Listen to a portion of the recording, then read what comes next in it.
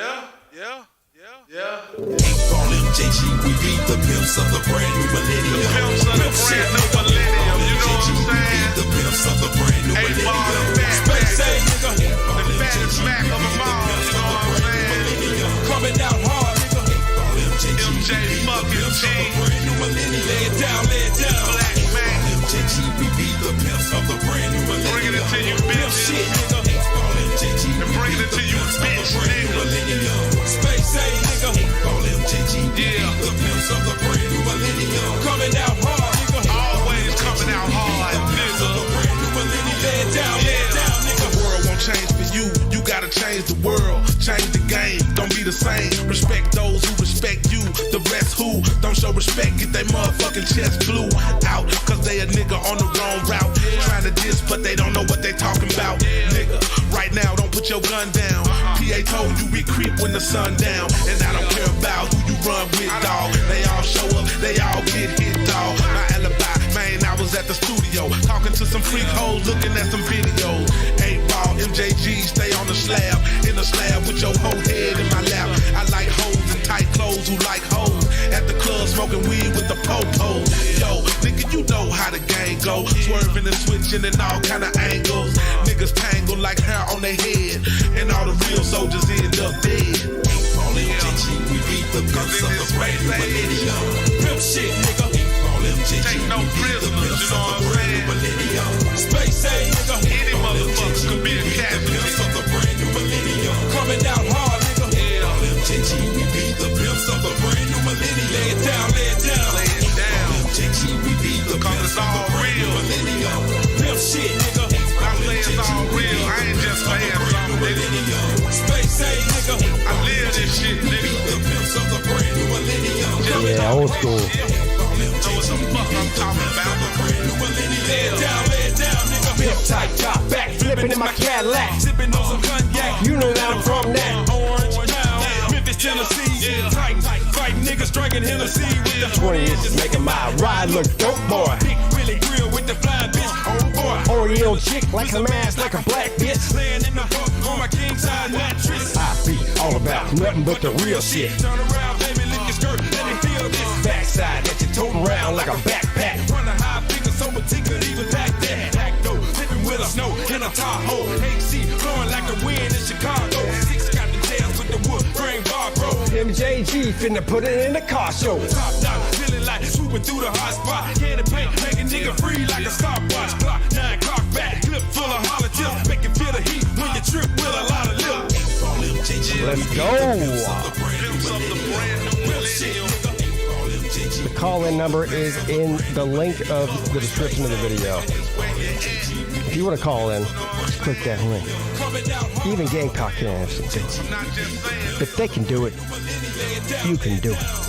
We done lived it, been through it. We living it right now, nigga. Shit, nigga. Hear me, nigga, we living it right now, nigga. Space ain't shit.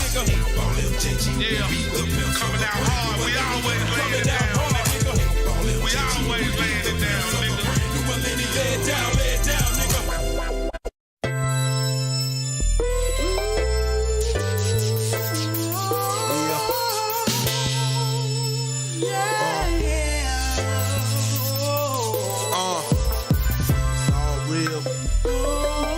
Y'all know the deal. Hit thumbs up. YouTube cares. I don't. But they do. So hit it. Yeah. This for all my G's and all my niggas that ride with me. Only God feel the pain and only he can really see through the eyes of a child. A baby born wild. Gangsta shit flow through his blood and no one had to show him how. Kill or be killed. Where I come from ain't no in between. Why trade the world just to be a dope fiend? Hoes have a child just to take a nigga change.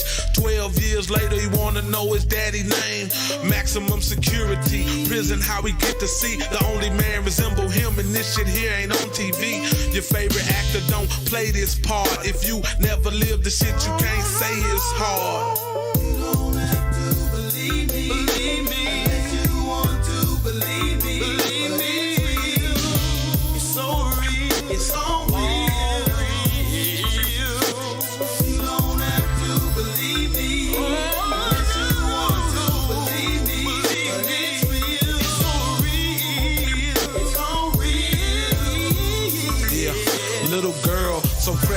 innocent to the world. Get swallowed up and sucked up by this world, little girl. You hide your pain with all them games, getting high and selling your soul. Who can you blame? Niggas love you, or do they love what you do? It's alright, boo.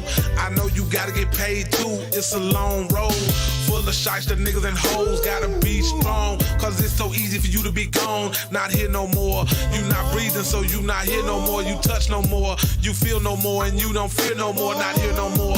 I know you don't want to hear this, but somebody got to tell you some real shit. Not sugar coated, cause where I come from, shit ain't sweet. You got a choice, and it ain't shit for you in them streets. Black women, be a mama to your little babies. Get on your knees and pray to God things change daily. Now let me tell you guys something. Up there with Tupac, Biggie, well, a lot of other people who I love as rappers, especially in the 90s. MJG is at the top of the list. This man is unbelievable. Most underrated rapper of my lifetime, period. End of story. We ain't trying to preach to you, just trying to reach to you. See, all of us are blessed with something, but most of us don't take 2 seconds out of our days to try to imagine somebody else's hard times, because you're too busy worried about your own. If you want to know what real is experiencing good times and heartaches, and being able to balance them both, but at the same time, realizing that the world will continue to spin with or without you. Lend me your ears, give me your spirit. Your conscience has to pay attention to what I mention. I'm your eye opener. The hope for the ones who will never see the suburbs. And the good life is only a word. The phrase, the life that somebody else is living. Although we're human, most of us continue to live in inhumane domains where the pitch is the same. Children being born using their mother's maiden name. We play the game of life, but we don't all win. Most of us ride the bench until we're called in, struggling to get noticed in the society, one-sided. One nation under God, so divided. Out of touch with each other's cultural activities. If you don't know someone like me, then how you feeling me? MJG, the air we breathe makes us all related. So suck it up and realize it takes us all to make it. You don't have to believe me, unless you want to believe me. But it's real, it's all real, so real. You don't have to believe me. A shout out to Nature Boy too. He inspired me to play this music tonight.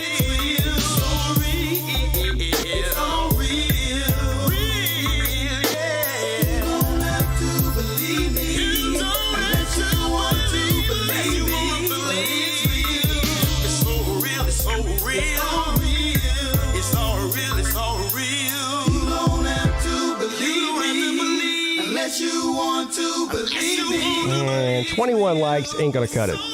So you know what I'm gonna do. I'm gonna play another song, right? Let's get this thing to 30 likes at least. I mean, Jesus Christ, what are we doing? Hey, listen. I thank God for all of you. I thank God for waking up every morning, for being above ground. I thank God for my beautiful children. I thank God for my beautiful wife. I thank God for all of you being here too. Hold it down, get it right, keep it tight. And most of all, we thank God for my 3 sons, for my mom, for waking me up and breathing air into my lungs, for health and wealth and lots of love for myself. The chances in life to take the right steps. I done popped that thing and I done been popped at. Stole, cheated and lied. survived when I could have died. Or somewhere locked up, my niggas locked up. That's why I pray for you, say what I say to you. Thank you for Swiss Beats, to him you bring the heat. He brought the heat to us, we burn the streets up. Thank you for family and everyone that stuck with us. Getting it crunk and laying it down and getting it buck with us. Thank you for not letting material things make me. Thank you for giving me the talent that my people see. Thank you for letting my niggas live after gunplay. Thanks for forgiving me, cause I don't do this every day. Tommy Reese. Tommy Reese. Hey, Lou, I got something about saying about that. For letting me make my money on the block and get away when it get hot. Thank God for the babies with the mamas who don't love them and they have to grow up fast. We thank God for everything, all them little things, for giving me my dreams. Know what I mean? I thank God for having a mother and a father to rely on for guidance when circumstances got harder. I'm a part of a whole race who thank God for being able to be free and lead a plantation yard. And I thank God for giving me the understanding to acknowledge Him, notice His footsteps and follow Him.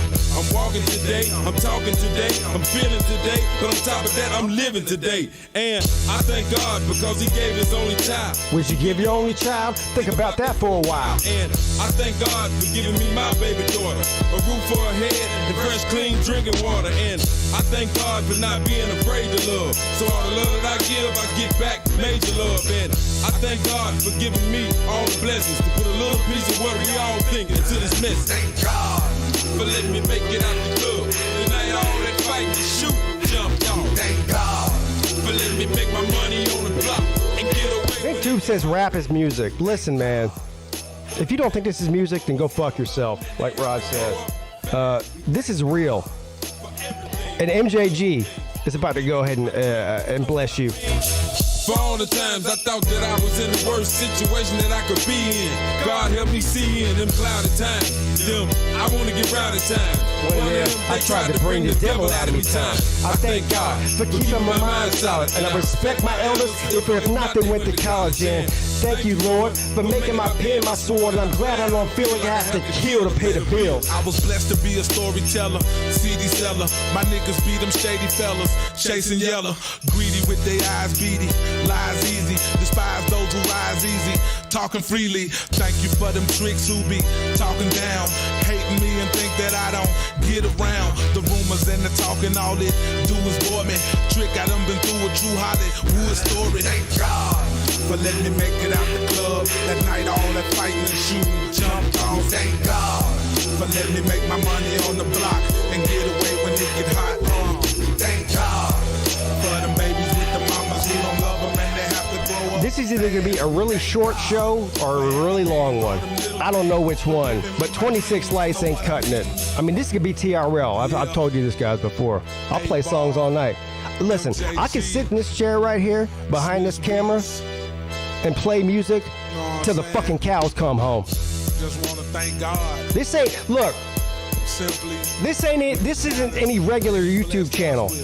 People out here trying to pretend like they're fucking ESPN analysts. I'm not that. Celebrate. I'll play songs till the cows come home, motherfucker. Yeah.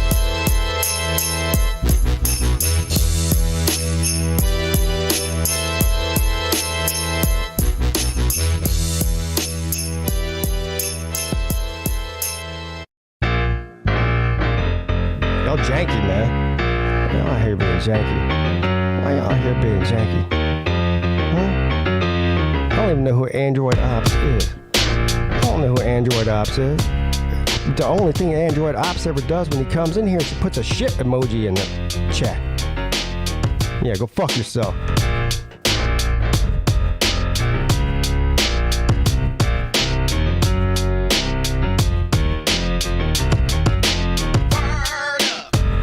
Not know it, but you kinda shady, baby. The company you keep, it changed daily, baby. How did you get the Mercedes and the Escalade lately? How come it's been trouble in the places you stayed lately? The black cat affair, a broken mirror. 2 steps up under the ladder would bring me nearer to good luck than fucking with you. You make the sun rain. The same moment you left, that's when the sun came. Bumming like a bag lady, ho, quit that. Straight up ask a nigga to pay when he wanna hit that. Always wanna drink my Hennessy and smoke free. Take you out to see a movie, ho, please. If I ain't got to get a room, I don't get one. I could hit you in the car and it'll be just as fun. There's 6 little letters that describe you, ho.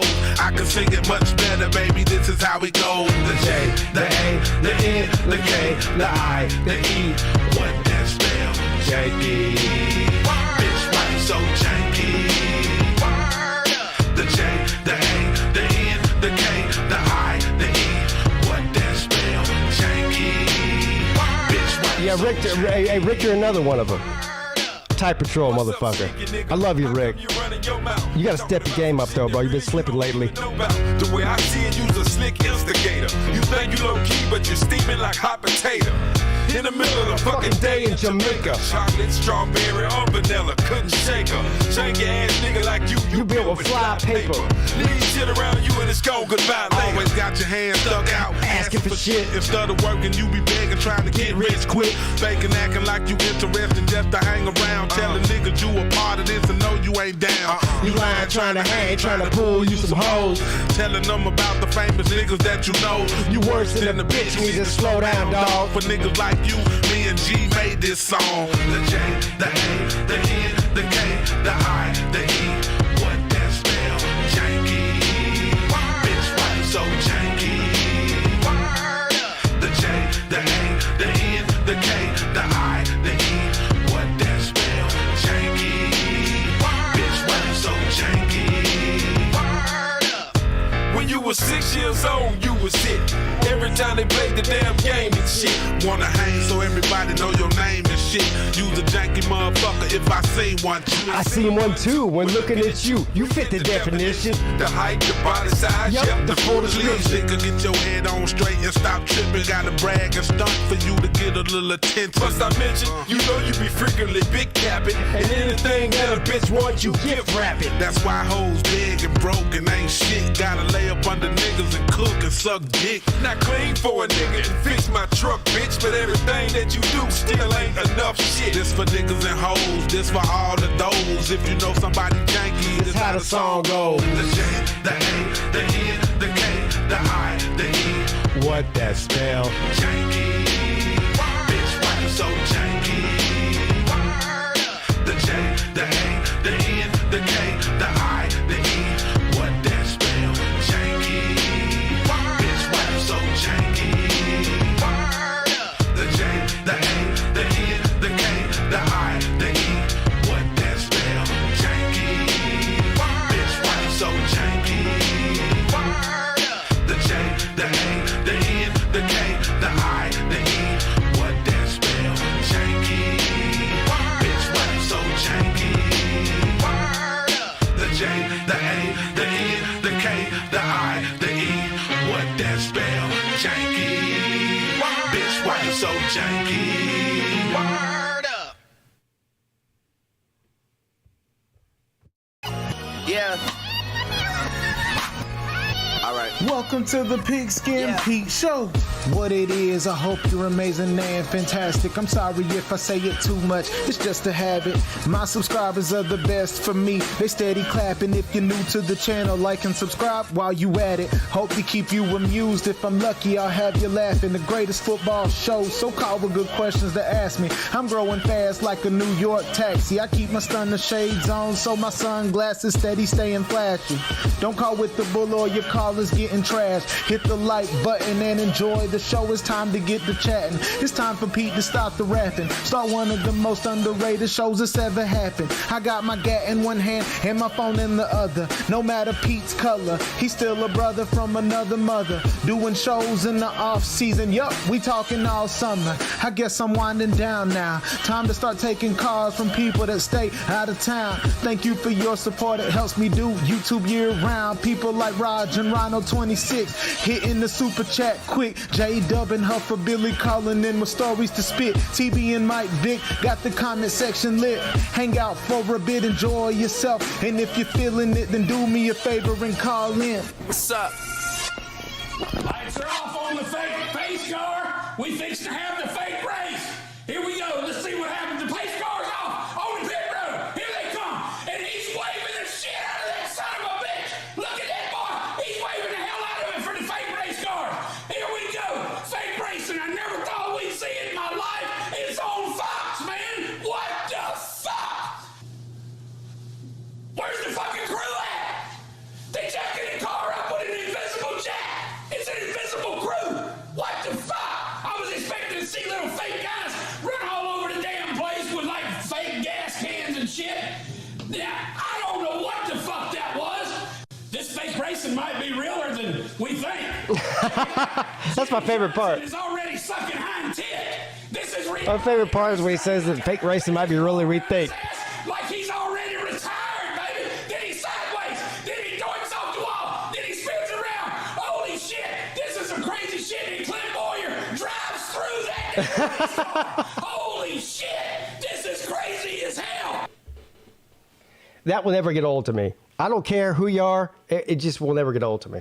It just won't. Look down in the bayou. You can look down in the bayou or anywhere else. It won't get old to me.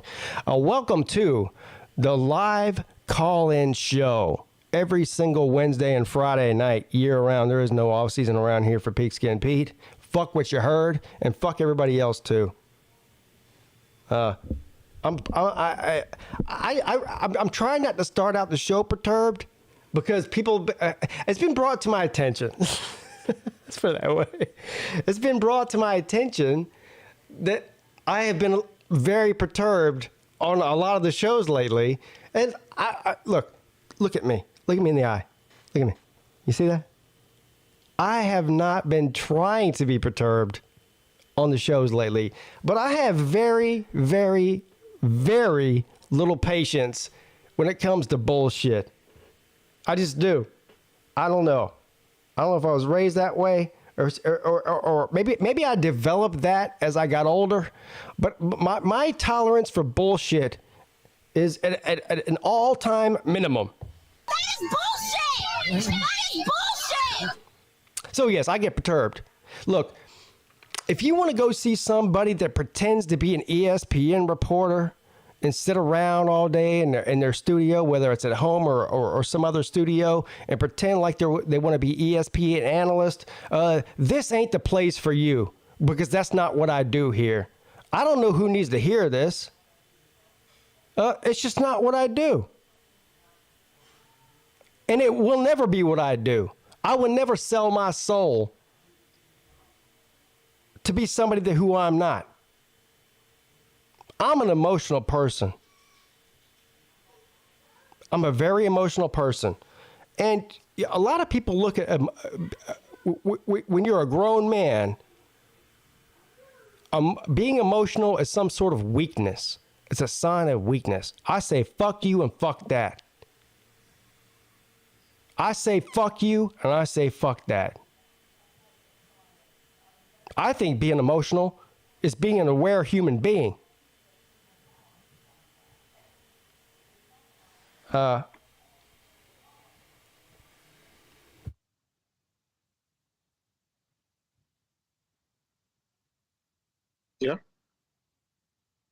What's up, Tiger Baskins? How you doing, buddy? Well, I'm good. I'm glad you decided to come in today. We're going to talk just a few things, about a few things going on in your life, and I want you to be completely honest with me and okay. Just write down a few notes. So on page 1, so what's going on in your life, Pete, that you'd like to talk about? Or why did you choose? I don't want to talk about anything. Okay, we'll get on to page 2. What does FBGM mean? I have no idea. It says here you wrote last week, fuck bitches get money. Is that true? I don't know what that... You said that's what that means. I don't know what that means. FG... Yeah, well, hold on. What'd you say? Man. FGBT? Is that No, simple? that's not what I said. It's not what I said. I said That's what you said. FBGM. Huh? I said FBGM. That's... FGBM.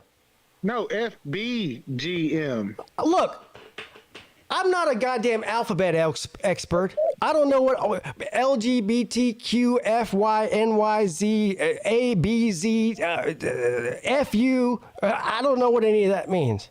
We're gonna just end the session here. Yeah. Nah, big dog. What's up, man? What's up, man? Yeah, the last couple of shows, I know you've been frustrated with crazy people, and so I'm not frustrated with crazy people, man. I'm not frustrated with anybody. I'm frustrated with myself because I'm a human and I go through the same shit that everyone else goes through on a daily basis. And I don't know, man. You know what? Maybe I'm not built for this shit. Really. Maybe I'm not built for internet, whatever this is. Maybe I'm not built for it. Because I don't have... Whatever that thing is that you're born with that allows you... to go ahead and just like dismiss what people say, I don't have it. I wasn't born with it. I know I'll never have it. And so maybe I just wasn't born with it. Okay, well, Okay. I do not know what to say back to that, except You don't have to say anything. We're gonna have a good show tonight. Yeah, well, of course. Every show I do is a good show, despite what the haters say. There you go. That's right. My life has been crazy and hectic in a good way. It's just been super busy, and tonight's been the first night in a long time that I've been able to just not have anything and really just enjoy this. So I'm excited. I'll say that. I'm excited. I'm starting to get perturbed about what's on the screen right now. I don't know why my screen looks like this. Was it a picture of you? Yeah. Well, that's disturbing in itself. Yeah, there's no doubt about that. I don't know what this is though. What's that? You guys see this? What's at the bottom of the screen there? I don't know what that is. I'll figure it out tomorrow. Fuck it. Here, let's put this on here. Let's put this on here. No one has to look at my ugly face or listen to me ramble on for 2 hours. Pete, somebody said maybe you weren't born with it. Maybe it's Maybelline. Yeah, you can go fuck yourself.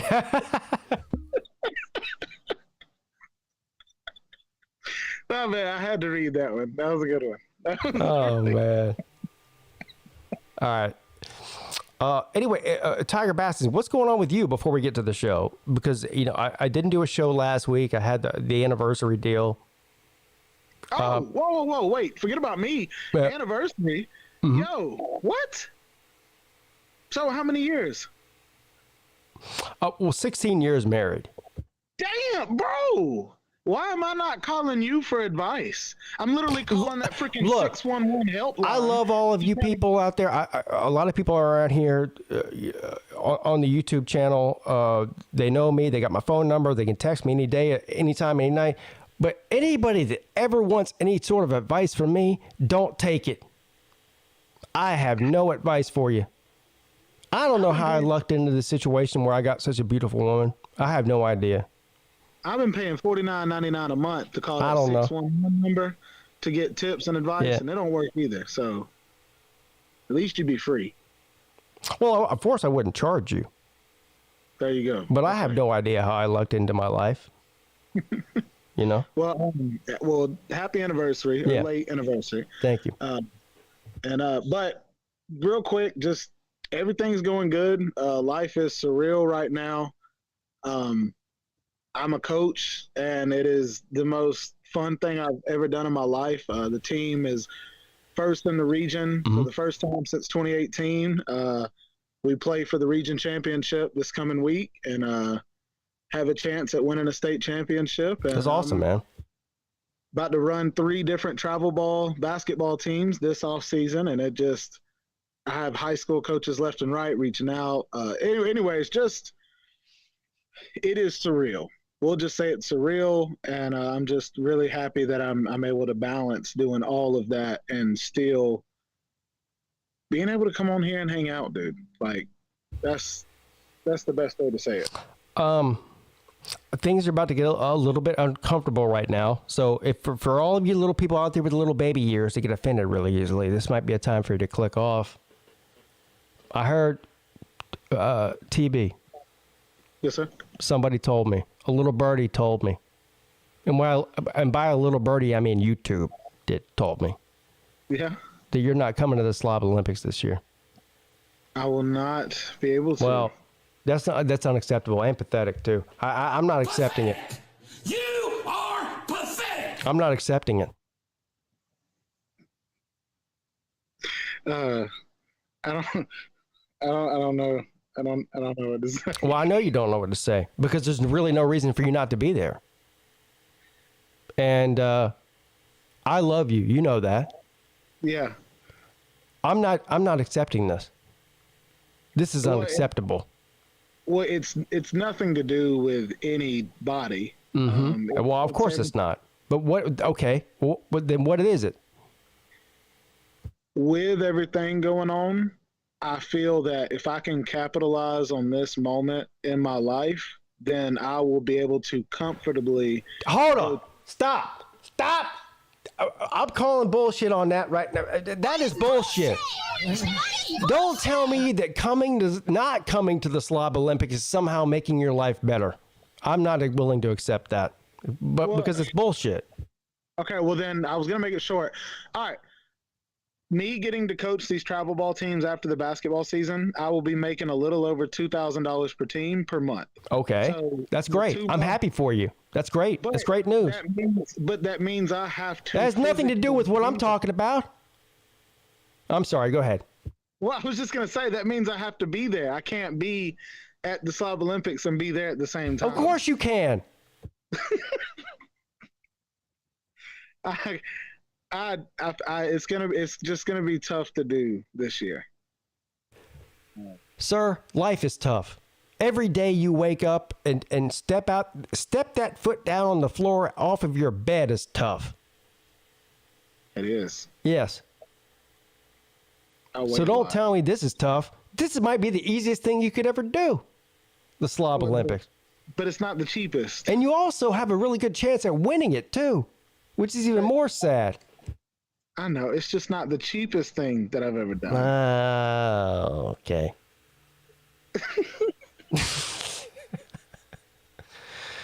Well, I'm just gonna go ahead. Look, I won't make this. I'm not gonna make this like a 30-minute long bit where I trash you for not coming. But here's what I will do.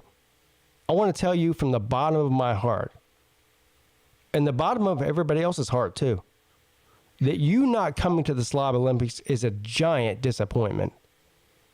And I'm disappointed. I'm not just, you know what? I'm not mad. I'm disappointed. I got you. Because I want to see you. And I know, even when you came to Pigeon Forge, you hid in your cabin 30 miles away for 2 days. So nobody saw you anyway. So I guess, you know what? Hey, guess what? Fuck it. Tiger Baskets isn't coming. We won't get to see him. We didn't get to see him last time either, except for during the event and 5 minutes before it. You know, whenever me and Rhino booked that cabin, we didn't know it was that far away. It said it was 5 minutes. This man hid in a cabin. This man, look, there was how many people came there? 60 or 70 people. This man hid in a cabin 30 minutes away for the entire weekend, except for the event, and maybe like 10 minutes at the go-kart track. Yeah, thanks, bro. It was like 40 minutes from the damn hotel, bro. This man showed up to at the go-kart track like a leprechaun. Everyone was like, "Holy shit, Tiger Baskets! Take a picture before he runs away like a leprechaun." Bro, I was so happy about the cabin because it had a lake on the dock right off the cabin. The damn lake was dried up. You're like a leprechaun, bro. You're like you know what? You might be the first black leprechaun ever. Hey, let's go.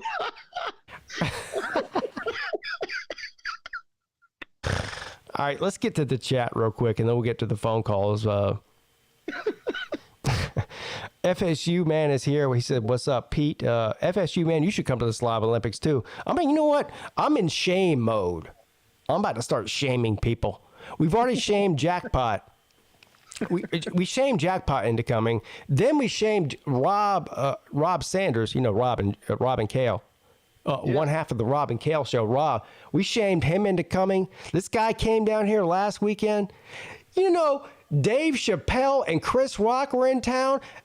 Rob Sanders, no time for Dave Chappelle, no time for Chris Rock. But guess what I got time for, though? A fucking boat show. What does that even mean, a boat show? What? I don't need to go somewhere to... Look, I've seen millions of boats. I don't need to go to a goddamn show to see one of them. A fucking boat show. What color were the boats? I don't know. Probably white. White boats. But this man came down here for a boat show last weekend, right here in Charleston, right here in my neck of the woods. First of all, Rob didn't call me. Oh, man. Because you know why? Because I don't own a boat. Probably why. He didn't call Hugh, so how did you know he was there? Huh? Who? Hugh? How did you know? I don't know who Hugh is, and I don't give a goddamn about boats either. As long as it floats, that's a good boat. But then he goes, I can't come to the Slob Olympics. And not Jackpot. Sir UGA called into the Rob and Kale show, like he does every week. And God bless you, Sir UGA, for doing this and giving him hell about not coming. And he goes, well, I was in Charleston last week. I can't come this week. And he goes, well, nobody's coming this week because the Slob Olympics isn't this week. And he goes, well, when is it? It's March 3rd through 5th, motherfucker. That's what it is.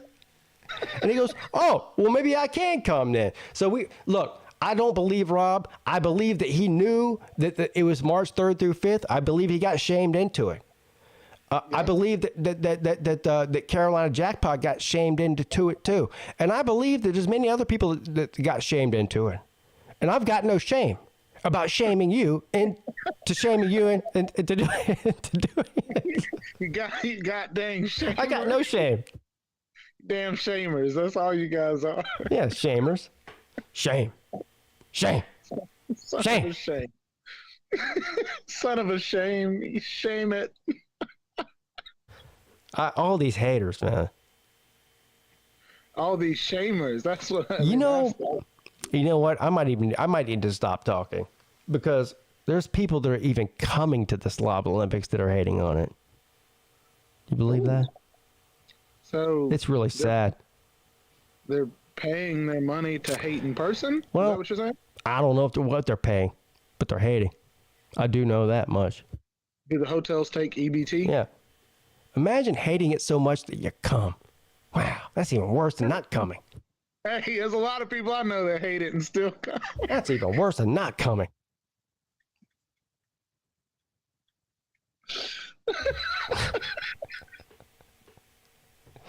All right, let's get to the chat, man. I think I already started to do in the chat, and I forgot about it. FSU Man B being the Sandstorm show, so how is this not music? Chat is wild tonight. Well, the chat is always wild because I'm not a wannabe ESPN reporter. So the chat's definitely going to be wild. What's up, Twisted Rooster? The Uncle Lou. Did he say rap isn't music? It should be its own category. Yeah, rappers should have their own water fountains, I guess, too. Oh, God damn. There you go. People, dude, you fucking roasted or you roasted. God damn. What's up, Craven Moorhead? Being Elijah Allen. Ultra Magadog is here. Vic2 Productions. Pastor Dave.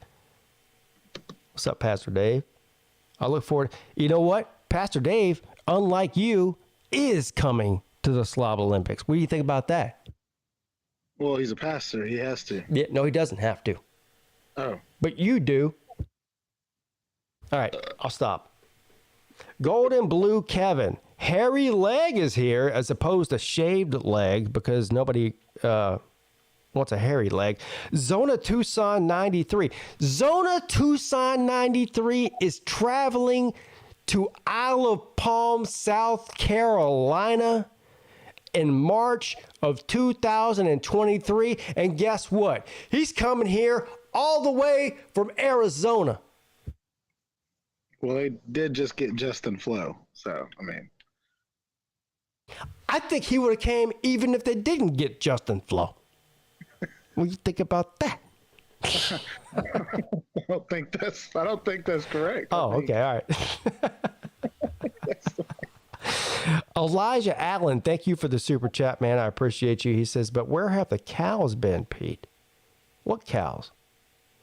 Well, here's what I don't know what cows you're talking about, but if you show up at the Slob Olympics. No, don't do it.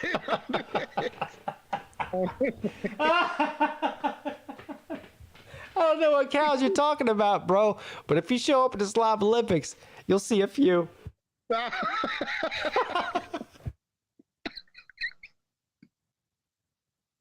Oh, well, I'm having too much fun. Bulldog JC is here. Raj is here.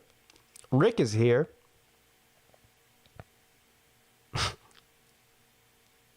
Jay Shipes. You know what Jay Shipe said to me earlier tonight? I was on the Raj stream earlier in the comment section before I started the show. He goes, Pete don't like me. He's starting to sound like me. Why don't you like Jay? I do. I love Jay. Let me tell you something. Jay got arrested. Wait, Jay again? No. Oh. I don't know. He maybe. But Jay got arrested at the Slob softball game that Raj held in Statham, Georgia. I think is that what it's called? Statham, Georgia. I don't know. God, you good, bro? You're so great. He got arrested, and who else? First of all, I walked out there immediately with a camera and put it right in the policeman's face that arrested him. How many of your other friends did that? And questioned him. I was like a lawyer. I was like, "What are you arresting him for? What did he do? Where are you taking him?" This man was like, he's like, "What the fuck? Who the fuck is this guy?"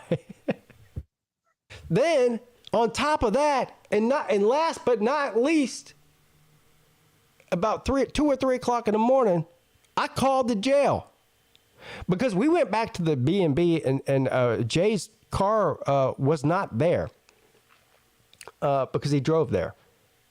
Oh, So I called. I think I even called like 2 or 3 different police stations. I don't even know where I called. I was looking at everywhere. You know how Google like does like what's nearest to you. I'm calling police stations. People got no idea what the fuck I'm talking about. I call the police station that he got taken to. I said, "Yeah, I'm calling to check and see when my friend's available for bail or whether he's going to be bailed out tonight." And they go, "Who are you talking about?" I go, "Jay Shipes." My boy Jay. No, the guy goes, I don't see a J in here. I said, "Well, here's what he's a really close talker." I said, "So have you brought anybody in there who's a really close talker?" He goes, "I have no idea what you're talking about."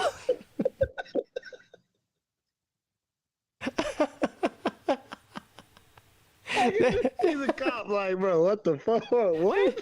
Then he goes, "Yeah, well, he hasn't even been booked in yet, but he'll probably just get a ticket and be released." I said, "Okay, thank you." But shout out to Jay Shipes. Man thinks I don't like him. I was on the phone until 3 o'clock in the morning trying to find where you were. Of course I like you. That's a real one. I wouldn't do that for just anybody. Mrs. Peete is here. Vandy Dandy. He says today was National Tater Day. Is that true? Yes. Yeah, I did hear that. Today was National Tater Day? Yeah. How in the fuck did I not know that? I'm the original Tater Man. And the most important Tater Man, too. They only celebrated in Idaho. Huh? They only celebrate it in Idaho. Tater Man does whatever a tater can, runs down the hill, rubs the rock. The dirty Gamecocks can suck Pete's cock. Look out! Here comes a Tater Man.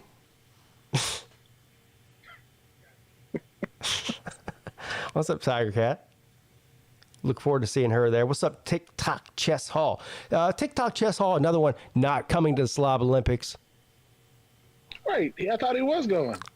He is? Wait, he's not? I don't know. I would imagine he's not. I hope he does, though. I'm not a hater, man. I'm a lover. I love everybody. I'm like Mr. Duggar. PigskinPeete loves everybody. You're a shamer. Well, I am a shamer. Yeah. I will shame you if you don't come. But if you do come, I do love you, though. I just feel like you've just shamed all over me. Well, you should be shamed. Because it's a shame that you're not coming. I'm not going to accept this. And you know what? I might die skydiving the day before this anyway, so it won't matter. But if I do die skydiving, I want you to know this. I will never forgive you for not coming. You can't. But how can you forgive me if you die? From another realm, sir. Today we could come to you in thoughts and thoughts. It's even worse. Pete, The fact that I won't forgive you from the other side of life is even worse than not forgiving you from this side of life. You understand that, don't you? Hey, I could just hear the ghost in the background. I'm amazing and fantastic. Who's there? Who's there? Who said something? Tater man. Hey, there's somebody out there. Golden Blue Kevin, thank you for the super chat. It says something that'll get Pete pissed. Kyrie Irving. Oh, you mean the flat earther? I don't know what else you're talking about. Kyrie Irving. I don't have any problem with Kyrie Irving. I'm a fan of Kyrie Irving, actually. Well, I'm a fan of what Kyrie Irving stands for in life. Now, the fact that he's a Duke graduate and is totally retarded and thinks the Earth is flat has nothing to do with anything. But I do agree with his stand on life, though. I'm with you. I'm yep. 100% with you. Yes. Thank you, Luke. He says this, and also thank you, Sandstorm Show, for the super chat. He says, "Okay, Pete, what happened? Haven't seen you this emotional. What happened?" Well, the Sandstorm Show. I don't know how long you've been around here. This ain't my first rodeo. I appreciate you, but I'm emotional all the time. So, it is what it is. Y'all know that about me. There you go. Yep. What's up, Scott Kerr? My man. Can't wait to see him at the Slob Olympics. A lot of people have never met Scott Kerr. Dang it, I haven't. Yeah, and you're not coming. So you won't get to. So go fuck yourself.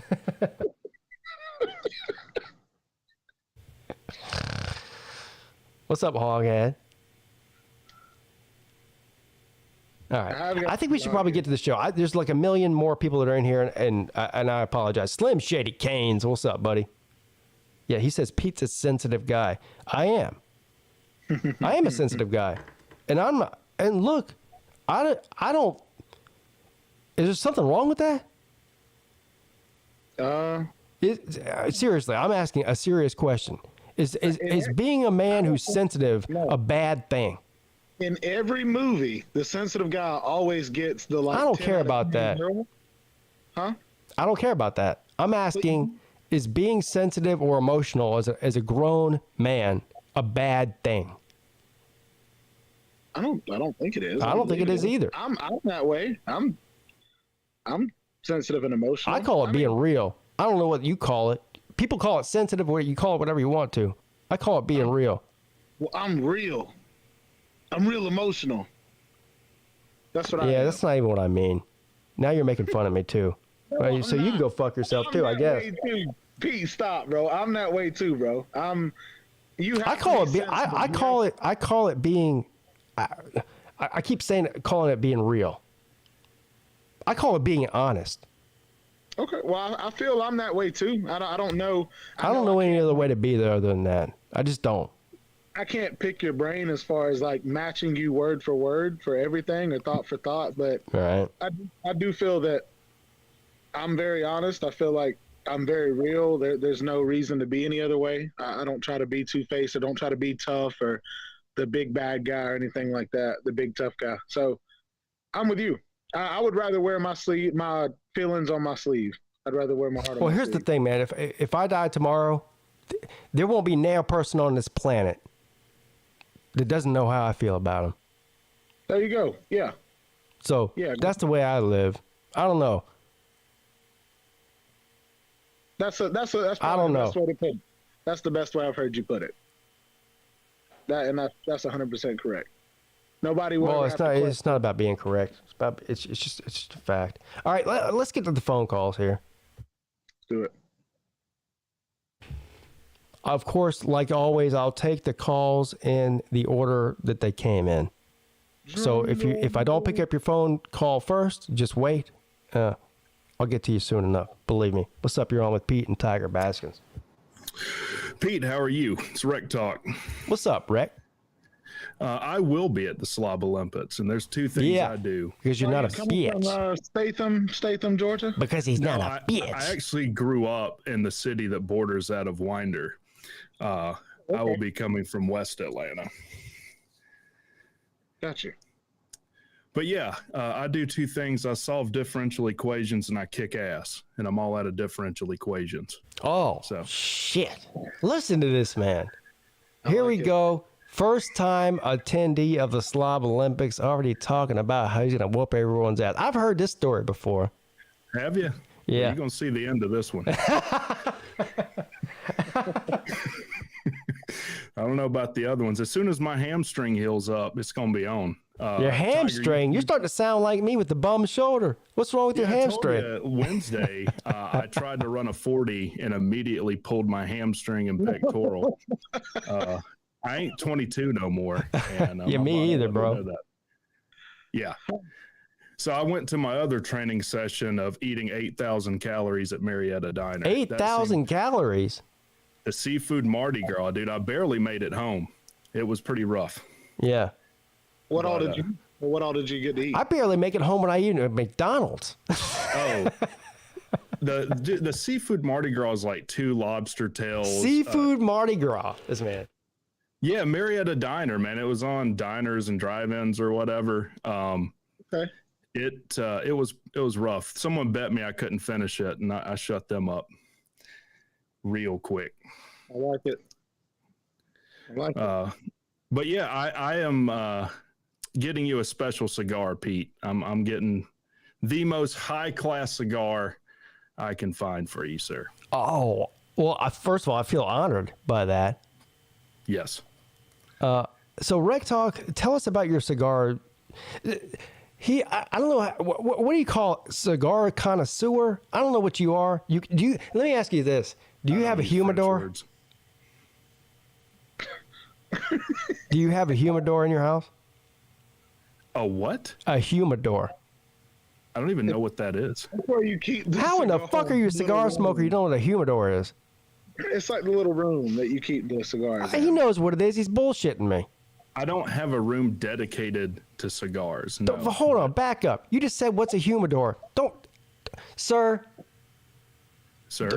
Don't pretend like you don't know what a humidor is. I don't have one, no. Okay, well, just say that then. Don't say, what's that? So you don't have one. To say. Well, I am telling you what to say. Okay. That's fine. Well, tell me what else to say. Say Clemson is Georgia Tech's daddy. Say that. Oh, I'm glad you brought that up. Since we're bringing up things that I can tell you to say that first. Because Lou got on one of my videos and said we didn't win the 2009 ACC championship, and that's complete horse shit. Who'd we beat that year, Pete? I don't want to talk about it. Who'd we beat that year? And what's that? No, I'm putting 2 and 2 together, and so I just don't want to say it out loud. It's a humidor. What? Pay at the slobs. Look, I'm getting bullshit in the comments. It's not a humidor. It's a humidifier. I don't know what part of the country you live in, Rick. I know you're Southern. Down here, we call it a humidor. Oh, you're talking about a humidifier. You threw me. No. Look, you can go to Walmart and buy a humidifier for your coughing baby in the crib. That's not what I'm talking. I'm talking about a humidor. I'm talking about a room. That like the bullfighters? Sir. Yes. Yeah, that's that little red. You know what, Rec Talk? You come down here to Charleston. I'll take you downtown. And there's a cigar bar down there. It's an amazing cigar bar, by the way, and bar. And they have a world-class humidor. Not a humidifier. It's called a humidor. Rec Talk. Humidor is what the Jewish people, when they get married, that's what they step on. When they crush it, everybody goes, Opa! That's a glass. That's Greek, sir. That's what Greeks do. He's right. Jewish people do that. They wrap a wine glass. I don't know what it's called. I call it a wine glass. Sir, I have a Jewish fan gave me a Georgia Tech yarmulke that I wore during the national championship. What's that got to do with the Jewish wedding that I went to when they stepped on a glass? They fooled you, dude. They fooled you. They didn't fool me. These are real Jews. You got hoodwinked. I didn't get hoodwinked. I even carried a guy on the shoulder on his chair on my shoulder. There you go. Dang. You don't know me. I carried a guy on my shoulder. Yeah. Yeah, man. I'm sorry. I'm backing up. Hey. Backing up. Yeah. Yeah. In my city, And guess what? Guess what? After I carried the Jew on my shoulder on the chair, we smoked cigars out of a fucking humidor. Did humidors hurt you, Pete? You No. seemed sensitive. Speaking of sensitive about humidors. I'm not sensitive about that.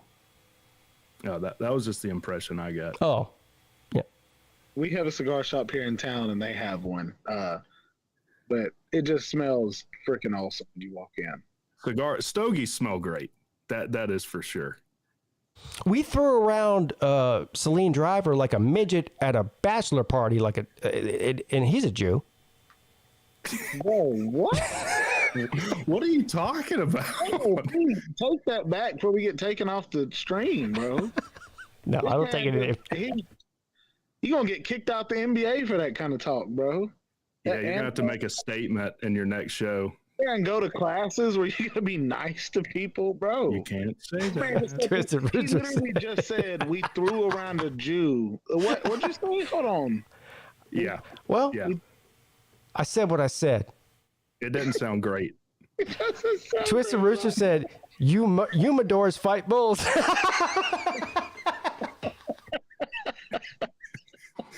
Yeah, that's what I thought that was. Oh, He's a matador, bro. Matador, humidor, I mean, whatever. Humidor.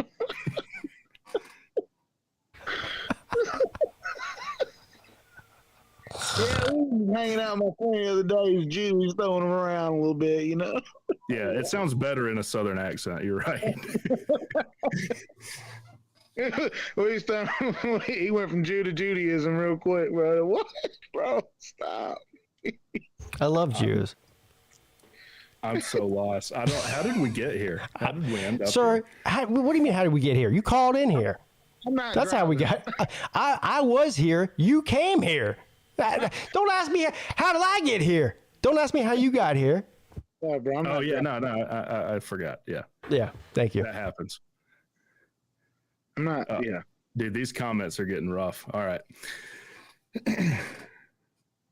Yeah, I don't care about the comments. Don't pay attention to the comments. It's like a train wreck. I got to watch. Well, this whole show is a train wreck. Welcome. I didn't say that. I love your show, Pete. Yeah, I know. I'm just kidding. The show's not a train wreck. The show's a lot of fun. I appreciate everybody that comes around year round. I appreciate all the callers, everything. I appreciate all of you. It's not a train wreck. Well, I'm a train wreck. You said if you died, everyone would know how you felt about them. And I want to know how you feel about me, like very specifically. Well, I don't really know you that well. So the way I feel about you is I feel like that you are a new content creator, and I have respect for you for that because I know what it's like to be you in that sense. As far as I know, you seem like a good guy. But everyone that knows me knows how I feel about him. Everyone that knows you knows you? Everyone that knows me, that really knows me, knows how I feel about him. I don't pull any punches. I don't do this bullshit, high school bullshit, talking behind people's backs and all this other bullshit. Yeah, you keep it real. I keep it real. And I tell all my friends, doesn't matter who it is, grown men, every time I talk to them, you could talk to me on the phone, right? If we were friends, if I talk to you on the phone and we're getting off the phone, I'm like a 12-year-old high school girlfriend. I go, I love you. Oh, okay. He says it a little more manly than that. Well, I might say, love you, bro. Something like that. But you get the point, though. Yeah. I don't hold any punches. I'm not out here. I don't give a shit what people think about me. Yeah, there you go. So I love the people that I love. And when I love them, I tell them I love them every time that I see them. because it might be the last time I see them.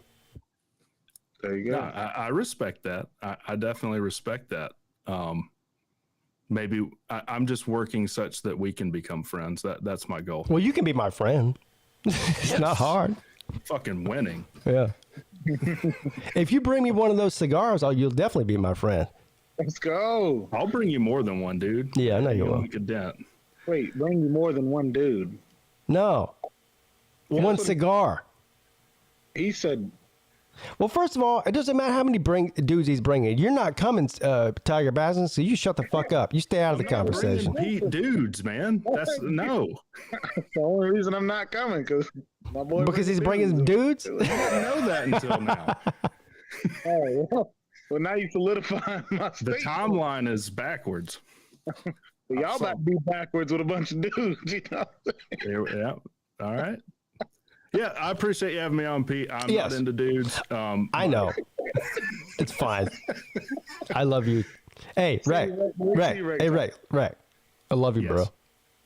I love you too, man. All right, thank you. And I tell you, I'm comfortable enough to say that You should be. because also I've kissed half the women in Georgia and made them cry. So maybe I can make some headway in South Carolina. Will you have females available? Hey, stay out of. Hey, look, don't be coming over here in the South Carolina pool. You stay in Georgia, all right? You keep your tail over there, buddy. Yeah. Keep your expensive cigars and kissing over there. We don't need that around here. Yo, Jesus. We don't need that around here. All right, man. Well, thanks for having me. All right, see you later, Rack, man. Talk to you later. See you, dude. I feel sorry for the people that call in here, Tiger Baskins. Bro, what? That was awesome. That was I know, a very I know. good He's one. awesome. Yeah, I'm saying I feel sorry for them. I'm a total train wreck. These people have no idea what they're calling in for. Well, What- we just what- went from throwing around Jews to bringing dudes. I love so Jews. Next up, bro. Hey, Jews, I love you.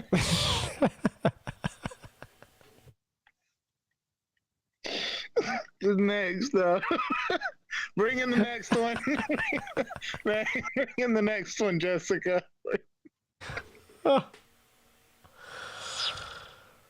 Oh, shit.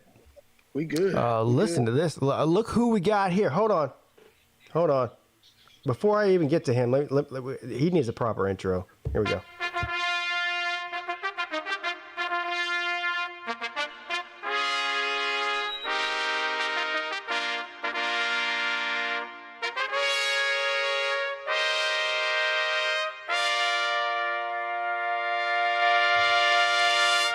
Well, since I'm on the loving people train tonight, one of my favorite people on the planet. I'm not even talking about on YouTube. I got a lot of favorite people on YouTube. A lot of you guys in the comment section I've never met, but I still love you. But this is one of my favorite people on the entire planet. This spinning ball that's flying through space at 100,000 miles an hour or whatever the fuck it is. There's very few people. There's 8 billion people on this planet. And he is right here in the pantheon of my favorite people. What's up, Slim Shady Canes? I'm honored, sir. I really am. Well, thank you. I'm honored to know you. Now, I'm going to take slight issue with ball through space. We'll call it a semi-ball disc-like structure. No, elaborate. Yes. I mean, I'm just saying I might agree with Kyrie a little bit. That's all. About what? The floating disc through space. Oh, so you're a flat earther. Well, or lack of hey, hold on. space. I take everything I said about him back just now. I don't like him anymore. I think he's a fucking idiot. Well, I mean, let's be honest. I mean, that's half my job here is to annoy Pete as much as possible to make the show more entertaining. Well, that's not hard. It really isn't. No. So don't think you're special because you can annoy me. It's when I wake up in the morning, I'm annoyed immediately. The first person that talks to me annoys me. The last person that talks to me before I go to bed annoys me. And everybody in between annoys me. Why you say that? Well, because it's true. See, Tiger Baskins, when you have kids, you'll get that. Okay. Yeah, thank you. And Mrs. Peete back to comment. Look, No, not Mrs. I'm not talking about Mrs. Peete. Well, she knows me sometimes, but don't tell her that.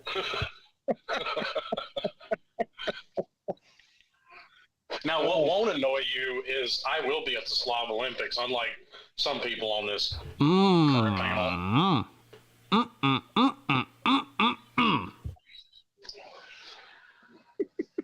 I ain't calling no names. Hey, Slim, I heard a rumor today, and I have a confession to make. This is like when you're. Hey, anybody else in here Catholic? Whenever you do your first confession, and you go in there. First of all, first confession. Let me tell you something.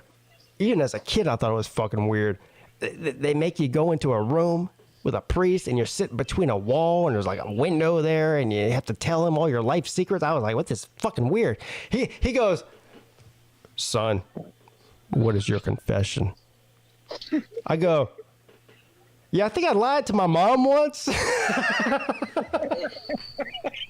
was like, what do you want me to say? I kicked my cat? I don't know what the fuck. What is this? Weird. I stole a Tootsie Roll when I was 7. You know. I stole a cookie from Grandma's cookie jar. Borrowed Allison's pencil, never gave it back. We keep going down the list here. Hey, bro, if you try to touch me, I'm going to fucking choke you out, bro.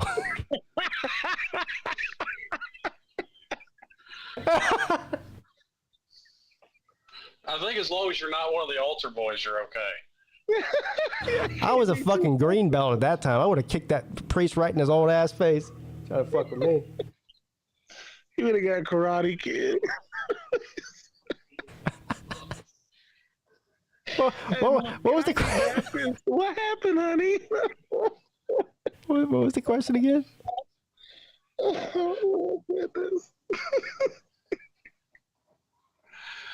Okay, all right, back to now, it. is there? Well, no. Now that brings up a good question. Is there any redemption whatsoever after kicking a priest in the face? Yes. Okay. That is the redemption if he deserves it.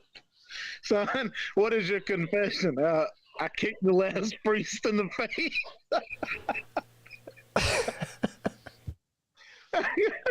Okay. Oh, there you go. Okay, sorry. I've got some stuff. No, why would you think that, golden blue Kevin? All right, there we go. Cheers to my boy. I'm going to hell, bro. I'm going straight to hell. I'll meet you there. Right? My spot's already reserved. Yeah, I'll meet you there. I got a spot with a view. My boy in the Tesla. My boy in the Tesla on the way to hell. There you go. Cheers to y'all people. Timmy says it sounds like everyone's smoking something good. I'm not smoking anything. Well, I mean, I smoke cigarettes, but no, I'm definitely not smoking that. I don't know about TB. I know Slim doesn't smoke. So. No, I got Marlboros and I got a few different. Well, y'all were talking about cigars. How does a Georgia Tech man not know what a humidor is? And I've got 2 of them. Hey, thank you. He knows what Spaghetti Junction is. Thank you. This man, he's like a cigar connoisseur, a cigar expert, and he's like, "What's a humidor, man? Really? You don't know what a humidor is? I'm not even a cigar smoker. Most time I smoke cigars, there's something else in there other than tobacco, but that's a different story. But I'm not even a cigar smoker." I'd be wary of Georgia Tech fans bearing gifts. Well, he messaged me on Twitter today and said, "Pete, what kind of cigars do you like?" And I had to go ahead and let him know. I don't know. The kind that have tobacco in them, I don't know. I've heard Cubans are good. I don't know, but whatever you bring me. I said, you know what I said? I told him, and this is the truth too. I said, every cigar that I've ever smoked, like the darker the color of the cigar, the better. And I don't know if that's even true or not. All I know is my favorite cigars that I've ever smoked have been like really, really dark, almost black, like really, really dark brown. Slim, you're a cigar smoker. What is that? I don't know anything about cigars. Stronger taste. The lighter, the mellower it is. The darker, the stronger it is. Oh, so I guess I like the strong ones then. A stronger taste to it. Yeah, I like the strong. I think I like the stronger taste. That must be what it is. Darker the berry, the sweeter the juice. I didn't say that. You said it. Yeah, that's getting into a whole nother. That's what another ball field. Wet Blanket just commented that, and also Rick. I want to say he just said something about Pete's priest just entered the transfer portal. That's correct. I don't know if that's true. Well, I don't have a priest. Oh. Yeah, he's a convert. Well, somebody's priest just entered the transfer. Yeah, I converted from Catholicism to reality. Oh. When I was, my mom was a devout Catholic. My dad was a devout Catholic. Well, actually, this is the funny part. I'm definitely my father's son. My dad grew up Catholic. My mom did too. And as they got older, of course, they got married in Catholic church, the whole deal. They took us to church every Sunday in the Catholic church or whatever. As soon as they got divorced, which I was 2 years old at the time, my dad shunned and said, fuck the Catholic Church, because they say I'm not a real Catholic because they don't recognize divorce in the Catholic Church. So my dad hasn't been to church in, 42 years. My mom continued to go, though, and drag us there, which is fine, but I am definitely my father's son. The minute they told him they didn't recognize divorce, he goes, yeah, you can go fuck yourself. He was like Raj. He just went ahead and told him, I grew up Catholic. I all the sacraments. Got married in a Catholic church. Baptized our kids. And the minute it doesn't work out with my wife, I'm not a Catholic anymore. Yeah, you go fuck yourself. Yeah, you can go fuck yourself. And I feel the same way. I'm not even divorced. No, I know. Well, not yet, but the night's still young. I don't have time. Look, they go, do you have 1 hour a day to devote to God? I go, yeah, I devote 24 hours a day to God. But if you think I'm going to drive my happy ass 20 and 30 minutes away and sit in some goddamn pew and sit there and suck the dick, figuratively, not literally, of some guy who's dressed up in a costume from 1962 or 1692 or whatever, you can go fuck yourself. Yeah, you can go fuck yourself. It is a cool costume, though. It is a cool. I was gonna say that. I agree with Pete. It's a dress, is what it is. Yeah, but that's a cool ass hat. And the hats get cooler the bigger you get in the church, I think. I don't know, but when you first start off, you don't get a hat. You're just a bald guy. Yeah, but by the time you get to the Vatican, you've got the coolest hat ever. They start you off with a little white collar, and then you get the funny hat. Thanks. When you get so many hours, then you get the cool hat. Then you get to turn it upside down and ask for money.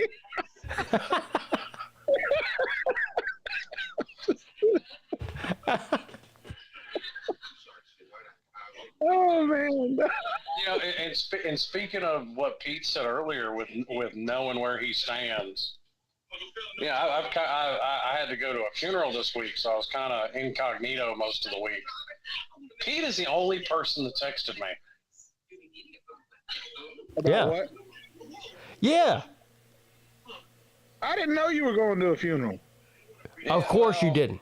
It was kind of a last minute thing. Nobody on the internet noticed that Slim Shady Canes was missing other than me. You are the only one. I know I am. And guess who else? I'm also the only one that cared enough to text you and check on you. And this is no bullshit either. I was genuinely concerned about him. I didn't know what was going on. I mean, I knew he was going to a funeral. I did know that, but I didn't know anything else that was going. I didn't know. Look, when you get to be this age and you're married and you have kids, any terrible thing can happen on any given day, right? So maybe, I don't know, something happened to one of his kids. I don't know if something happened to his wife. I don't know if something happened to him. It's just not like Slim Shady to not be around. So I texted him and said, hey, bro, I'm checking on you. I ain't seen you around. And because I love him. Because, hey, Slim, I love you, bro. Love you too, bro. Well, I know. Two things. Rick said he doesn't pray, and that he was praying that Slim would not come back quietly. Well, I'm sure Rick was, and I'm sure he's not the only one, and I'm happy to disappoint. There you go. There you go. Well, no, because I know I've told Pete before, like, that when I've been going through something, and he, you know, he'll reach out and just check on me. And that is very underrated. Because life does get crazy as crap. And I think that's been kind of the problem with me and YouTube is, and Slim, we've talked about this before, but I'm a lot closer to y'all than I am people in my everyday life. Just because you guys are a lot more real than people in my everyday life. Because, like I told you, Slim, a long time ago, y'all wouldn't be here if you didn't have to be, if you didn't want to be. Like, you could be doing anything else and you still choose to be here. So that definitely shows a level of commitment or a level of loyalty. That goes a long way. So, well, before you heap too much praise on me, it's also a break from a couple of 6-year-olds running around my house. Yeah. It is. I mean, but I get that too. Beach volleyball or something, bro. You know? I get that too. You could be, you know, doing something else, dog. So, well, I think this is the perfect opportunity to go ahead and mention what's going on a month from now. I think it's almost exactly a month from now. What's going on? The Slob Olympics, man. You're not going to be there. You can go ahead and bow out of this conversation. But the Slob Olympics is happening with or without Tiger Baskins in Isle of Palm, South Carolina, March 3rd through 5th. The event is on the 4th. I know people are probably tired of hearing us talk about this, but, well, first of all, if you know me, I really don't give a fuck what you care about. So there is that. But speaking about a fellowship of people who care about each other, that's what this is. And it doesn't matter. There's people in the chat right now who are new to the group of people.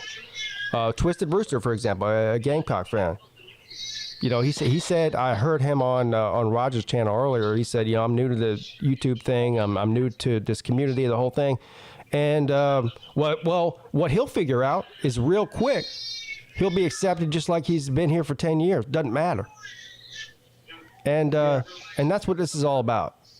So I really can't tell you guys how excited I am about this. To have this in my hometown, you know, where I grew up. I'm like super excited for that. Yeah, you're so excited that you're not coming. Yeah. Man, I can still be happy for you, bro. Well, I'm glad that you're happy for me. Yeah. But don't be happy for me. It's not about me. It's about everybody. But I want it to be about you. It's not about me. But it's what I want. You're supposed to say it doesn't matter what you want. It doesn't matter. Hey, is that Sea-Dog? Is that Sea-Dog in the background? I see why Slim has been off the internet for the past week. That baby doesn't stop crying, does it? Well, she's pissed at the moment, but... He says she's pissed at the moment. Something tells me that baby's pissed off all the time. And I don't blame her. She lives with you. That's definitely Sea-Dog. You see? I mean, that is a very real possibility.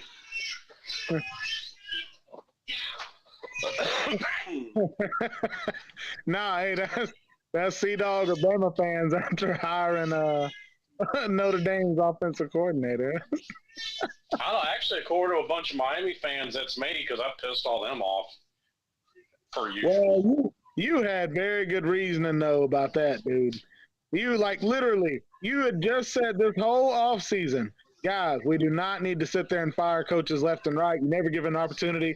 Literally a month later, bro, Miami fires Josh Gattis. Yo, come on, bro. Hey, Nature Boy has a good point. Do you tell your beautiful young infant daughter, God's creation, that Sebastian is an ibis or a duck? Well, actually, as far as she knows, Sebastian's a dog. A dog? That's the name of my dog. That's the name of my dog. Hold on. This man, hold on. You named your dog Sebastian? Well, technically, no. I got him from my uncle. My uncle named him Sebastian. Oh. And I didn't change it because he was over a year old at that point. I was like, well, which I didn't figure that he would learn to answer to another name. Ironically enough, after about 10 years, he started to answer to, hey, dummy.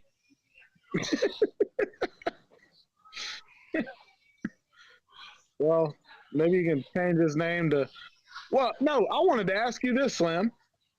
The firing of Josh Gattis, was it a mix of the two, or was it Miami, or was it Cristobal? I have no clue. Who's Cristobal?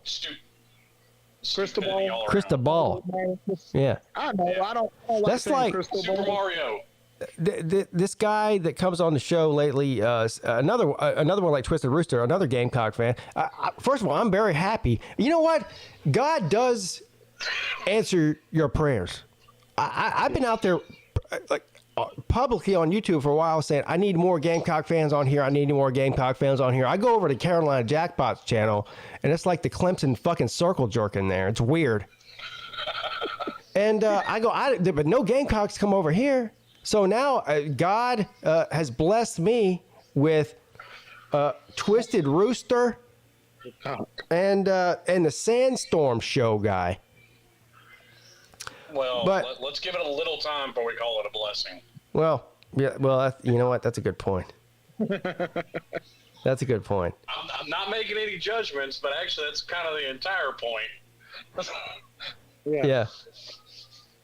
Agreed.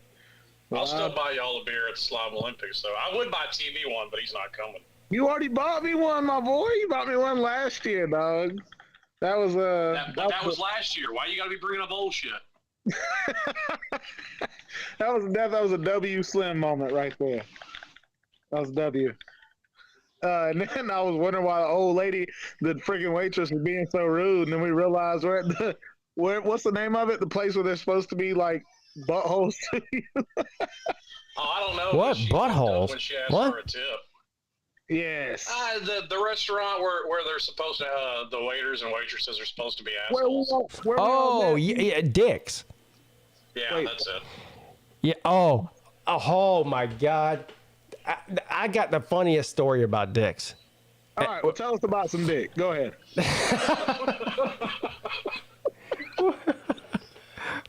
In Pigeon Forge, what was the name of that place, Mrs. Peete? I don't know if she's listening. I think she is. Whatever that. What was the name of that place? You were there, TB. You came there. It was like a restaurant. Huh? Come on, the restaurant. No, well, the restaurant was Dick's. I'm talking about where we were at, the place. What was the name of that place that we went to? Oh, I don't know. That's a good question. I don't know. I don't remember what it was called. Anyway, it was like well, every town I think has this, right? They have like there's go-kart tracks and an arcade, and they have all kinds of other stuff there to do for the kids. Yeah. I don't remember what it was called in Pigeon Forge. They had a Ferris wheel. I remember Yeah, a that. Ferris wheel. Oh, the go-kart was fun. And by the way, I beat everybody in go-kart. Fuck yourself. Yeah, you can go fuck yourself. So I beat everybody in go-kart. And I did start in the front too, so I was cheating. Yeah, well, Pete also has a weight advantage. I mean, all the go-karts are the same, but he's at least 60 pounds lighter than the rest of us. I had my son in the cart too, though. Hey, you still are 60 pounds, bro. We all like close to 300, bro. Yeah, that's why I said 60 because Raj has got you by a hundo. I forgot what I was going to say now. I had a whole story about Raj that I forgot of now. No. You were going to tell us about the eggplant. What? The story about the cucumber. The cucumber? We were talking about Dick's Last Resort, and you said, "Hey, I got a story about." I do, and I forget what it is now. No, Lord. I got the memory. I'm telling you, my memory. I am so. Look, I don't even know what I'm talking about. Hey, Mrs. Peete, I'm gonna need you to close the blinds so Pete can't see the squirrels that run by the window. No, the squirrels are. It was a okay. great The story armadillos too. You gotta watch out for. Yeah, it's the freaking armadillo. That's what it is. Oh my goodness. Okay. Look, so this will jog your memory. All right. I was saying, appreciate you for buying my beer. We were in there. I was crazy because girls being so rude to me. I forgot. Oh, I remember the story now. There we go. I got you. Go ahead. It was about Dick's. It was about the restaurant Dick's. So let me tell you something. So we get there and we're riding the Ferris wheel, we're playing video game, whatever the hell. And Raj, and first of all, I'm on the phone with 10 different people at the same time. TB's calling me, Hoverbilly Paw's calling me, Slim Shady's calling me, Raj is calling me, and Raj is like, "Hey, where the fuck you at?" And I was like, "Well, we're at this whatever the name of the place was." And he goes, "All right, so we're in the parking lot." I said, "Okay." He goes, "Is there cold beer in there?" I go, "I guess. I don't know." I think there probably is. So he goes, "Where are you at?" So I said, "Well, we'll meet you by the Ferris wheel." So we go to the Ferris wheel. And right next to the Ferris wheel is the restaurant, Dick's, right? So I don't know what time. It's like 3 o'clock in the afternoon. I'm ready for a beer. I know Raj is ready for a cold beer. So as soon as we get in there, he's looking around going, where can I get a cold beer? And I go, "Well, there's Dick's right there." And he goes, "What the fuck is Dick's?" I said, "A place you probably shouldn't go in, bro." So, anyway, we walk into Dick's, we walk up to the bar. And anybody who's ever been to Dick's before, you know how they're dicks to you. That's the whole point of the place, right? They treat you like shit and they talk shit to you. So the waitress walks up and she's like, "Well, what the fuck do you want?" Yeah, you gotta understand Raj now. Raj looks at me and he looks back at her. He goes, "I want a fucking cold beer is what I want." She goes, "Okay." She goes, "What kind of beer?" He goes, "What kind of beer you want, Pete? I'll buy you a beer." I said, "All right, I don't know. I remember what I ordered, like a Corona or some shit like that." And he goes, "Yeah, and I want 2 Michelob Ultras." She goes, "Michelob Ultra? What are you, a fucking lesbian?"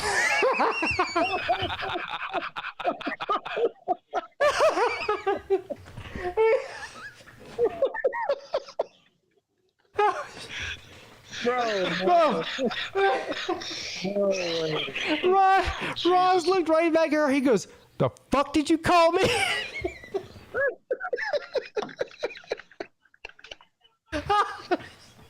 Bro, I can see Raj like, no. Oh, I'm about to piss myself at the bar. The funniest thing was she kept being a bitch to him. So she brought us our drinks. And he goes, "Pete, I got you," because I put up my wallet. I was like, let me pay for the beer. He goes, no, I got you, brother. I got you, brother. I go, "All right, well, at least let me leave the tip." And Raj goes, "Fuck a tip. She's a fucking bitch." I said, "Raj, that's the whole point of this place." Oh, he didn't realize that. He ordered like $60 worth of beers and drinks for me and my wife and his wife or whoever else was out there, and he left her like $2 in a tip, and then he made sure when he put the tip down on the counter that she saw that he was only leaving her like $2, and he patted it down. He's like, I said, I said, bro. Oh man. Oh shit. That's good. She said, "What are you, a lesbian or something?" He goes, "The fuck did you say?" Poor Isle of Palms has no clue what they're in Oh, store. they are in for a big time treat. Ooh, that's funny, dog. Oh god I would damn. have paid money to see that. To make a long story short, we didn't get any more drinks that night. Thanks you, Raj, for that.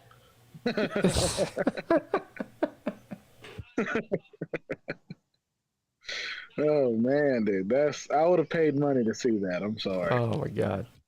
Oh, it was funny. Oh, then my wife, then she's like, "You guys didn't order any food?" I go, "No, we didn't order any food." She goes, "I'm about to go in there and order some food." I said, "Don't." Do not. I do not do that. If I spit or whatever, something else in our food. I don't know. Yeah, look, you better order something small. You better order some boneless nuggets or some cheese sticks or something. Do not order a burger. Oh my goodness. Oh man. Man, yeah, my highlight of that whole literally that whole weekend was us going to the freaking arcade, dude. That was fun.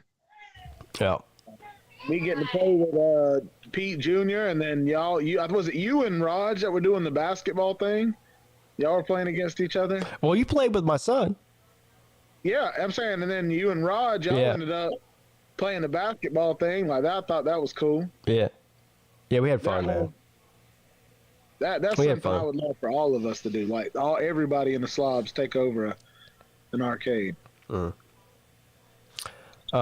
Well, Slim, I just got done telling you how much I love you and all that, but I do have to move on from you because I got some other callers, and of course it's 11:30, so I do have to move on. Oh no, I completely understand. Yeah. Bro. Before. Oh look! Oh my God! Hold on! Hold on! I'm putting this on screen. Do you mind if I put it on screen? Yeah, go ahead. All right. Literally just got handed Look at this. Look at this. Here. Look at this little. Look at how beautiful. Oh my God. Look at her. She's beautiful. Hey, look at us. Yeah, and anybody with kids know what the fist in the mouth means. That's why she's irritable. Hold on now. I do have to take it off screen for another reason now. Look at us. Quit watching Rugrats. Look at us.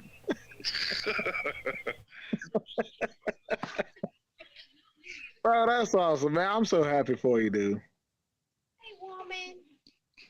Oh, Yeah, hey, little one in the back. Hey, hello, little one in the back. Oh yeah, well, there's another one. There's another one. Yeah, they're be fruitful and multiply. Isn't that what the Lord said? I like it. Yeah, she's adorable. Thanks, dude. I appreciate it. Yeah. Be safe, son. God bless you, man. All right, y'all. All right. Talk to you later, Slim. All right, buddy. All right. Let's go. Hey, the first two calls have been great, man. I don't know if anybody can top this, but kind of. Well, I'm definitely doing things a little bit differently tonight than I normally do as far as the call-in show. It's the off season, man, and let me tell you something. There's 49 people in here right now. There was like 100 people in here earlier. The people that stick around this channel and channels like this, with all the nonsense and stuff that goes on throughout the off season, you guys are the real OGs. And I appreciate all of you. I really do. What's up? You're on with Pete and Tiger Baskins. Hey guys. Bro, I think I know this person. TV, I want you to go to the Slobs. I want to meet you, dude. This voice sounds very, very, very familiar. Who art thou? TV. Yo, what's up, TK? Not much. What are you doing? I finally get a chance to go now. Yeah, I know. I'm really trying my best, but I'm saying I'm not going because I don't want to do that whole like, well, I think I'm going or I want to go. I don't like that crap. It's just, look, I'm not going until I'm going. That's kind of the deal right now. Last year I went, we were in the middle of our season, and my kids, I called them while I was at Pigeon Forge, and they all were practicing with my assistant coach. They were so excited that I was able to take a vacation because they know, like, I put the work in. But this year, this is such a new territory for me where I'm making more connections, bigger connections, higher level, and I'm so scared to mess that up. And it's like, I love y'all, but I feel so confident that you guys are going to be there even if I don't go. So I trust y'all. You know what I mean? But if I am able to go, I promise I will. Like, I really will. I understand. You know, you're starting off in a career now. You want to do everything right. So,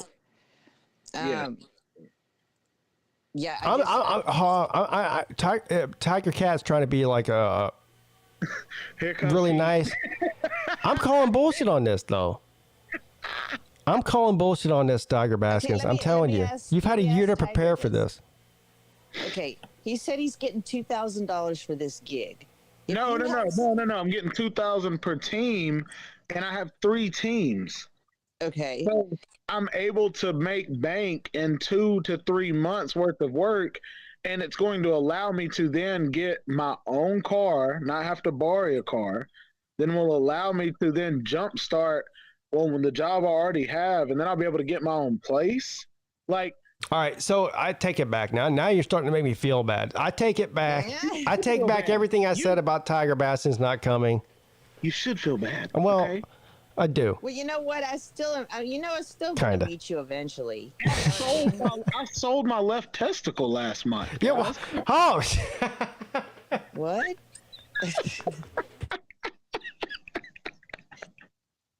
Tiger, I'm going to meet you anyway eventually. Yeah. I know, and that's the thing is, I am in love / obsessed with this YouTube community. That's why I feel so confident in taking advantage of what I have right now as far as this opportunity. So I'm not like, I know everybody's like, oh man, I hate it, you can't come. It doesn't bother me one bit because I know you guys will be there. Like, I'm not worried about it. It's just, for me, it's like, and not to go on a whole long story, but the way my life is going, this is the most surreal thing I've ever had in my life. So, like, it doesn't bother me one bit to take advantage of it. But I'm happy that, even though I know he's giving me crap and I know everybody's like, oh, blah, blah, blah, but I know they're happy for me. And, like, I've moved around almost 30 times, like to 30 different homes in my life before I even graduated high school. Like, I'm very, very thankful for this community and the support that it has. So, like, I appreciate y'all. Like, on a real note, without trying to get into it, without trying to bother. Yeah, of course. Look, man. Here's the reality of the situation. Of course, I'm giving you, and this goes not just for you. I'm directing this at you, but this goes for everybody too.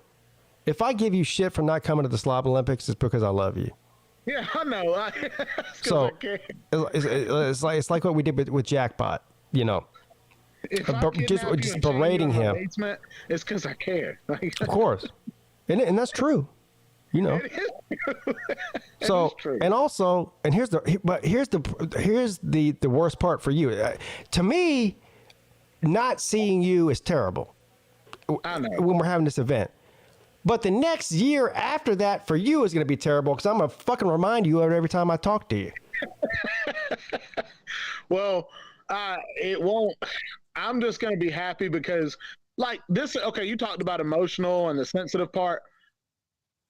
I really do love PigskinPeete.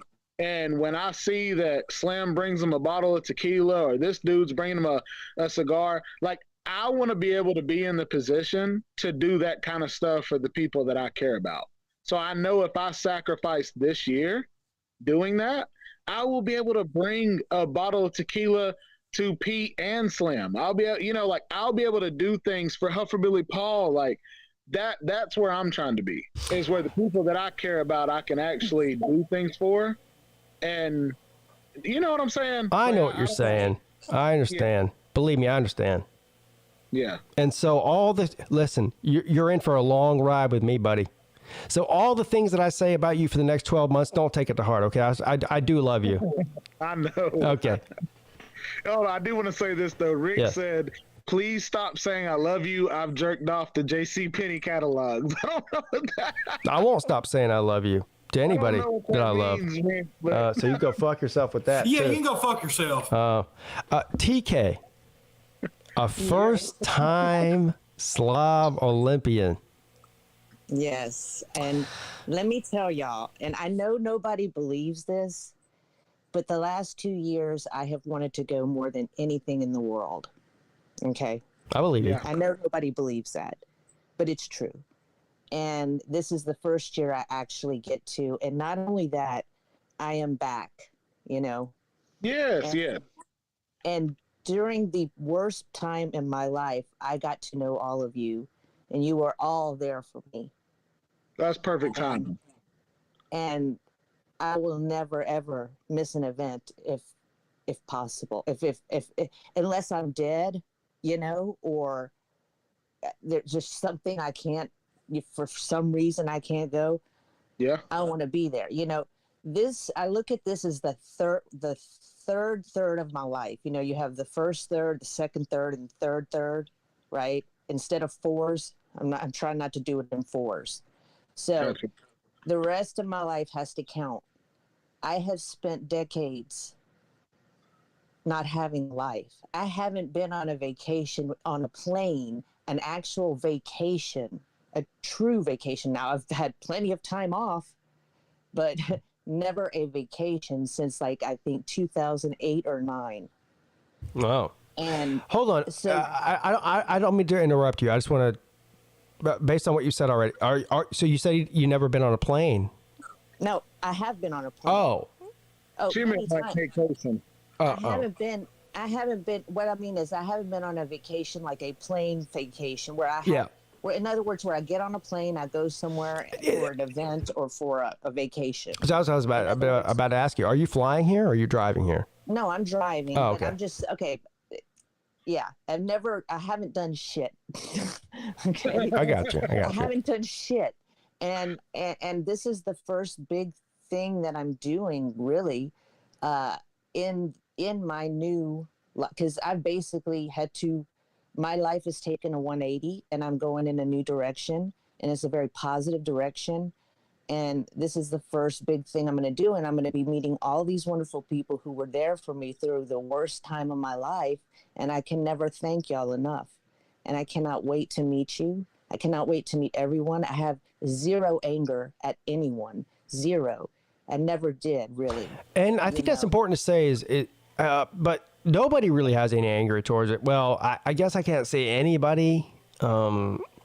I don't know other people's situations. YouTube's a weird place when it comes to, feuds and this kind of thing. But anybody who's ever been to one of these things before, they know the feuds hold a back door. No. Look, let me tell you something. Nobody, and when I say nobody, I mean nobody, is coming to an event like this to argue with people. I know people see what they see on YouTube and they think, there's like feuds and people hate each other. And I guess there's personal feelings that go around individually when you have hundreds of people that you're talking about, but nobody's here to talk about it. This thing is all about love and fellowship and having a good time. That's the end of the story. And you know what, Pete, though? I've always known that. And I've known that since the first Slob Olympics. And in fact, after the first Slob Olympics, when I saw all the video stuff, oh man, I was in a deep depression. I mean, I hated that I had to miss it. Like, I really wanted to go. Did you feel like you were missing out type deal? Oh God, y'all have no idea. See, I gave a wrong impression. Y'all are really going to meet me when you meet me. I mean, it's not that I was being fake. I was just in a terrible place. Yeah. And it's not like I'm all afraid of people. I mean, look what I did for a living for 26 years. Okay. I know how to function in life. I know how to be around people. You sound like me, man. You sound like me. I'm not a big fan of big groups of people and things like that. I'm just an introvert. And believe it or not, even though I put myself out there on YouTube, I kind of am too. I don't really like this. This is gonna sound weird. I don't really like people. Me too. Hey, I'll say the same thing, bro. I mean, but at the end of the day, though, I do love people, especially the people that love me back. And that's what this is. And it's like, to quote Uncle Lou, he said, there isn't a single person that's ever come to this event who didn't have a good time. He said, I know I am. He said they might have had a good had a bad time after they left or before they came or whatever. There's nobody out there claiming that when they came to the Slob Olympics they didn't have a good time. Nobody. You know how much there I isn't a wish single I could person. come on Wednesday. You know how much I wish I could. I wish I could come the whole week with y'all. Yeah. You know, but I didn't know really until the last minute, and now when I called, it's just too much for that long. You know, if maybe next year. You know what I'm saying? I can plan. That's the goal. Like for me, TK, I agree completely.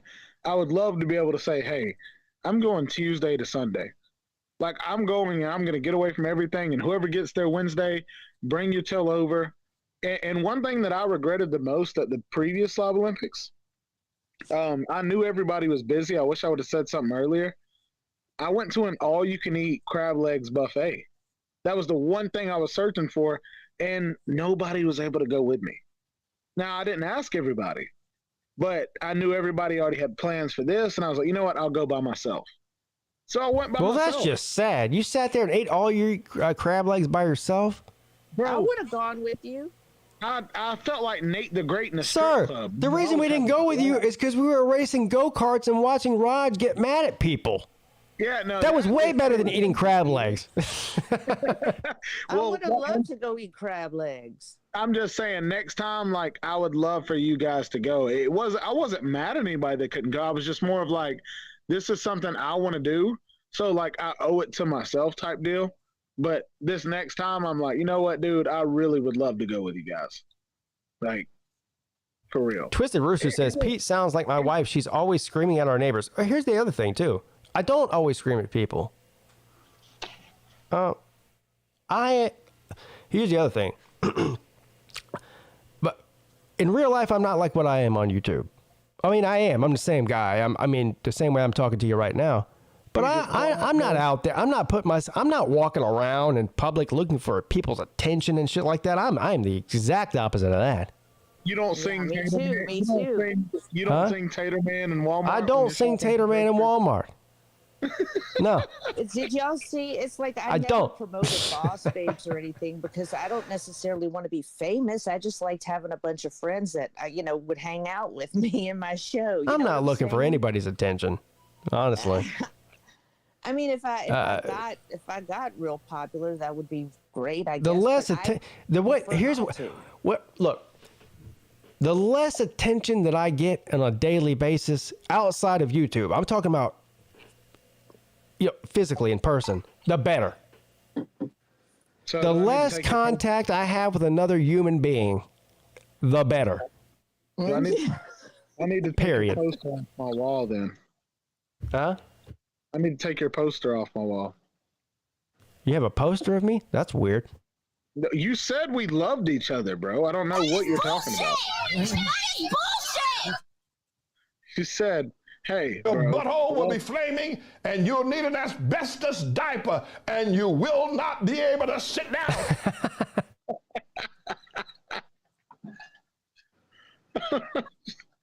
Look, bro, there's just a few hearts on the poster. I don't know what you're talking about.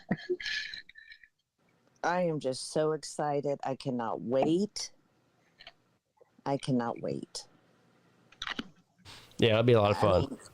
I really, I haven't felt this excited, like in a lot. I can't remember when. You know, when you're a kid and you're waiting for Christmas and that excited feeling. That's how almost how I feel. It is. It was really fun. Because I've literally known y'all for like 4 years now.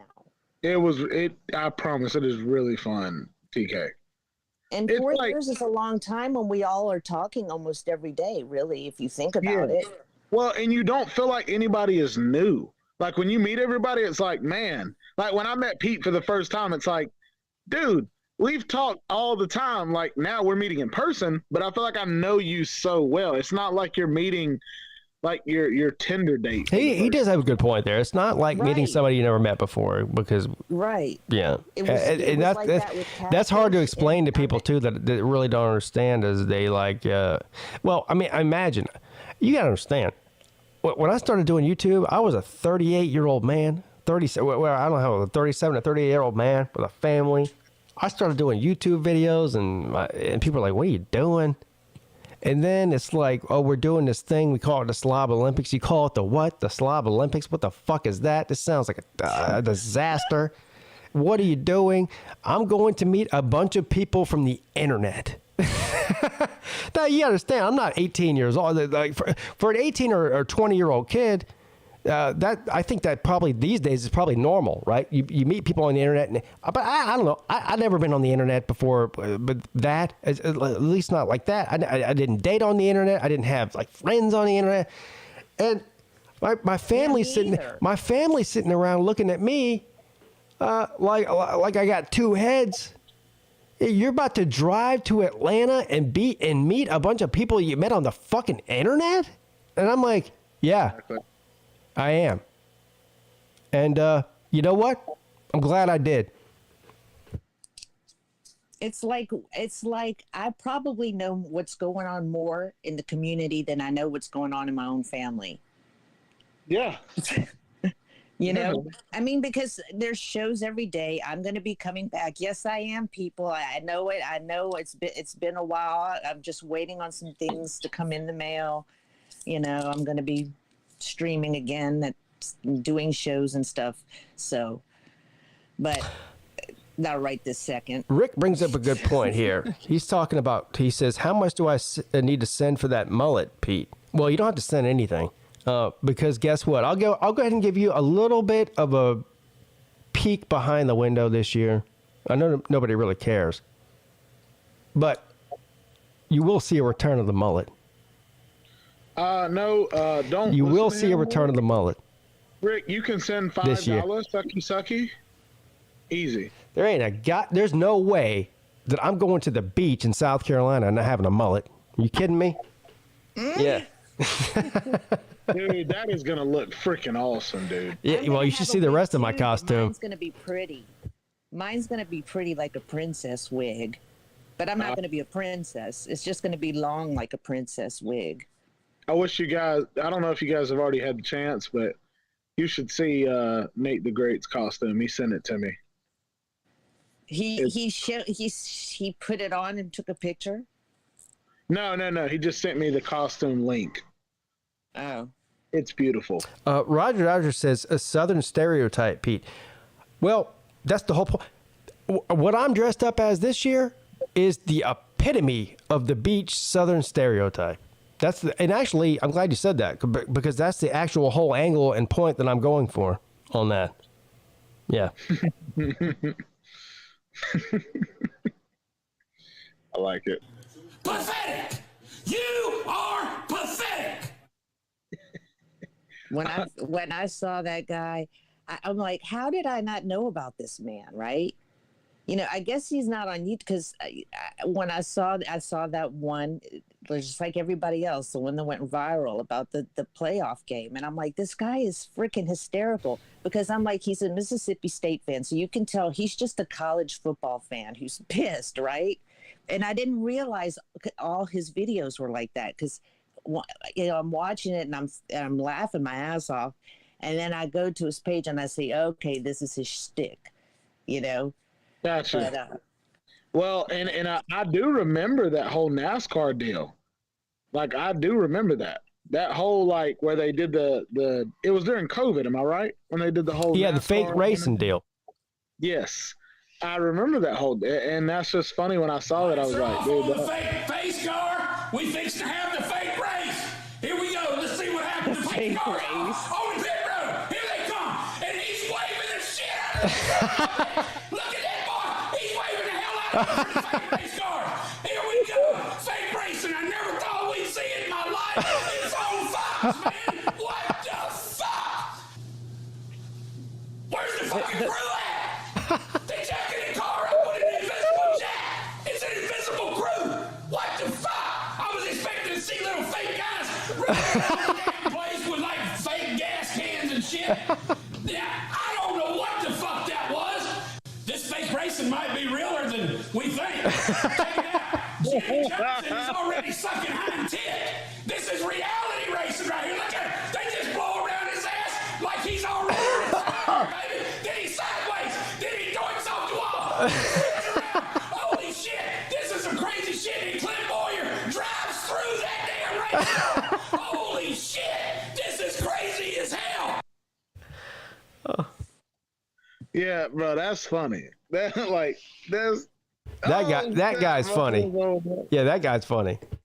That playoff game thing was one of my favorite parts of the playoff game was with his when that line was, what were your qualifications, playoff committee? Like he was all pissed off, screaming, and then then all of a sudden he calms down and asks that question like he's being serious, you know? Yeah. What was your qualifications, playoff committee? What were the qualifications? Football playoff committee, congratulations. You need to pat yourself on the back because you have screwed every college football fan in this country tonight. That's what you have done. You have done that. Oh, when he does look that. Look at this right here, 45-7. Okay, now look at this. They just luckily he dropped the ball. What is this? What is this? What have you given us? This is a national championship game. That's what this is. And it's 45-7.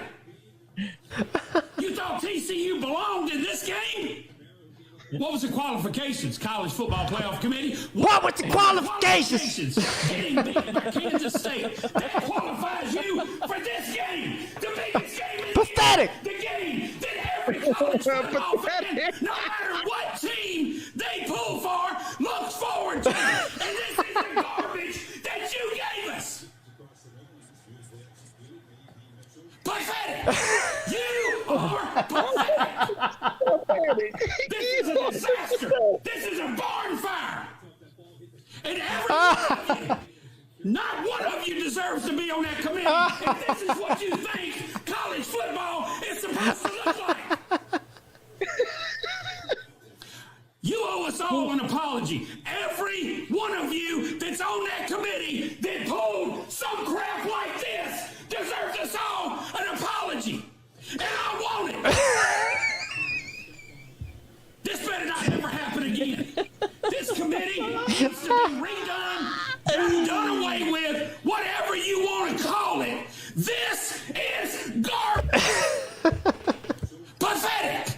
You are pathetic. I'm telling you, I've seen those videos, both the NASCAR one and that one. I don't know, 100, maybe 200. It never gets old to me. I know. I have a sick mind.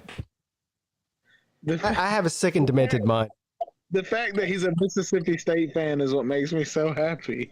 Like, it doesn't matter that Mississippi State's not in it. He's still mad. Yeah, like you could tell he loves his football, right?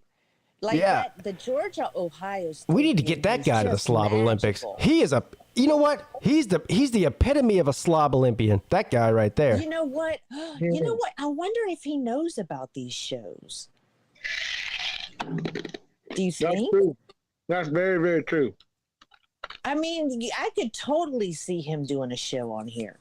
Oh God, he'd be gold. Without the screaming, like let him do his videos screaming. No, but let with him the do screaming. An actual show. He said keep screaming. Yo, keep the screaming. Well, no. But I mean, be funny, but you scream the entire. Well, again, nobody should ever look. People contact me. They're like new to YouTube and stuff. And I appreciate.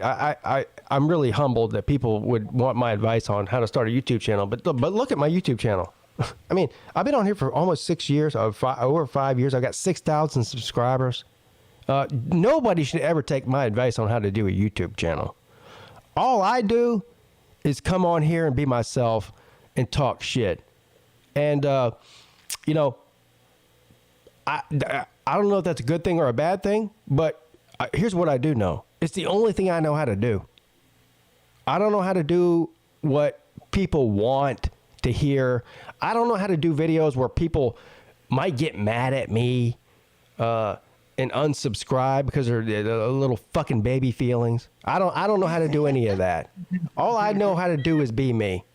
So respectfully, nobody contact me and ask me what to do on YouTube. If you want to contact somebody, ask them what to do on YouTube. Contact somebody who's successful on YouTube, because I'm not it. Yeah. But that guy right there is gold. I know. Oh my God. It's funny. Well, it's funny because I think he got viral with the college football. I thought he did.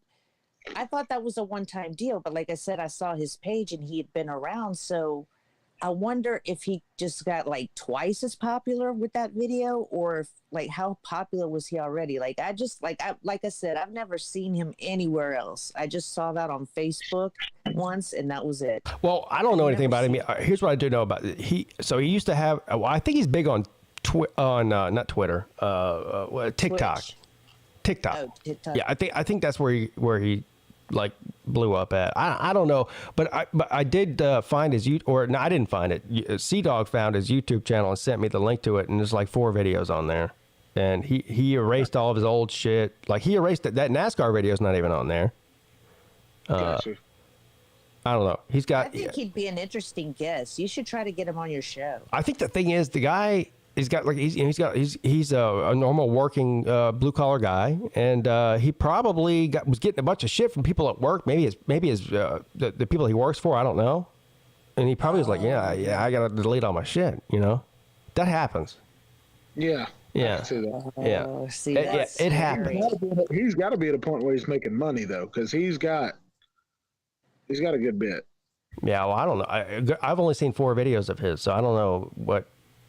I don't know. Real That's quick. true. That's why I don't ever really tell people at work anything about my YouTube.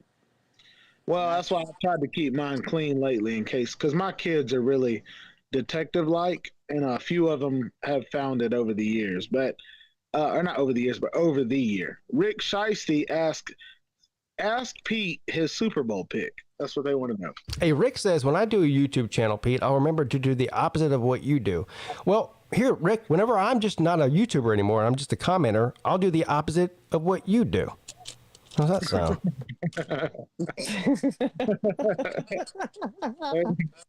There you go. Okay.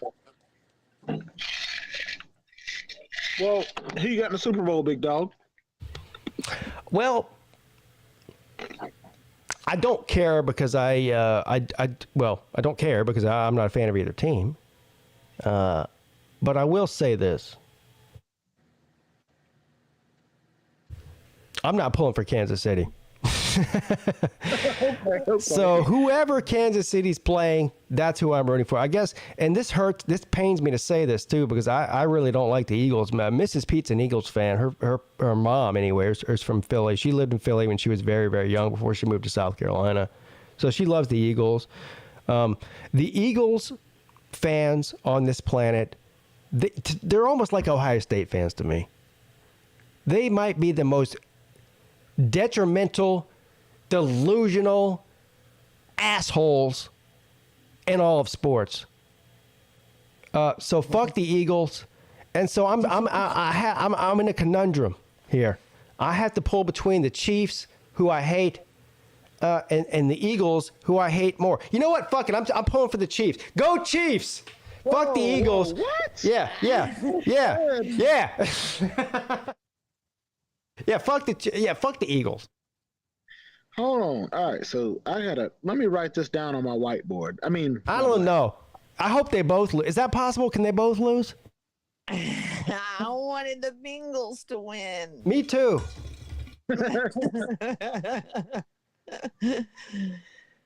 I wanted my boyfriend to win. I don't. This guy's. I'll be honest. This is. I take it back. I do want sex tonight. So go Eagles. Whoa! Go Eagles. Hold on now, there, buddy. Listen, I just want to say I was not a part of this conversation of this fornicating that's going on. This was not me. Roger Nair said, too late. Never too late, bro. Go Eagles. Hey, what's the Eagles chant? E-A-G-L-E-S. Eagles! I don't know what it is. Is that what it is? It sounds like some... Are you going to name the baby Jalen Hurts? Or what Hurts? Baby? Huh? What baby? Wait, what? You think... TB. What? You think every time somebody has sex, there's a baby born? No, I mean, I was just saying, the way you're sounding, it sounds like you're going in with a full head of steam. Yeah, no, baby, no baby making going on around here. None. Yeah, Zero. Awesome. That would be awesome, and you could name it Jalen, little JJ. No, name her cat. It said little JJ. Little JJ, buddy. You were girl. You were conceived 9 months after Jalen Hurts won the Super Bowl. Oh, Nature Boy said my chant was not the Eagles chant; it was the Jets chant. Is that right? Wait, the Jets aren't I thought the all Eagles, teams then. did that. Spelled the Eagles. Imagine it. So Jets, Jets. Is that it? What do you do if you have a really long name, like the 49ers? Forty. 4 N apostrophe ERS. So if Pete has a baby, would the South 49ers. Would the South rise again if Pete had a baby? I would be so excited. I would too. You'd be excited. Why would y'all be excited if I had a baby? Listen, I'm 42 years old. I've already had my kids. I'm like, come over and you know play what? with the baby. Y'all have inspired me to go ahead and get my my vasectomy. Mrs. Pete, call the dick doctor. A dickotomy, bro. Call the dick doctor. Go ahead and get that surgery scheduled. I don't want any more kids. Pete, Yeah. you know why I would be happy? Because I can't have children anymore, so I would be living vicariously to somebody else. Yeah, that's great. Can you pay for their college vicariously through me too? Yeah, thanks.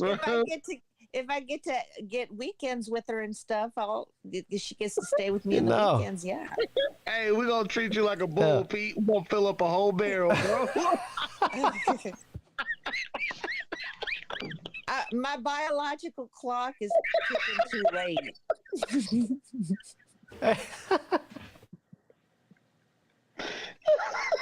Yeah, I'm done, man. I'm done with the kids, man. I love my kids. My sister was done after a while. Listen to me.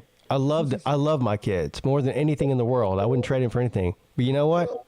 Fuck them kids. I don't want any more of them.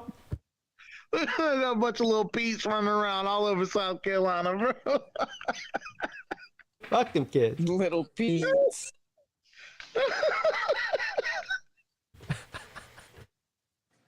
Tiger. I can't help it, bro. See this shit, bro. Oh, this is why this is the best show on YouTube. I'm like a little YouTube channel. Fuck what you heard.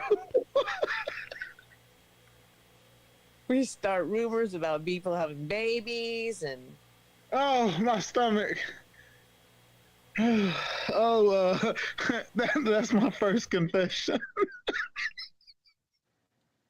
Lord, I apologize.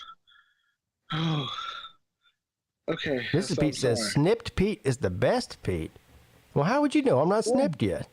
Yo, hold on now. Don't do that to my boy just yet, bro. Listen. She says snip Pete's the best Pete. I'm just worried they're going to snip something they shouldn't snip.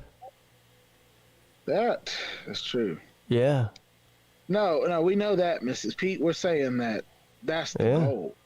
Like, that's the goal, and my boy Mr. Pete is Ronaldo. You know what I'm saying? Like, we're trying to... You know what? One of the funniest things. The thing still works. I mean, it just gets rid of the spermage. Well, I know what it is. Believe me, I've done a lot of research. So yeah, I know exactly what it is. I'm not scared to do it either. But so I did. This guy on Twitter. This guy, he's a Tiger fan like me. Anyway, he was on Twitter.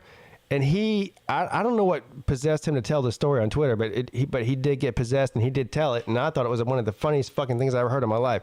He went to the dick doctor, the urologist. The dick doctor. Dick doc. And of course, every man's worst nightmare, if you go to the dick doctor, is that she's hot. Well, first of all, if it's a she. Second of all, if she's hot.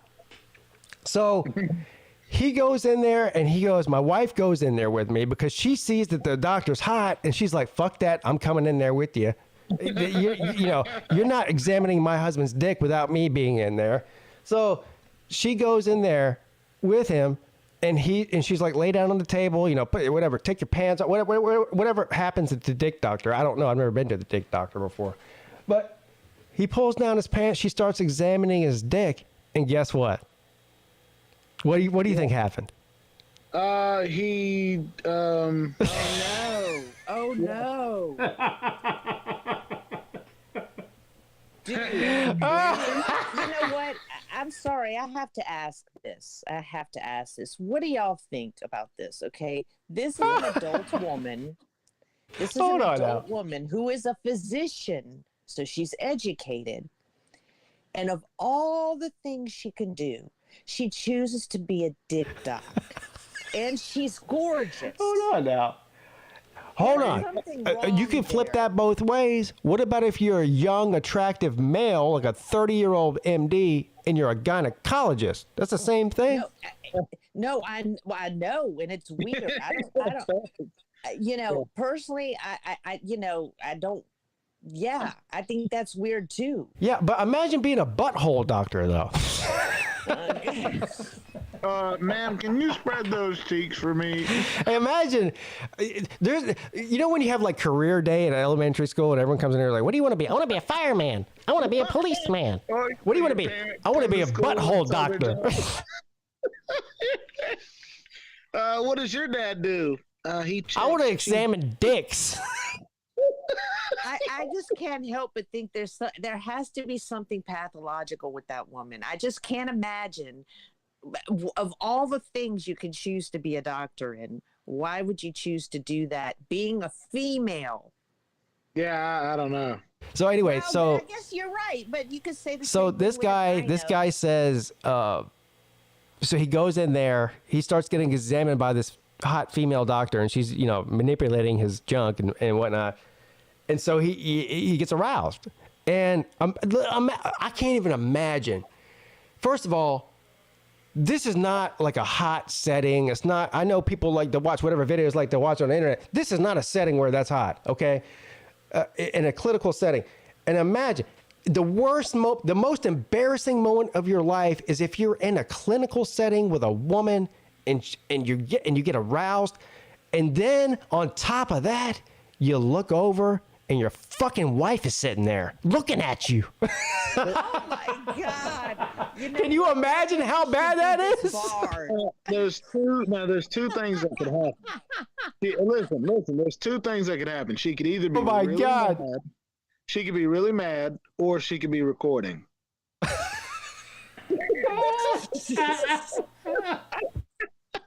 I'm sure there's nothing sexy that looks anything about that surgery that anything looks sexy about. I bet that guy's wife didn't talk to him for like 3 fucking weeks after that. Oh, I bet, that poor bastard. I feel so sorry for this guy. I thought it's not his fault. First of all, he probably didn't even want to be there. She probably dragged him. That's the worst part. She probably dragged him down there and made him go to it, and then was like, "I'm going in the room with you." And then he gets a hard on, and then she's judging him for that. This poor bastard. This was like the trifecta of terrible things that could happen to you in one day. Babe, I thought she was you. I was imagining she was you. I promise.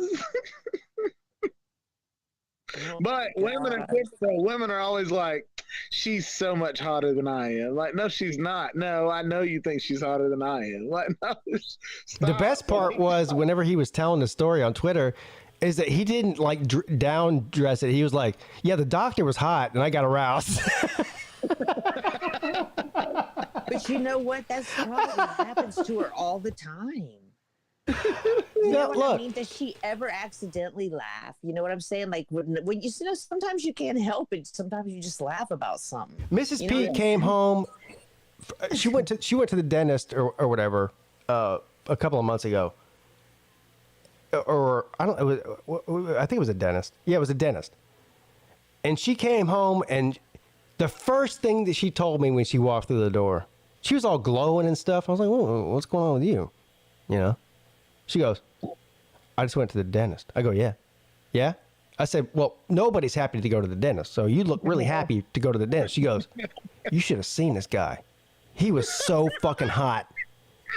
I go, "What?" I had a hot dentist when I lived in Texas. Hot dentist. Hey, whoa. So you telling me he was all in your mouth? Is that what you're saying?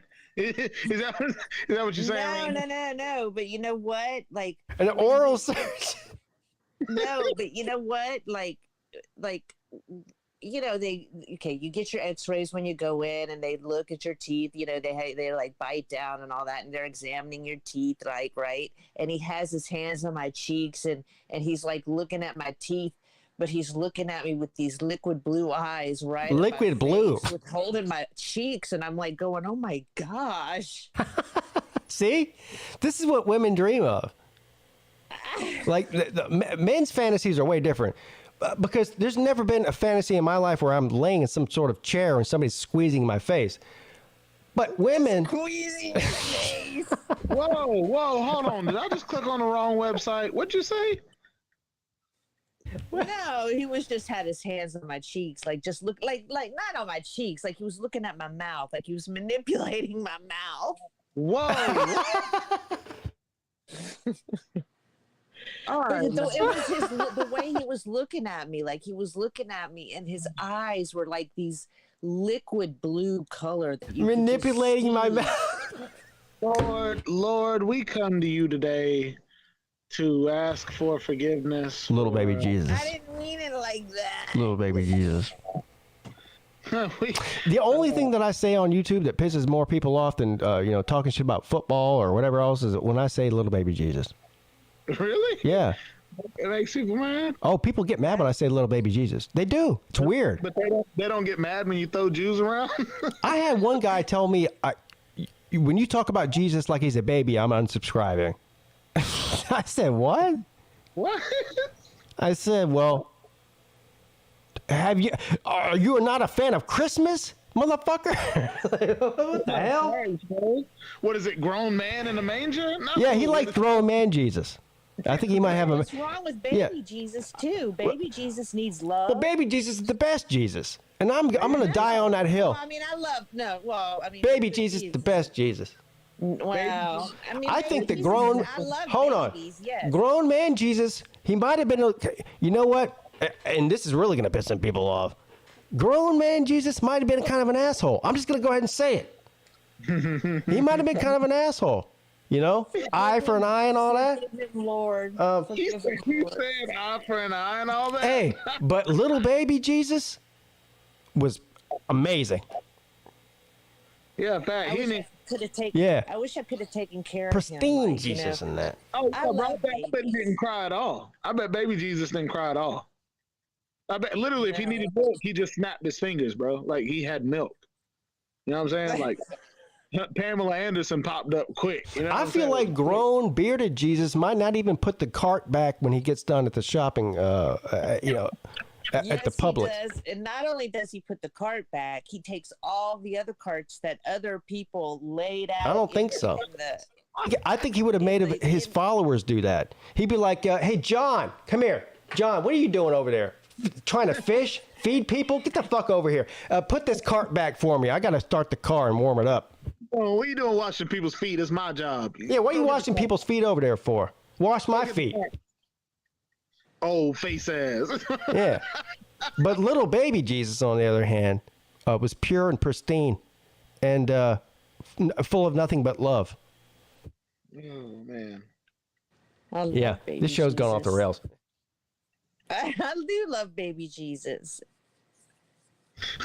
Baby Jesus is the best Do not Jesus. talk negatively about deities right before skydiving.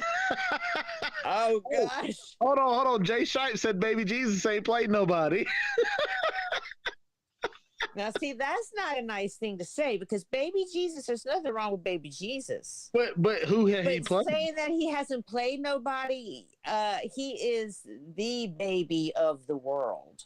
So he played all the other babies? Played all the other babies. Hey, that man, The Baby Bowl. He undefeated, son. People get so offended. I'm not even lying. Look, if there's 3 people who are like really religious to listen to the show, all 3 of them will unsubscribe after tonight. All 3 of them. Anytime I even mention Jesus, oh yeah, you're making fun of Jesus. I'm not making fun of Jesus. Calm down. I love Jesus, bitch. Hey, Nature Boy said baby Jesus was a 1-star. Oh no. Hey, somebody else said he ain't played nobody. Yeah. No, he's 5-star recruit. He's our Lord. He underrated. He definitely underrated. He can talk shit all he wants to about Alabama. He could even call the Ohio State Child Support Office and talk about Dabo Swinney and Urban Meyer. Yeah.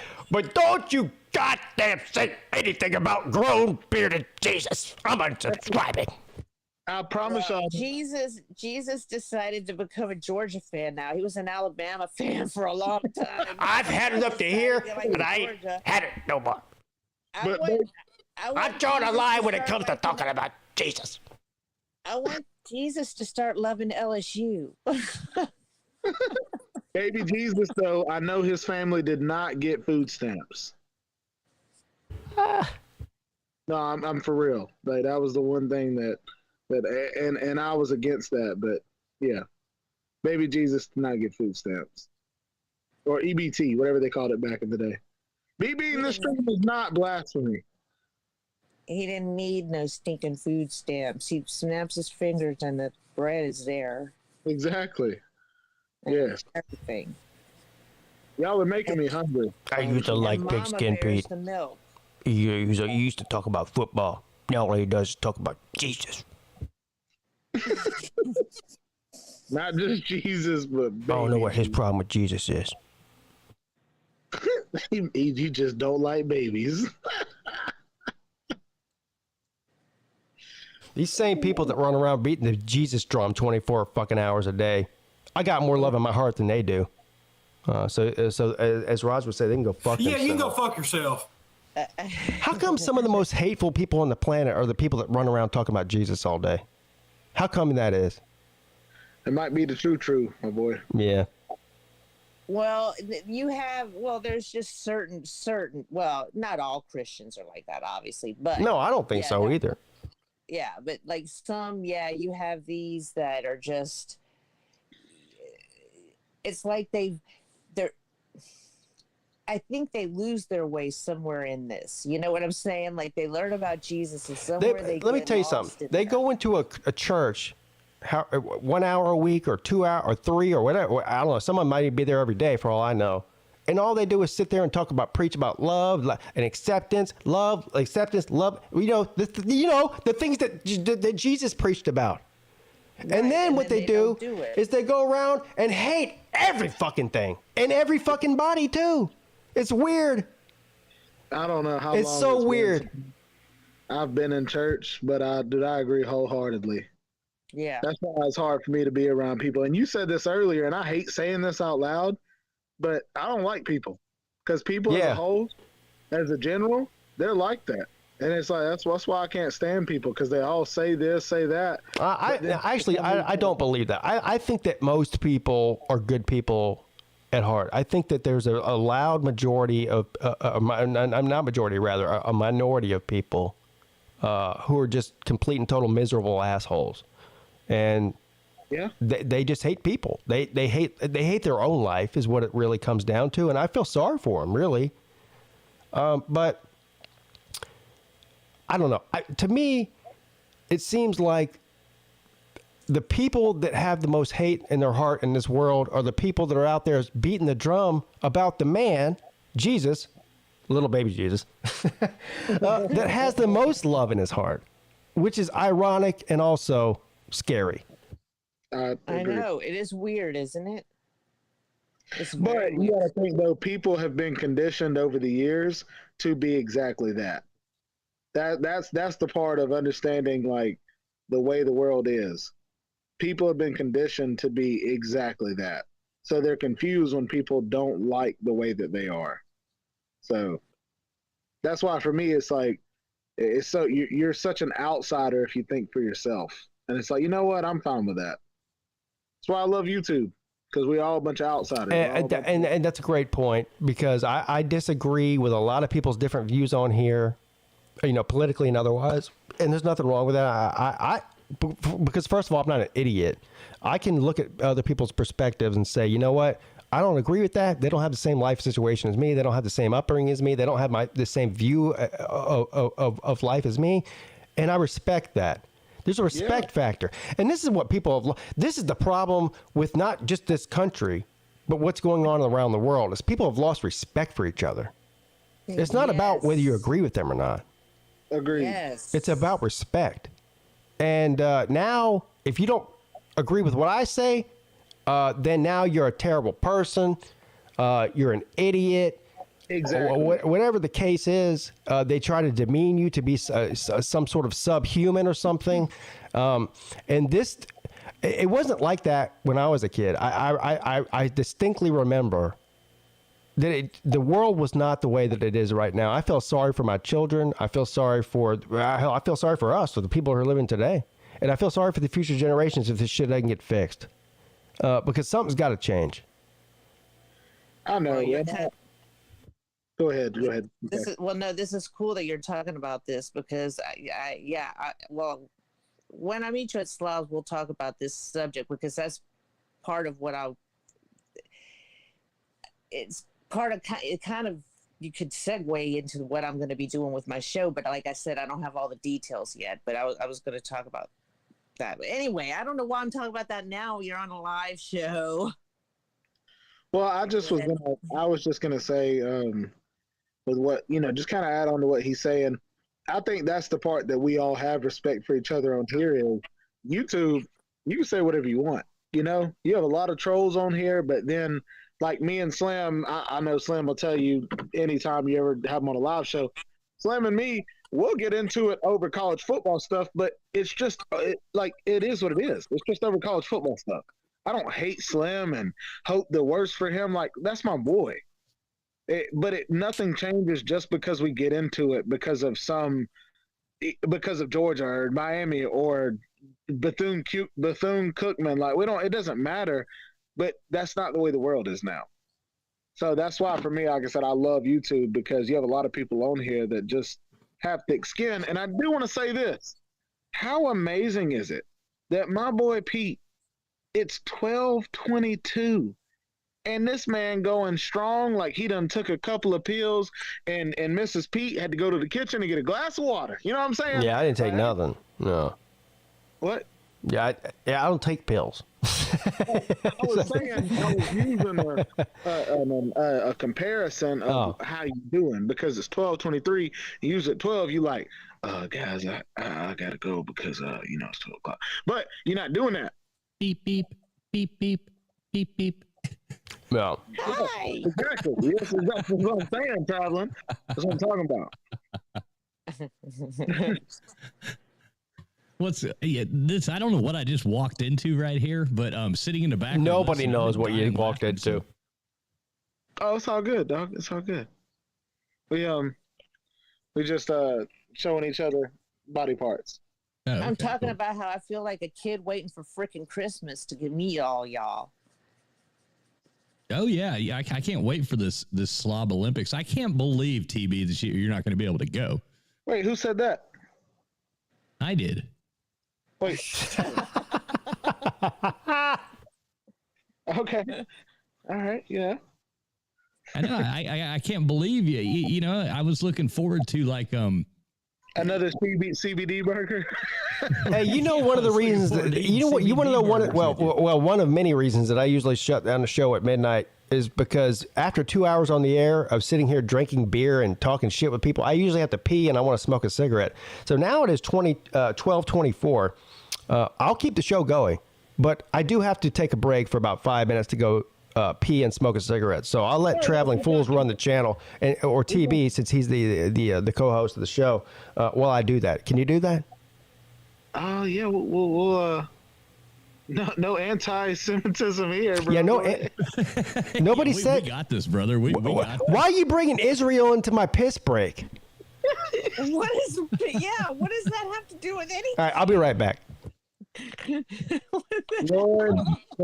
Lord, we come to you today to pray for Pete that everything comes out okay. Anyway, what's up, TF? What you up to, bro? Not much, man. Just sitting there listening to dying laughing, listening to this show. It's gone every different direction I could possibly imagine it going.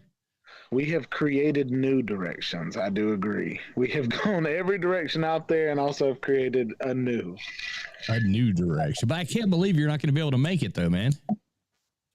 Yeah, but it's definitely a good. Oh my goodness. Got bones in it. Yeah. No, but it's definitely a good thing, I guess, with all that's been going on. It's definitely at least I'm in a good direction. It's not like I don't want to go because I don't like everybody there, blah blah blah, like just me, right? Yeah, there you go. But it's a good thing. It's just I'm happy for you for all your accomplishments and all that. You know, that's really cool. But I hate that we're not going to get to, hang out, and I hate that I'm not going to get to kick your ass again. I almost think that's why you're not going, because you let this old man just demolish you in the slobs, man. And I don't know if it was you or Golden Blue Dude, but I don't. Maybe it's the weight of both of you that's just weighing down on my pelvis. I mean, my shoulders. That's what I meant. Sorry.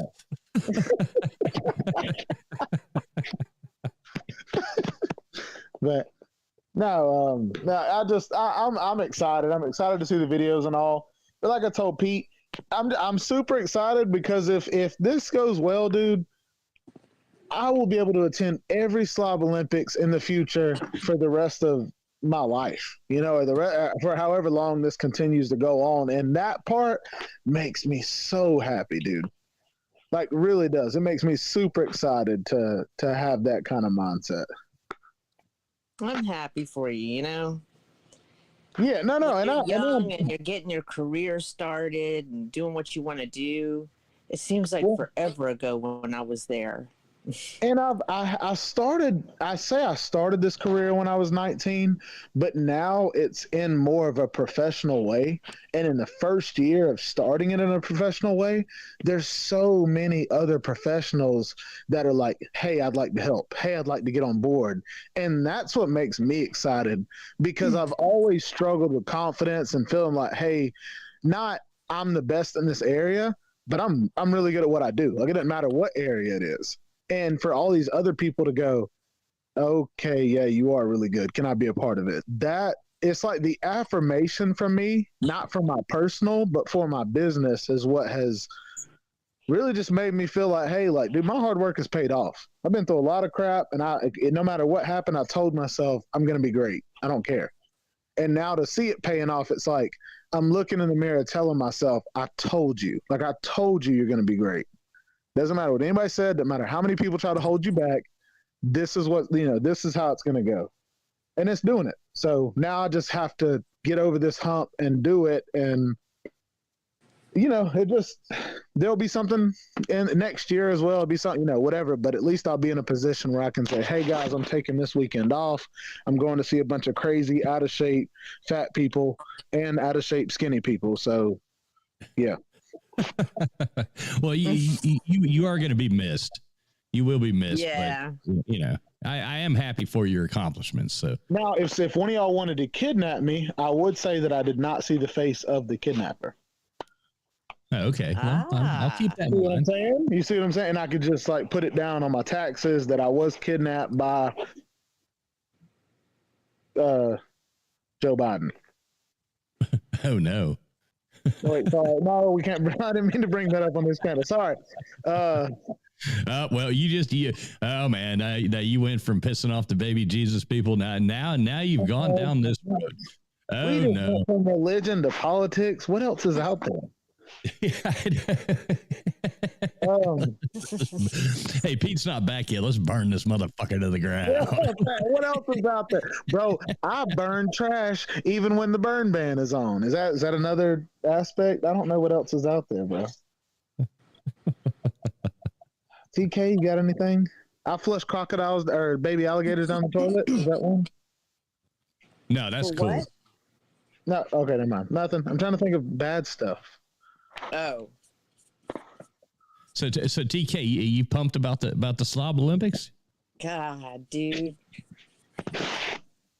I am so pumped. I mean, I want to compete, right? But I know I'm going to embarrass myself because I'm just not in shape, right? But it is well, fun. You'll fit right in.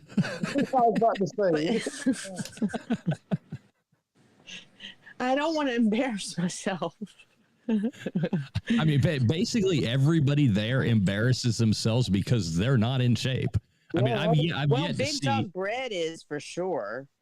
He's not in. He's in okay. shape. Pete's in shape. Oh yeah. I mean, Pete's in shape to fall down. I'm definitely not. Well, D4 is not going to be there, but D4 was another strong contender. I am not in shape. Don't take the look. You know how like people say, "Don't take my kindness for weakness." Don't take my physique to make you believe that I'm in some sort of shape. Don't take my skinniness for shape. Yeah, exactly. I'm thin right now. I'm take my thin shape right now, for shape. but I'm not in shape. Okay.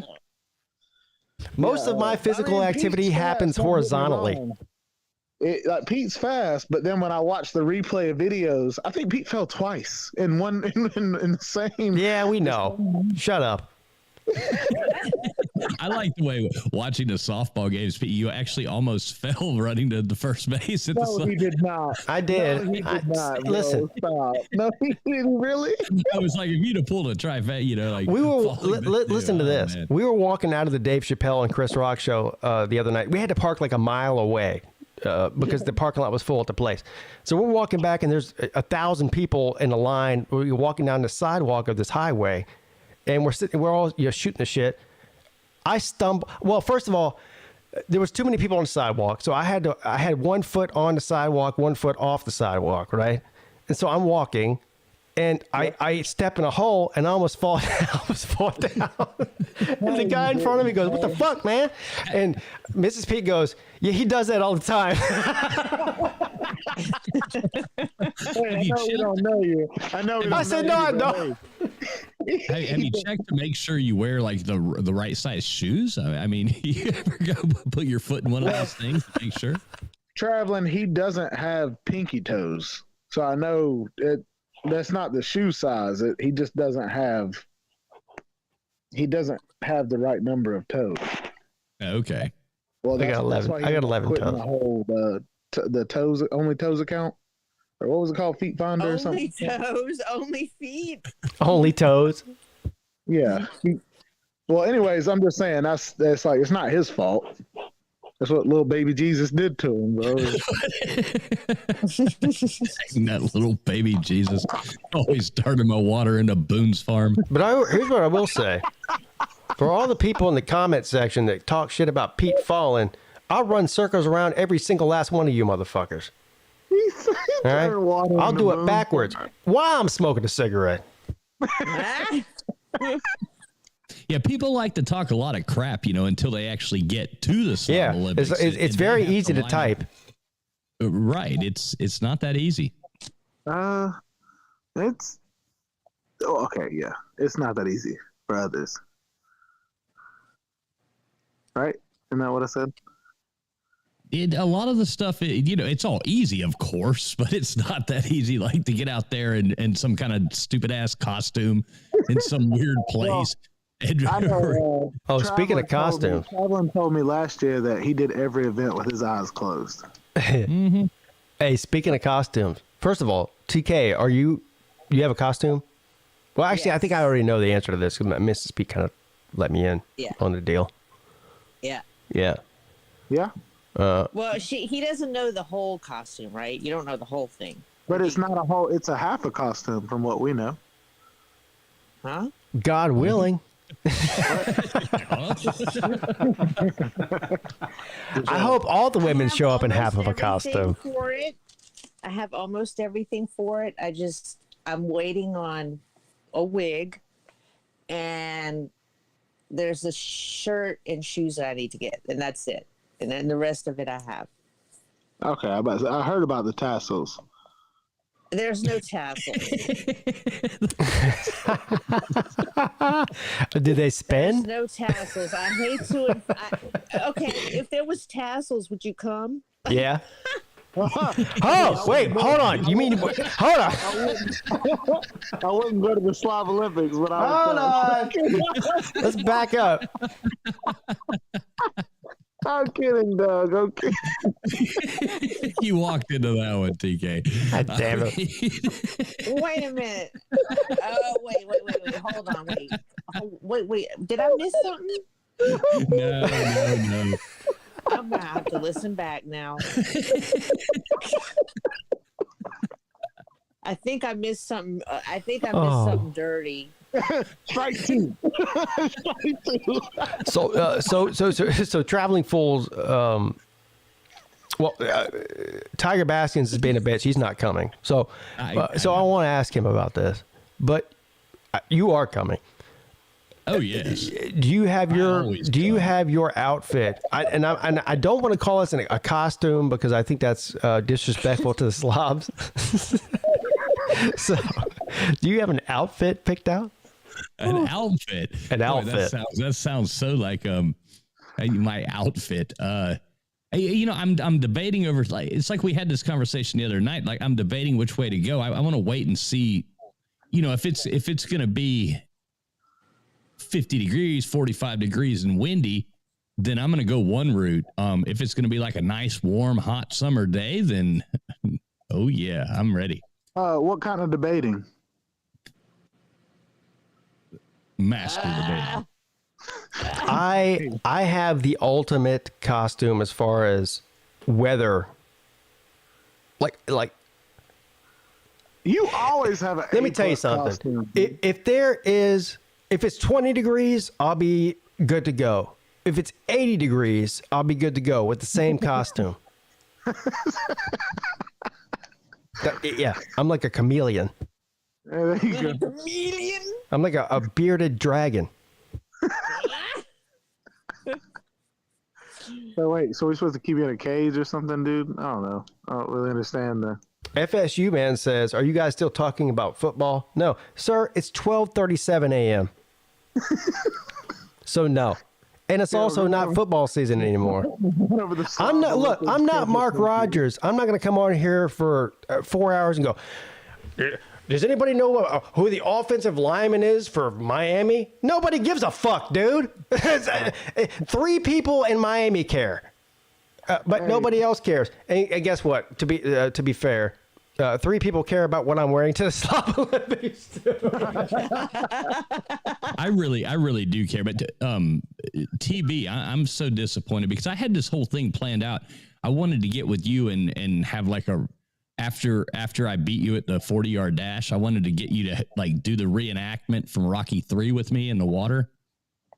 Where we like frolic around and hug because I finally won. Yeah. With Rocky and Apollo. Yeah, sounds super gay, but I like it. Yeah. Man. Yeah. I've never seen Rocky 3. How the hell have you never seen Rocky 3? What? My parents didn't allow me to watch those kind of movies. Well, your parents didn't allow you to be an idiot either, but you did that. I'm just kidding, dog. I've seen the first Rocky, and I've seen the Julian. I've seen all that, but never seen Adrian. I've seen. Oh yeah, that's what I meant, Adrian. But I've seen him punching the meat. That was a really cool part because I punch meat as well. Well, I don't know if what you do with your meat is called punching, but it's definitely something. Well, that's what I was saying is like it was just. I know the concept of the movie was to teach people to punch meat. So exactly. Okay. But that's the only one I saw was the meat punching movie. But yeah, I've never seen any of the other ones, so I'm sorry. I apologize. Well, you need to watch the rest of them because they're good. But there's like 12 of them. What do you mean? FSU man says, explain the slob thing. Well, you know what? I think I've done hours and hours of endless explaining about what the slob thing is. So I'll go ahead and pass it off to one of you. Who wants to take this? Who wants to explain to him what this is? Who asked this question? FSU man. FSU man. F55SU. I call him FSU man because F55SU means nothing to me. But FSU man. FSU man. You want to take this one, TV? Man, what I would like is for us to take. Hold on, stop. No. Your butthole will be flaming. No. And you'll need an asbestos TB is not allowed to explain what's going on because he's not coming. So we need somebody who is coming to explain it. Okay, FSU, man, basically, I don't know where the hell you've been for the past 2 years, and people have talked about this. It's really easy as well to just go on YouTube and type in Slob Olympics and look at old events that have actually already happened. Other than that, in a nutshell, it's a bunch of people having a really good time, drinking some beer together, getting together, bringing their families, people hanging out, people making friends for a weekend, and making absolute fools out of ourselves, competing in circus-like events. People making out. That was a perfect description there. That was a perfect description. No, It was a great description. I agree. The description And a lot of hilarity ensues. Now, I've never been, but I have a feeling that, a lot of hilarity ensues. I've got a feeling. Oh, Pete, good news. I actually got new batteries for your vibrator? That's great news, man. I'm glad that you did that. No, her name is Sony. No, would you? Batteries for what? Drone. Oh, yeah, that's good. Yeah, because the one that I was using, the batteries had gotten bad, so it just wasn't trustworthy. So I got some new ones for it. So we can set it up this year for the. Yeah, I don't know what the rules are out there about drones. Yeah, I really don't know. And I don't care either. That's your problem, not mine. But it's a good idea. There's not an airport within 2 miles. We're fine. They can't say pretty close though. We're all right. Yeah. We don't have to take it up high. You know what I mean? Here's the other thing too. I don't really know how they're going to accept us out there, and I don't think it's going to be a problem because I don't really know how you can. Because somebody left a comment on one of my videos yesterday. I was like, "You guys don't know what you're in for. This is going to be a disaster." With the local people, hold on. This was a person that's not from here. I'm from here. I know the culture. I know the people. I know how it goes. Yeah, now here's what I don't know though. I don't know about the rules as far as like having some sort of event. If you need like a permit or something, I don't really know how they can enforce that. And I don't really know if they would, because I don't know. In order to enforce that, you have to be like a real asshole. Because we're not messing with anybody. Doesn't spring break happen there like 2 weeks after? No, on Isle of Palms. I did. No, this ain't Panama City, man. This is the total opposite of that. No, there's not. I mean, yeah, there's spring breakers that come here, but it's not like a party on the beach. So it's not Club La Vila. I just don't even care. Here's the thing. Here's the thing. You're not. I want to go ahead and put this out there. Yeah. And this will be maybe something that people need to hear. You can't drink legally on the beach here. Okay. So you can't be walking around with a 12-pack box of Bud Light, flipping people off and shit. But at the other hand of that, every time I go there, I drink. So and every time you go, you flip people off. Yes, that too. But so wait, just be discreet about it. Doesn't let you have beer or like drink. You can't drink on the beach here. Well, there's multiple beaches that have started the last 2 years enforcing it's always been that way in Isle of Palms as long as I've been alive. There's another beach that's close to here, Folly Beach. They used to let you drink on the beach until there was some sort of big fight and some people beat up some cops because some drunk college kids or something, and they banned it there too. But here's the thing.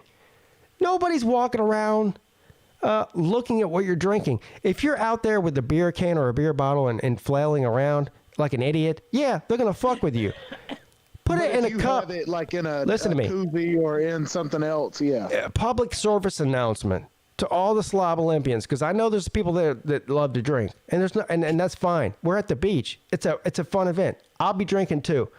Put it in a cup and don't be an asshole, and you'll be fine. That's it. And you know, a point I'll make too is a lot of people look at all of us and we talk shit on the internet, and yeah, some of us actually can get kind of crazy at times, but at the same time, it's a good group of people that it is. I mean, we've never had a problem. 2 events so far, we have never had an issue. No, and nobody's gonna mess with us. I'm telling you, and I of course I can't guarantee that, but here's what I will. Here's what I do know is as much as I've been down there, I've seen all kinds of crazy shit go on down there. As long as you're not an asshole, like I said, and you're not openly breaking laws, like having a Bud Light can or a Bud Light bottle or out there smoking a blunt like a fucking Snoop Dogg or something, they're not going to mess with us. Well, Pete, everybody was. And we're not going to be like. It's not going to be like Girls Gone Wild. We're not going to be like taking off our. Well, I hope. Why not? Whoa, shut up, TK. Why are you being a buzzkill, TK? Sorry, guys. I'm just kidding. I'm joking. It'll be fun. No, I mean, it's not like we'd be spring breakers. It's kind of like what TF said. I mean, like when he said the first time he was so wholesome, it's a family event, Like, I would hope that they wouldn't be snobbish about it. You know what I mean? Well, I think the best thing is if they don't know, and then they come out there towards the end of it, and it's like, oh, yeah, we're just finishing this just today. But if they knew beforehand, they'd be looking for it. No, look, there's nothing going on. We'll be. It's not like we're going out there on 4th of July when the beach is packed with 100,000 people and there's people. We're going there on the first week of March. We'll be the only ones on the beach, other than some jerk off who's walking his dog, who lives on the beach. You're gonna have the radar detector, or not the radar detector, but the the beach. What is it? Metal detector. The metal detector. Yeah, the metal detector. Oh yeah. That's a good point. There'll be 2 guys with metal detectors looking for coins from the 1860s, and there'll be 2 jerk offs walking their dog. Other than that, we'll be the only people out there. So here's my advice to everybody: just don't act like an idiot, and just put your drink in a cup. We'll be fine. Well, one thing. Pete, can I say? Yeah, I just want to say this real quick. Everybody, you were getting all sappy earlier on the stream. Everybody talking about emotions and stuff, and I just really want you to know there is nobody in this world I would rather share a jail cell with than you. Well, that's very sweet of you. If it happens, it happens. Yeah. But we'll be there. I don't want to share a jail cell with you or anybody else. I'm not planning. Look, I'm not planning on dying the day before when I go skydiving, and I'm not planning on getting arrested at the Slob Olympics. I will come out of this whole thing unscathed completely. I'll be alive, which is the first thing. And the second thing is I'll be a not ex-felon. Okay. Well, and you know what? As long as you can swim good, you can always get away. Yeah, there's probably at least a 50% chance I'm going to jail. Just swim towards the deep end. Like there's probably at least a 50% chance I'm going to jail. I'm just gonna. I'm like Jay Shapes. If they try to come after you on boats, if you'll like cut a piece of your skin and let blood come out, you'll go away quick, bro. I'm not going to kill myself. Why would you say that? That's terrible. No. You don't kill yourself. I'm saying if you just cut a little small slit of blood, something else will do the work. Yeah, I don't want to get eaten by a shark. That's killing yourself. TV is like, yeah, I'm going to be sitting here at you got to be a real gangster to cut your own wrist just so a shark can eat you. So you don't go to jail for an open container. But you wouldn't have a felony. Well, it's not a felony to, it would be a ticket, but I'm more scared of meeting little baby Jesus than I am about meeting officers fucking fuck. Officer fucking fuck. So, officer, that's not my name, sir. Oh, I read it wrong. I'm sorry. Gotcha. Yeah, well, that's good. Well, yeah, I'm pretty sure this is going to be a good event. I did actually talk, Pete. I did actually talk to Tim, and he does have his plane tickets booked, and he is coming. So, wow. That you know what? That's really amazing. Nate coming from Nebraska. We got Arizona, Tucson, 93 coming from Arizona, from Tucson. We've got Tim coming all the way from Los Angeles. Yeah. This really, again, you know what? I'm about to get emotional again. So everyone hold on to your little emotional whatever. I'm holding my breath. It really humbles me that people care much about us in this. To travel 3,000 fucking miles to come here. Yeah, that is crazy, bro. That's nice. It really makes me feel great. And I really love all of you. Not just you on here. Of course, you know I love you, Traveling Fools and TK and TB. I really love all the people in this community. Yeah. Me too. And in a lot of ways, you guys saved my life. There you go, man. Don't do that. You're going to make me cry. I'm not trying to make nobody cry. I'm just being real. I'm just being real. You know, at the time of my life I came on here, it was important for this to happen. So. Well, that's cool. And now let's go to jail together and complete this goddamn thing. Yeah, I was about to say, side mission completed. Look, yeah, man, I'm not doing it. He's trying to make me cry, and I'm not doing it. I'm not trying to make nobody do nothing, bro. I'm gonna hold my breath, bro, until I pass out. I'm just being real. I'm just being real with you, Pete. I get you. It was the same for me too. So no, that's where I think a lot of people, even though they might not say it or they don't want to say it, I think we all kind of have the same realization of what this has done for us. So that's why we keep coming back. If it wasn't that, you know what I mean? Like, it's different if it's just something fun to do. Well, it's cool that we're having these events, you know, because in other communities in YouTube, they probably don't think this up. You know what I'm saying? They may meet each other here and there or whatever, but they may not think of doing stuff like this. No, most other communities on YouTube just like dox each other and fight. Heck, we actually all meet up and say, "Hey, this is who I am. You want to come to my house? Hey, bro, I'll send you something. Here's my address." That's the best part about this, is because on every other, anywhere you go on the internet, whether it's Twitter or IG or Facebook, or people type anonymously and say shit, and then we go, okay, cool. So we're doing this thing. Y'all want to show up? Show the fuck up then. And then everybody goes quiet then, don't they? Yeah. It's one thing to talk shit on the internet. It's a whole nother thing to show up. Yeah, it really. And all these pussies out here don't show up, do they? No, not a fucking one of them. Yeah. But I think that's funny, because you look at all these other communities and that's all they do is dox each other and all that. And like I said, it's like, hey man, what's your address? I got to send you something, blah, blah, like we all exchange addresses and, know each other and meet up together and do stuff. And it's like, yeah, well, fuck it. Anybody's welcome to come. Hey, if you got a problem with me, I'll be at the Slob Olympics. Yeah, exactly. Well, guys, I thought this was going to go till 12. I have to let you go. Yeah. You know what? It's 1 a.m. I have to go too. I just have practice in the a.m. It's been a 3-hour show so far, so. It's been a good one. Well, just because you came in late, Traveling Fools, doesn't mean that I haven't been here since. Well, hell, I've been here since 30 minutes before the show started, so 3.5 hours for me. I was waiting with bated breath. Oh yeah, I'm sure you were.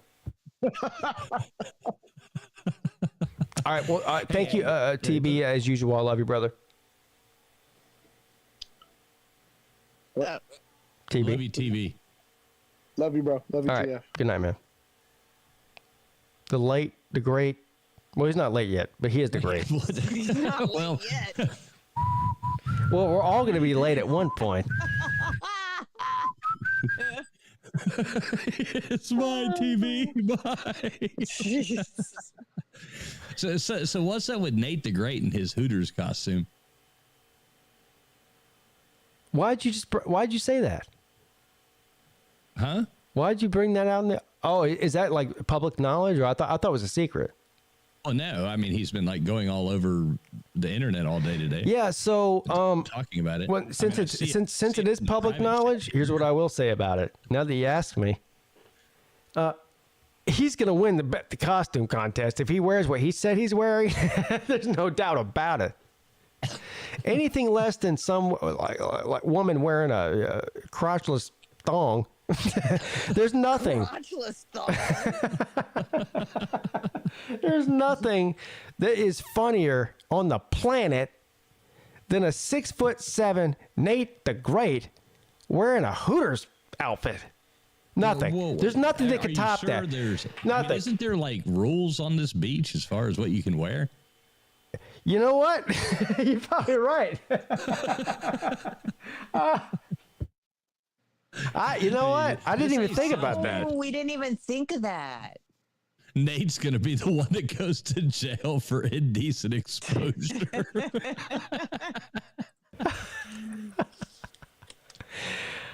Wow. Man.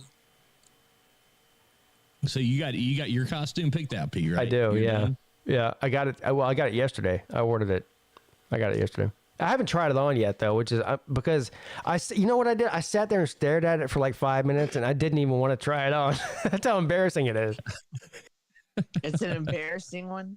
I don't know. I haven't tried it on yet, but probably, yeah.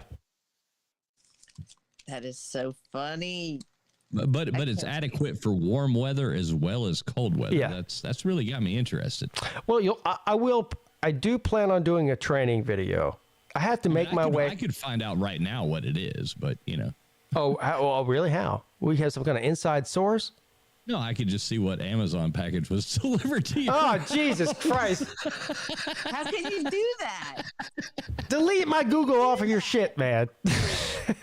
He's tracking my life. No, I'm saying I have the possibility. I would never do that, but obviously. But, no, TK. Traveling fools, I swear to God, I did not order any of the sex toys that you saw. I know. That's like, no, TK, what happened? And for anybody listening, when we went to the Miami Clemson game, we were live streaming, and because my phone was like newer or whatever, I don't know, it had the ability to plug into a thing and run a soundboard off of my phone. So we used my phone. Well, in order to do that, Pete logged in on my phone onto his thing, and I can't get his fucking account off my phone now. Yeah, you so can. All his Google account. I Googled how to get my shit off of your phone. It's very easy. I can walk you through it if you need to do it. Yeah, we'll do it at the Slobs. It's been quite interesting here. I've been kind of bored the past couple of weeks. So, yeah.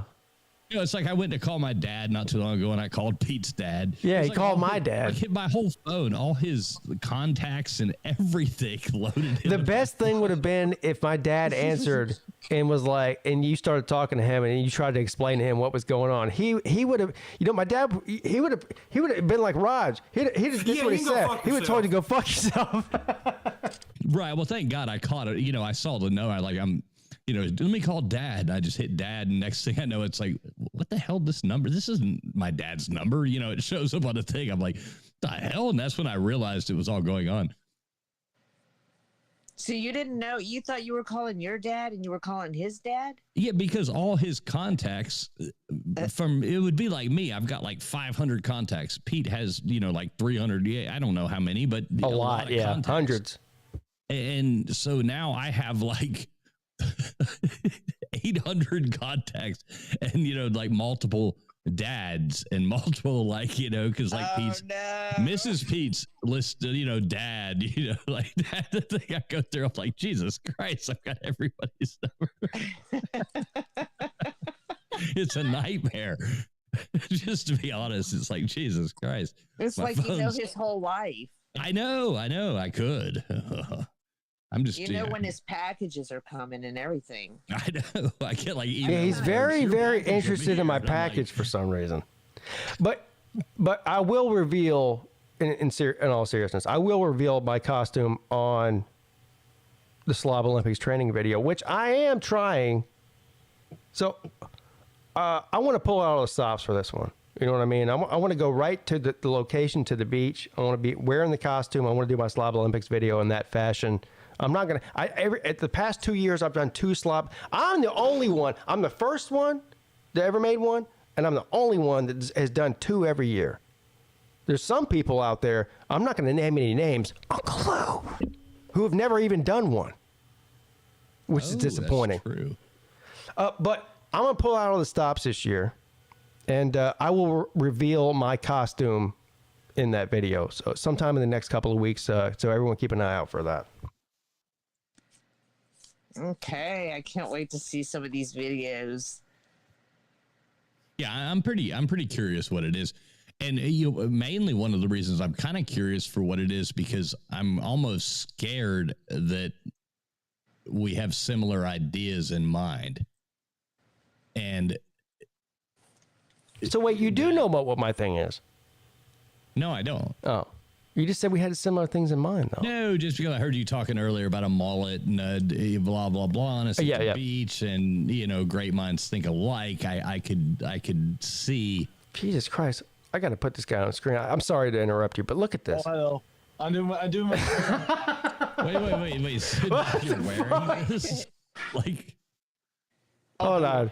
I got to put this on the screen. This is too good not to. I was about to end the show, but goddamn, I'm sorry to interrupt you, traveling fools. Yeah, this doesn't fit well. It doesn't fit really well, so trying to find some good spots. Wait, you mean that the Hooters outfit doesn't fit very well? Yeah, you can see my fucking underwear. You see a lot more than that.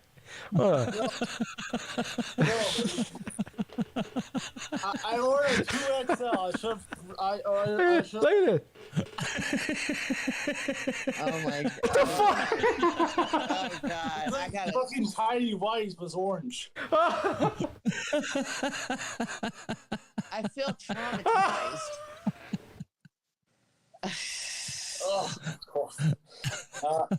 Does anyone know that it's gonna be one chocolate?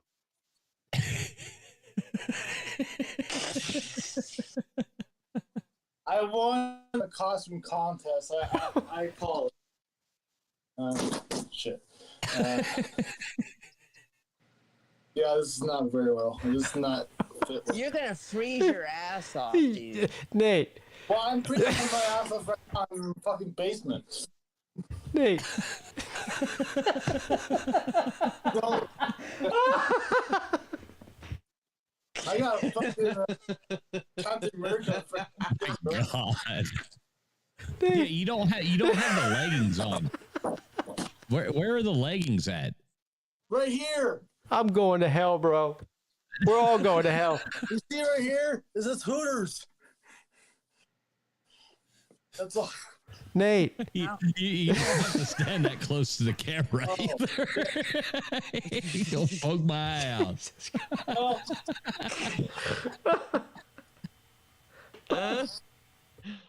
I mean, I did want to come on earlier, but now I'm on. I won the contest. Yeah. Let me tell you something, Nate, right now. If you show up wearing what you're wearing right now on this screen, you will indeed win the costume contest. There is no doubt in my mind that you will win. Yeah, I'm playing on it. I'm. If I fucking forget, you can actually forget what? You're not forgetting. No, I'm not. No, you're wearing that. I might even wear this at the fucking airport. I don't know. The airport? No, Nate, don't do that. You won't make it here if you do that. They'll put you in a minivan. You won't. Imagine you're sitting on a plane and Nate walks by you down the aisle wearing a fucking Hooters outfit. He's trying to put his bag above your head. You know, Nate's trying to put his bag in the overhead bin. He's got his dick in your face.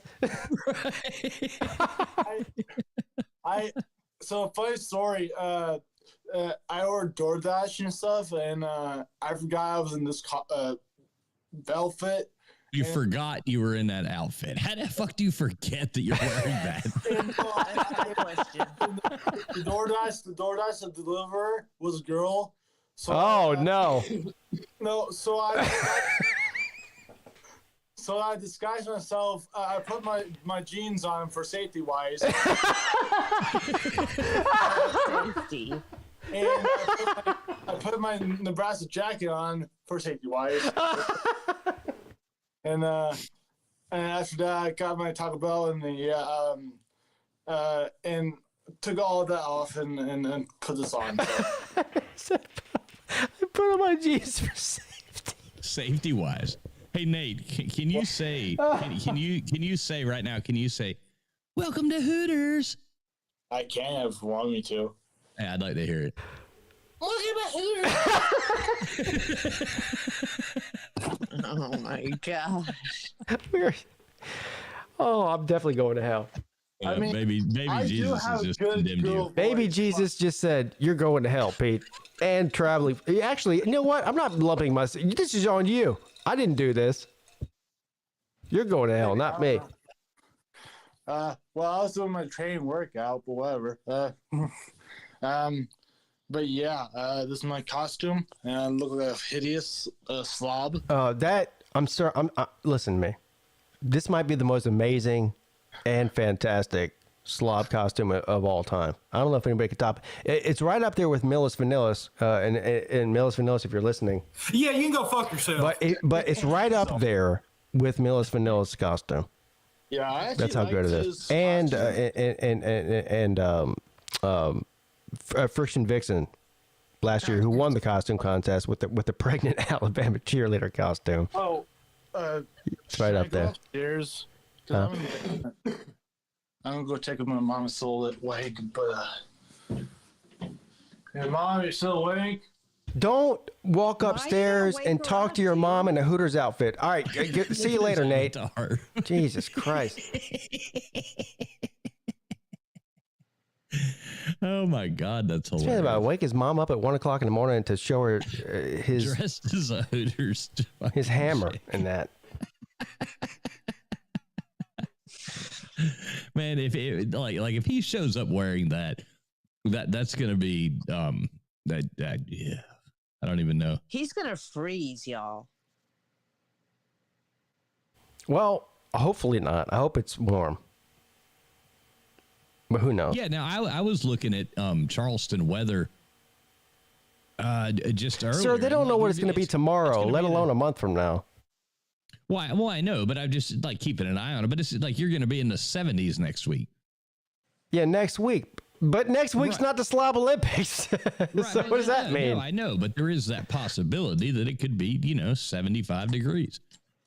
Oh, there's a possibility it could be 40 degrees too. Exactly. That's why I haven't. Or 30 even. Yet. A nor'easter in that. You know that little bitch ass Punxsutawney Phil, that groundhog? I hate that motherfucker. Yeah, I hate that motherfucker too. Little bitch ass rodent.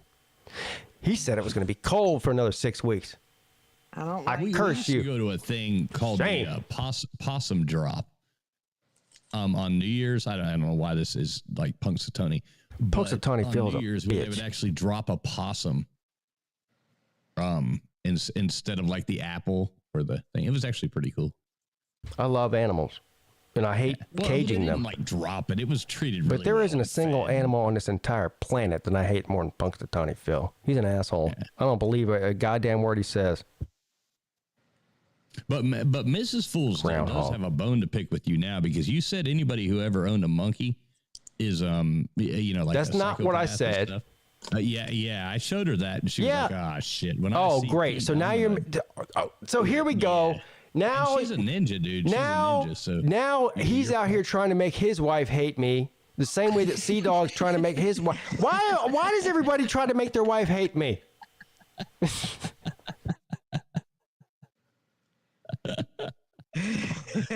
I didn't say that anybody that ever owned a monkey was a degenerate. But you just said if you own a monkey, you're a degenerate. I didn't say that. Yeah. Okay.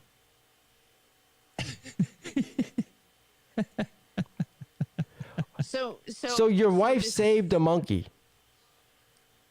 Yeah, she used to that's great. That means because your wife's a beautiful person and she wants to help humanity. Do you still have the monkey? Hell no, I wouldn't have fucking put it with that for 2 seconds of my So you life. proved my point. What's the problem? She saved the monkey, and then she got rid of the monkey like a normal person would do. Like, if I saw a monkey on the side of the road and it was injured, I'd pull over too, and I go, "Oh, look, an injured monkey. Let's go get its arm fixed or whatever the fuck." But I'm not keeping it. It's a monkey.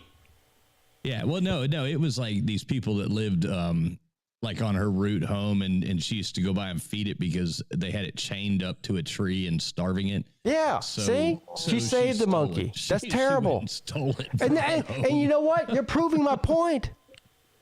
The fact that the monkey was chained up to begin with is terrible. Yes, I agree, but I hate fucking monkeys anyway. But I hate this shit. I don't hate monkeys. One time I had that. Like, I do not. I love monkeys. I had to battle a monkey one time. They're so cute. The little ones. No, they're so fucking cute when they You know show what? their goddamn teeth at you. And There's a try to bite you woman. and shit. Yeah, Fuck well, that. they're assholes, but they're like little people, and people are assholes too. But there's a woman on TikTok. Whenever I was on my TikTok kick, you know, whenever I was on my like for 3 weeks. That was funny. Yeah, that was funny. There was a woman on there. She live streamed like 18 hours a fucking day. I guess her whole life revolved around this fucking monkey that she had in her house. And I used to I'm telling you, I watched her live streams and got mad. She had this little monkey, and it was a cute monkey. I don't even know what kind of monkey it was. I'm not a goddamn zoologist, okay? But it was a tiny little monkey, and she said, I don't know, it was like 6 or 7 pounds, and that was like, it was full grown. It wasn't getting any bigger. And the monkey was really cute. It was in a little diaper. It was running around, jumping on the, swinging off the light fixtures like it was fucking New Year's Eve. But the monkey doesn't belong in this woman's house. And this woman was exploiting this monkey for her own profit on TikTok, which also pissed me off too. Because her whole TikTok channel revolved around this goddamn monkey that she live streamed about 18 hours a day. I felt bad for the monkey. And I felt bad for her. Because she's a piece of shit. That's why. And that's the end of my rant. Go ahead. No, see, I absolutely loathe the monkeys. I can't stand them. And I've even had to like battle monkeys before, like fighting over trying to steal my shit, and like trying to kick them in the fucking heads and stuff. And it's been like, you know, I don't like the damn things. Yeah, joking. But monkeys in the wild, they're scary. Yeah, you don't want to mess with a monkey. No, and they don't want to mess with me either. Well, yeah, they do want to mess with you. And I'm telling you right now, traveling fools, a monkey will fuck you up, son.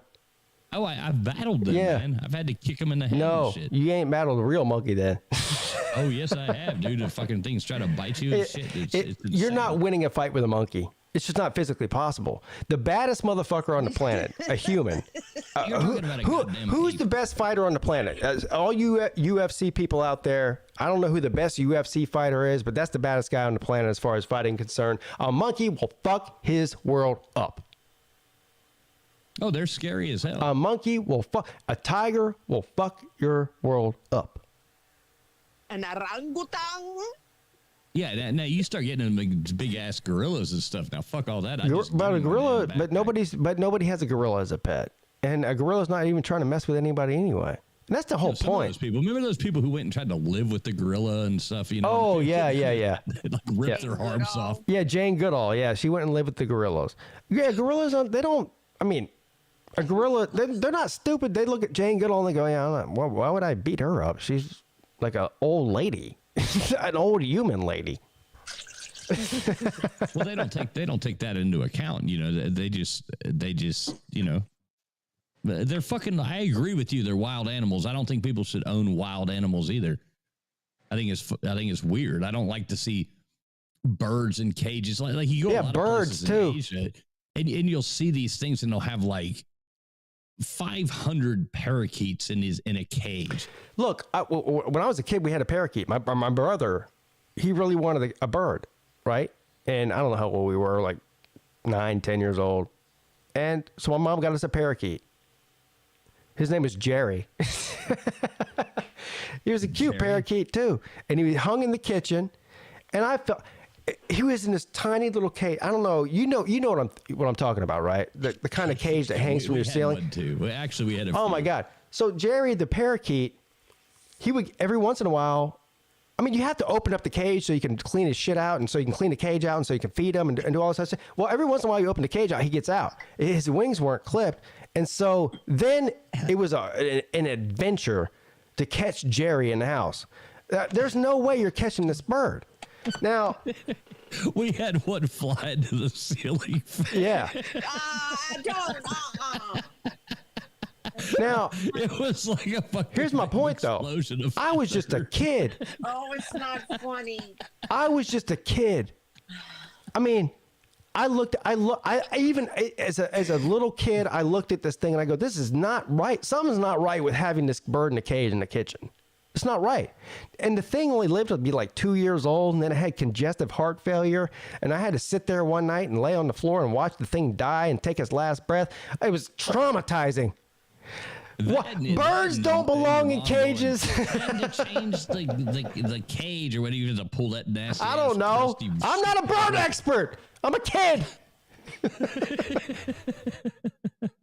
I hate birds, man. Birds aren't real anyway. I don't understand why they would even like you'd want to put one of these robotic little drones in your house. It creeps me out. But that fucking bird. You know what? I actually felt good for the bird when it died. That's the real sad part about it. It died, and I go, thank God that fucking thing died. It's been living in a cage for the past 2 years in my kitchen. I feel happy for the thing. The sweet release of not having to be in my kitchen anymore. I had a blue and a green one once. And the names were Green Bean and Blueberry. Birds are birds are my least favorite animal out of all. I don't trust a bird. No, hell no, man. Those things are spying on you. Birds are weird. It's absolutely horrible. I think when a bird looks at you, I just think it will. I think it wants to kill you. Even if it's smaller, it's looking at you like, I really wish I was bigger so I could kill this motherfucker. I think they're mean. Well, they're dinosaurs. Yeah. I mean, Jesus Christ. Yeah, birds are mean as hell. Dinosaurs.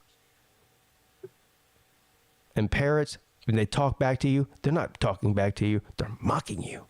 Oh, bastards. No, I agree with you all the time when you talk about the things like with people not having, the tiger in their house or like, why are you doing this? There's no difference between those people and the people who go out there and actually shoot the damn things. Yeah. I don't like going to, the aquarium and seeing we have the whale. And, it's this there now. Here's the thing. So we have an aquarium here in Charleston, downtown, the South Carolina Aquarium, and they have like a whole like rescue center in there for sea turtles, and they take these injured sea turtles and they rehabilitate them and they reintroduce them back in the wild. That is great work by great people that do great things. But this thing, where you go out in the Pacific Ocean somewhere and you fucking put a net around a killer whale, an orca, and you bring them to SeaWorld and you start injecting with Xanax and all kinds of antidepressants and all this other bullshit and make them swimming around a swimming pool for the rest of their life. These are evil people that do this. You have to be an evil person to do that. I agree. I mean, they're mammals. They are mammals, just like a dog, just like and you're trying to domesticate this thing. Well, of course, they're going to be brought into the situation and they have feelings and they dream and they have all the things, the same as your dog. Of course. Dolphins, orcas, all, whales, whatever. Yeah, that really gets me even more than the zoo animals. But the same thing with the zoo. I mean, if you want to have an organization where you go out and find elephants that have been attacked by tigers or whatever else, right, lions, and you want to heal their leg and put them back in the wild, then you're doing a great service to humanity. But just going and capturing animals and putting them in a cage and leaving them there for the rest of their life, you got to be a sick fuck, man. Dude, one of the saddest things I've ever seen was like we were in Thailand and we were going through, they have those like, the tiger places and stuff, and I was like, well, I want to go see a tiger. We were there for like 2 minutes. We'd paid our however many baht we had to pay, it wasn't much. Right. And I walked in there and looked and I was like, all right, fuck this. I didn't take pictures, I was just like, I don't even want to be here. This is absolutely horrible. Sad. I didn't like it. It made me sad. Yeah, exactly. Y'all are making me real sad right now. I'm sorry. I'm not trying to make anybody sad. This is something I am passionate about. I'm not it's like I said, I'm not some sort of animal activist, PETA person, but I do recognize that. And I've been to these places before. I've been to SeaWorld, and I got to tell you what. I don't know what year was that, Mrs. Peete. I think it was like 2010 or 2009. We went to SeaWorld. And I left out of that SeaWorld place. I felt terrible of what I saw. I always feel sad. I felt so terrible. I always feel. I mean, it breaks my heart, But unfortunately, we shouldn't even need sanctuaries because we should never have taken animals out of the wild to begin with, right? But now you don't only have the people that take them for circuses and all this other shit. You have people in other countries like Mexico illegally breeding these tigers. Oh, it's not just in Mexico, honey. It's here too. You've seen Tiger King. Well, I didn't watch it because it upsets me too much. Well, you need to watch it because it's the greatest. First of all, it's both sad and the greatest entertainment you've ever seen in your life. But the illegal trade and breeding of tigers and all sorts of other exotic animals in the United States is alive and well. And in Texas and Oklahoma and the handful of other states, there is no restrictions or laws on what you can and cannot do as far as that's concerned. So it's the Wild West out there. Really? Yeah. Man, I saw. You ever been to like take your kid to like the circus or something like that? Like the Hokies. Oh, that's circus. that's even worse than zoos. Circus is the worst of the worst. Yeah. So I saw the most satisfying and disgusting thing ever. One time I had taken my son to this thing and we're sitting there and it was like at the gymnasium at this little school. This horrible and this Hokie circus was coming through. And here they come out with the tiger, it's like this old ass rickety tiger that was like so sad to see, and the guy's like making it do tricks and stuff. Then he does this trick where he like picks it up and it jumps up on his shoulders and is doing like the handstand, like standing on his shoulders. Yeah.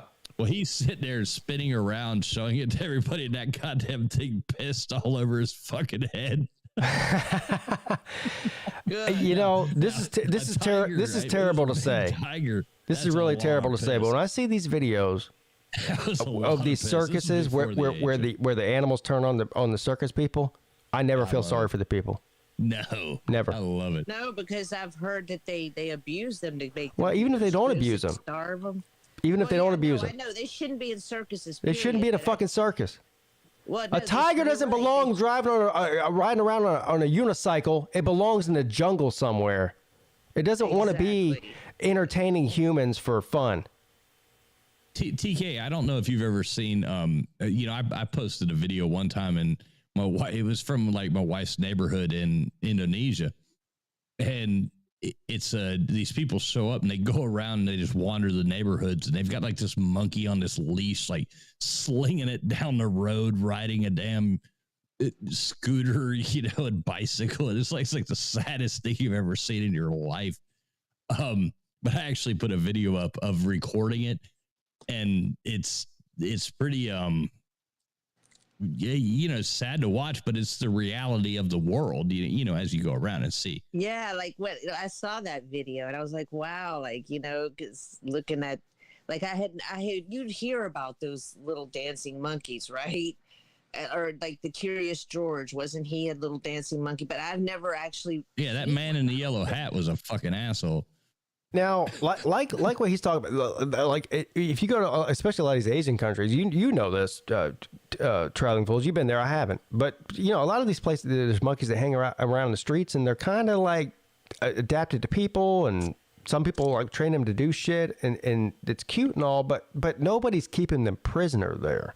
Like, the monkeys come into those places. You got to be careful because the people have them trained to like steal shit from stuff. you. Yeah. So but look though, those most of those monkeys, if you see them like in an urban setting, most of them are there on their own volition. They haven't been brought there. That they've come into the city and they've been, people start and they become acclimated with people, and people start training them and teaching them to do shit. That's one thing. That's a whole different thing than capturing them and keeping them prisoner. Like, those monkeys could leave anytime they want, if they wanted to.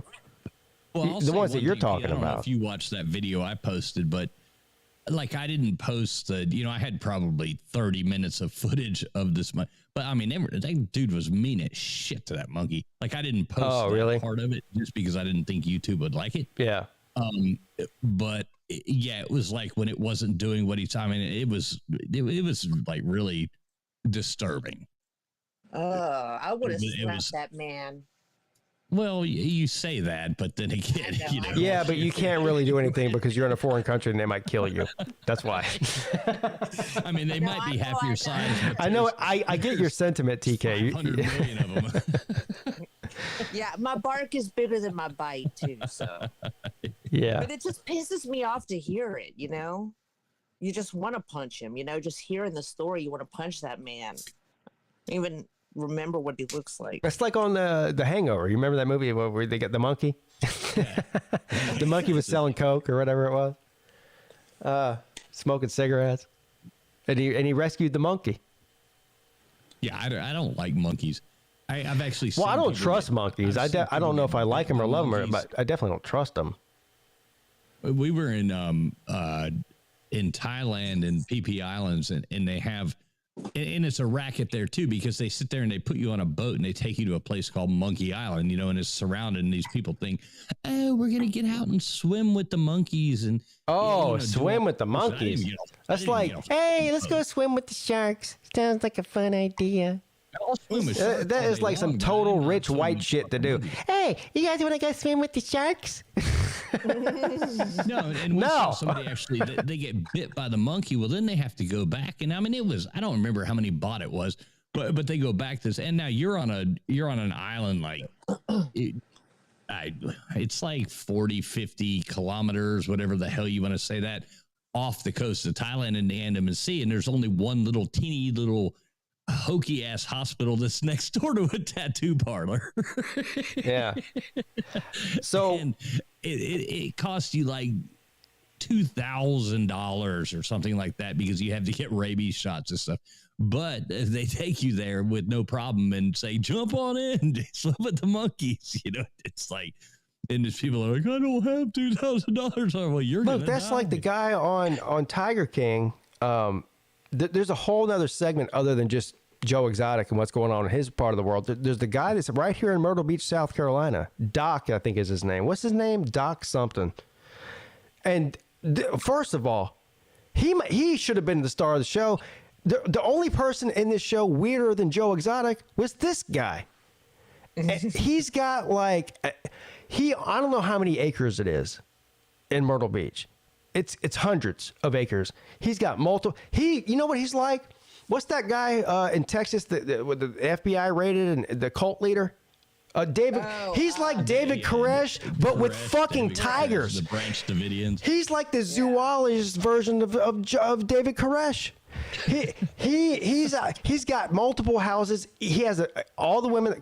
First of all, he doesn't hire anybody but like 20 to 25-year-old women that love pets, right? He's preying on people who love animals, and so they come in there, and clearly he's fucking all of them. It's like a cult, and they're literally fucking this old greasy looking dude just so they can mess with tigers all day. Let me tell you something. He's got the biggest like wild animals safari business or whatever the fuck you call it in the state of South, probably maybe in the country. here's the funny thing. Before Tiger King thing came out, we go to Myrtle Beach every once in a while with the kids when we have young kids. So we were up there and we're looking for shit to do, you know. And your flyers, when you go to the Pancake House, whatever the fuck, they got flyers of shit to do. So we're like, okay, what are we doing? I was like, oh, look, honey, a tiger safari. And this is this guy's business, this doc, whatever the hell his name is. And so I was like, this looks cool. You can pet tigers. There's all kinds of animals there. I was like, I love animals. Kids love animals. Whee! So we call the place. And we're like, how much does it cost for a day pass or whatever the thing was? It was like $500 a person. And I go, what do I get to do? He's like, you can ride elephants. You can ride a tiger. I go, ride a tiger? What? You've got a bunch of hot chicks. There's chicks running around in bikinis with tiger cubs and shit. This shit is crazy. It's a Wild West out there. Right here. This is like the Hugh Hefner. He said you can ride an elephant. He has elephants there, bro. I'm telling you, he's got crocodiles, elephants, he's breeding all. He's like the breeding all kinds of different new species and fucking all these girls. It's wizard.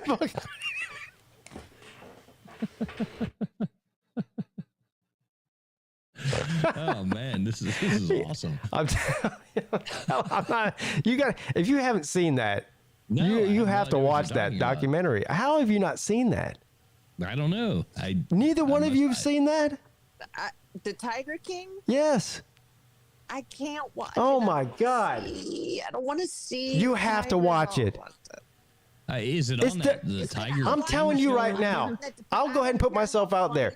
The Tiger King is the best documentary in the history of documentaries. I never watched it. I couldn't. Oh my God. There's certain things I can't watch. I was never able to watch that one Netflix documentary about that one kid, that Rodriguez kid that got. He was like an orphan or something, and he kind of got. The system, he fell through the cracks, right? It was like a real story, a documentary. I couldn't watch that. I couldn't watch Jeffrey Dahmer, and I couldn't watch Tiger King. You have to watch Tiger King. Tiger Cat. How can you be named Tiger Cat and not watch Tiger King? This just seems unnatural to me. Because that Tiger King sticks him in the... Now, I know y'all probably thinking, well, what about LSU Tiger? Now, here... Well, you know how I feel about it. I feel the same way you do about it, but that doesn't mean you can't watch the documentary, though. But if it makes me sad, there's more to it. Actually, it is sad. You're right, but it's reality.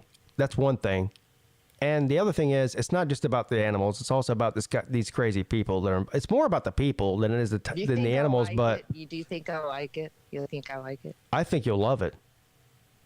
I don't think you'll love what happens in it, but I think you'll love it. I might try watching it. I might check it out too. I've never done it. I'm telling you, dude, you've got to watch it. There's like certain things that I just like when I heard about that one documentary that everybody said was the saddest thing they ever saw. I'm like, I'm not watching it because just hearing about it, I got depressed. Right? Traveling Fools. Jeffrey, huh? Oh no, go ahead. Oh, and then the Jeffrey Dahmer story. That one. Yeah, I couldn't watch that. See, we're opposite. I watched about three episodes of that, and I was like, "What am I doing? This is really freaking me out. Like, I can't watch this." It's too dark. Well, I didn't like the Jeffrey Dahmer thing because I won't go into detail, but because they altered facts, Yeah, I don't know anything about that. It just creeped me the fuck out. I was like, this is way too dark for me. And I can watch just about anything, but that was a little bit too creepy for me. I don't know. I couldn't do it because maybe in a bad mood. Well, I mean, that happened when I was, in grade school and shit, right?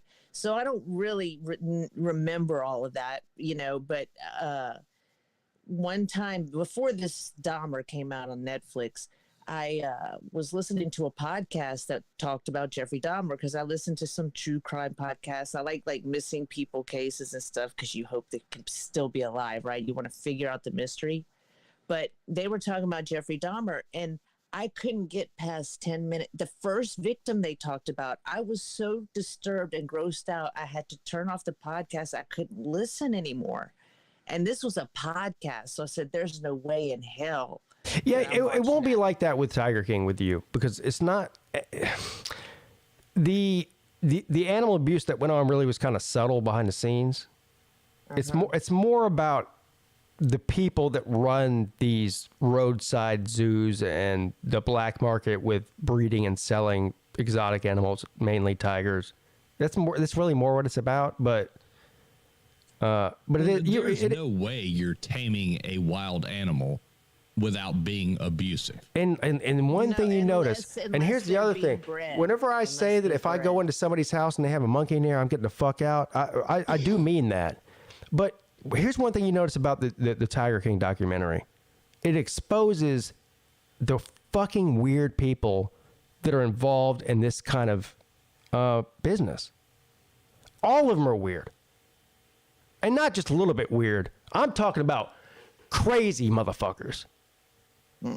I'm talking about the craziest people that you can imagine on the planet. That's who these people are. These people that are engaged in these roadside zoos and breeding and selling exotic animals. These people are completely batshit crazy. All of them. Every single last one of them. And I remember when I just remember everybody talking such great things about it. Like I just was like, well, it is entertaining, and mainly the reason it's entertaining. That was they raved about that documentary. Joe Exotic if you can make a cartoon character from the 1980s an actual human being, that's Joe Exotic.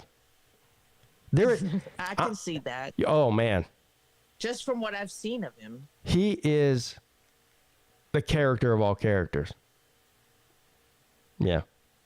Yeah, I just never watched it. I remember it was the thing to do, and I'm kind of anti thing to do. So I didn't watch it just out of That's just silly, man. That's just silly to say. Everyone else liked it, so I'm not going to watch it. I mean, come on, watch it, dude. I'm telling you, just watch it. Well, just watch it. We're surrounded by idiots, so when the majority of people like something, I have a tendency to say I don't like it. All right. Well, I'm telling you otherwise. All right, I'll check it out. And do it for research reasons, or just for just for. And the reason I watch stuff like that would be, I'm interested as a human being to see that there's actually people out there that are doing this shit. It just blows your mind that people do this kind of thing.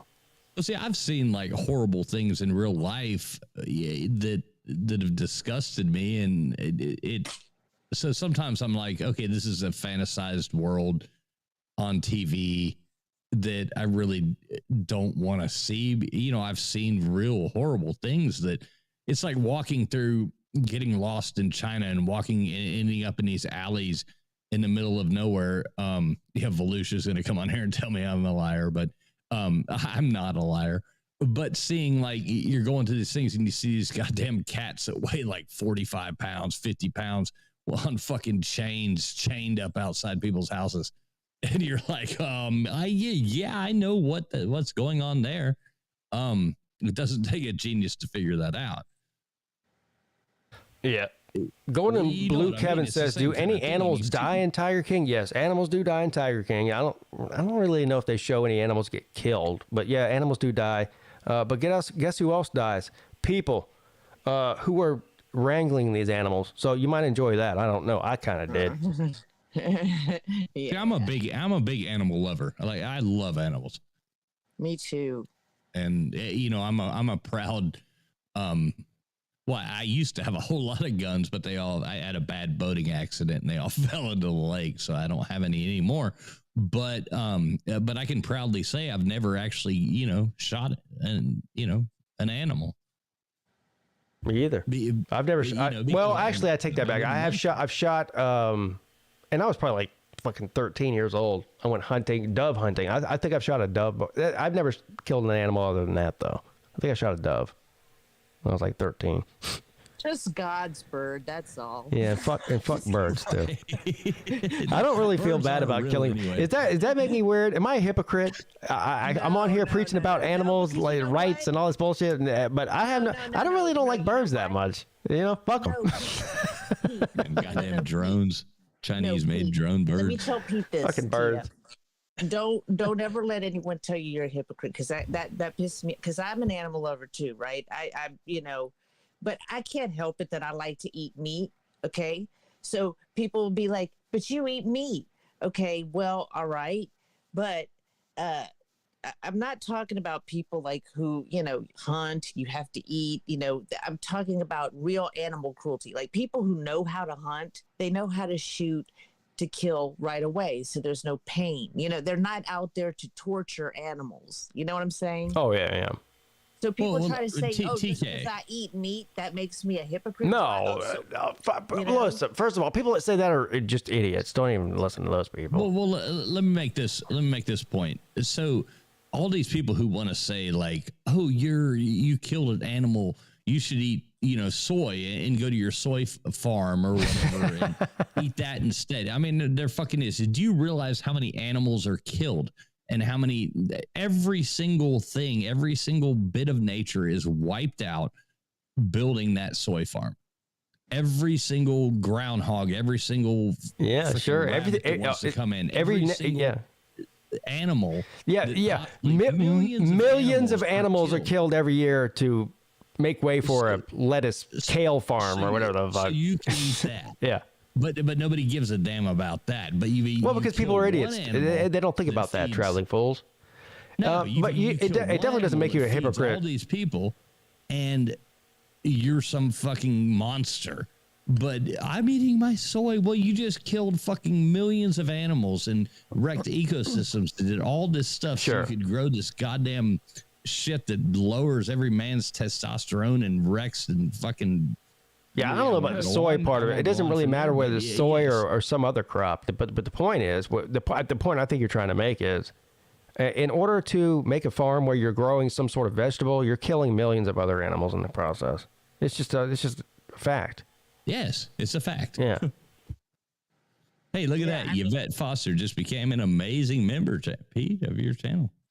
Hey, Yvette. You are amazing, Welcome Yvette. To amazing, Yvette. And Joey. Yeah, look at that. Look at that. More people should join the damn join. Have you got any join stuffs coming up, Pete? Well, it depends. I would love to do a join deal for the Super Bowl. But I don't know. Well, let's give one away. You want to give one away? Well, I'm not telling you to do that. No, let's give one away. Well, don't ask me. If you want to do it, you do it. Let's see who gets it. I can't get a straight answer from Mrs. Peete. She keeps messing with me.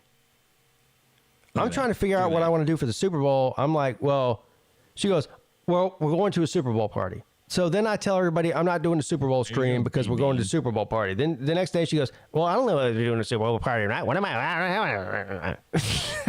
I go, what? I said, you just told me we're doing the Super Bowl party. Now I planned my life around that, and now you're telling me you don't know if we're doing the Super Bowl party.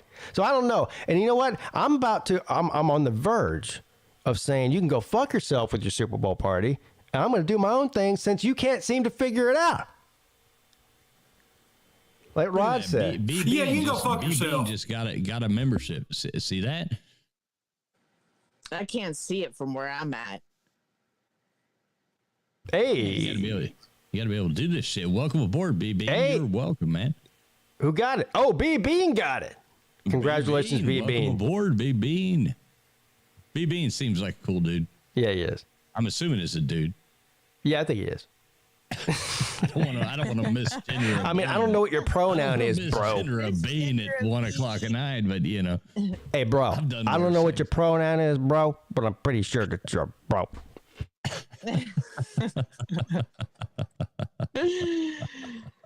Yeah, more people should join that. Those streams are really fun, like the private streams, because like honestly, shit's a little more real in there. You know, you don't have to be so watch what you're saying and shit like that. You know, it's more like intimate. Well, you know what I mean. I don't mean it like that. No, I know what you mean. Barry White starts playing at the beginning of every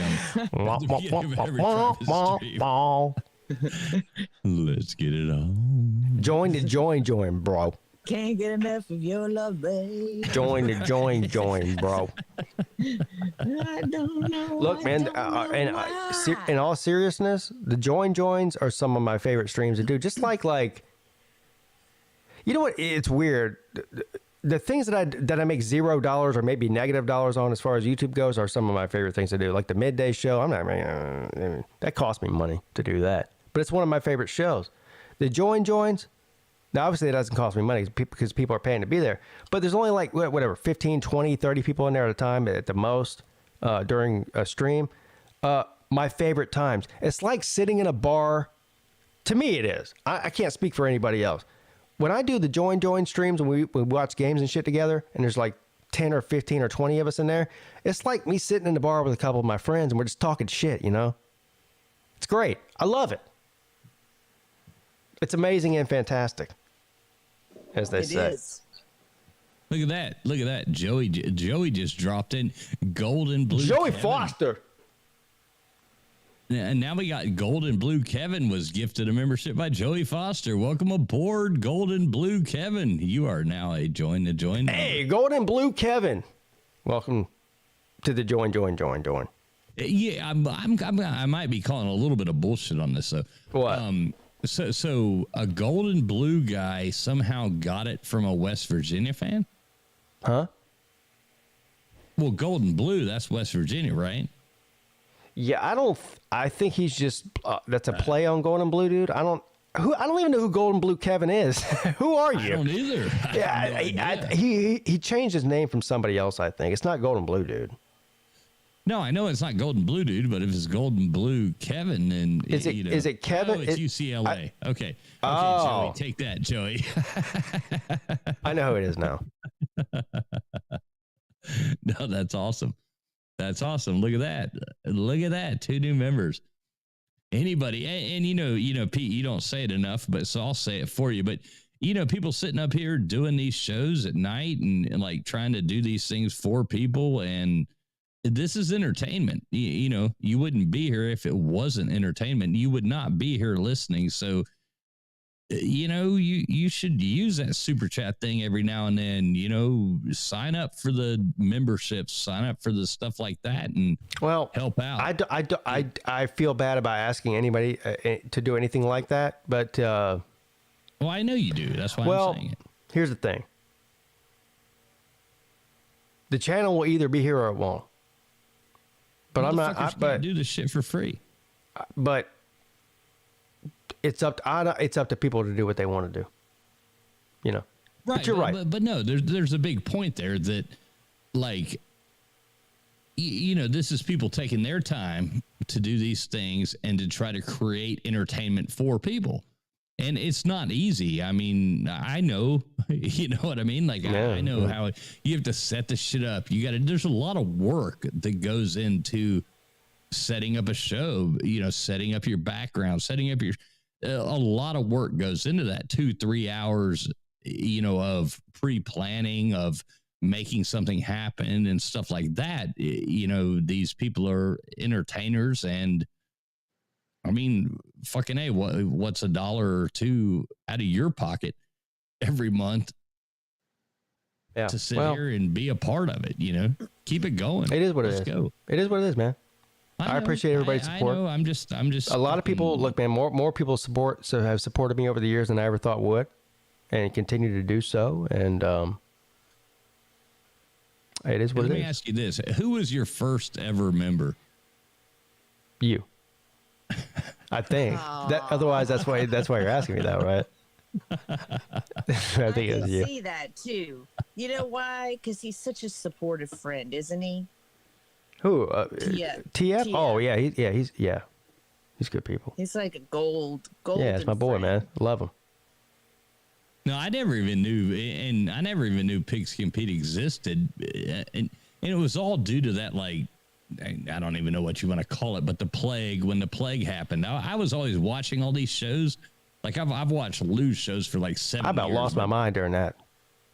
I never watched a live stream he did, or I would just go through and come in here at night after work and be like, college football video. Oh, look at this. And I followed Lou and unfollowed Lou and followed Lou and unfollowed Lou. And finally I realized, I'm like, yeah, he's just a fucking troll, asshole. Yeah, but I like him. And Coach Coop, I found Coach Coop like way early. And Coach Coop was the one who actually told me, Pete, he was like, you should follow this Pigskin Pete guy. No, I didn't know that.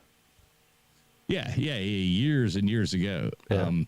So I did. You had like shit, not shit for followers, subscribers or whatever. But I started watching your videos, but I never commented on anything.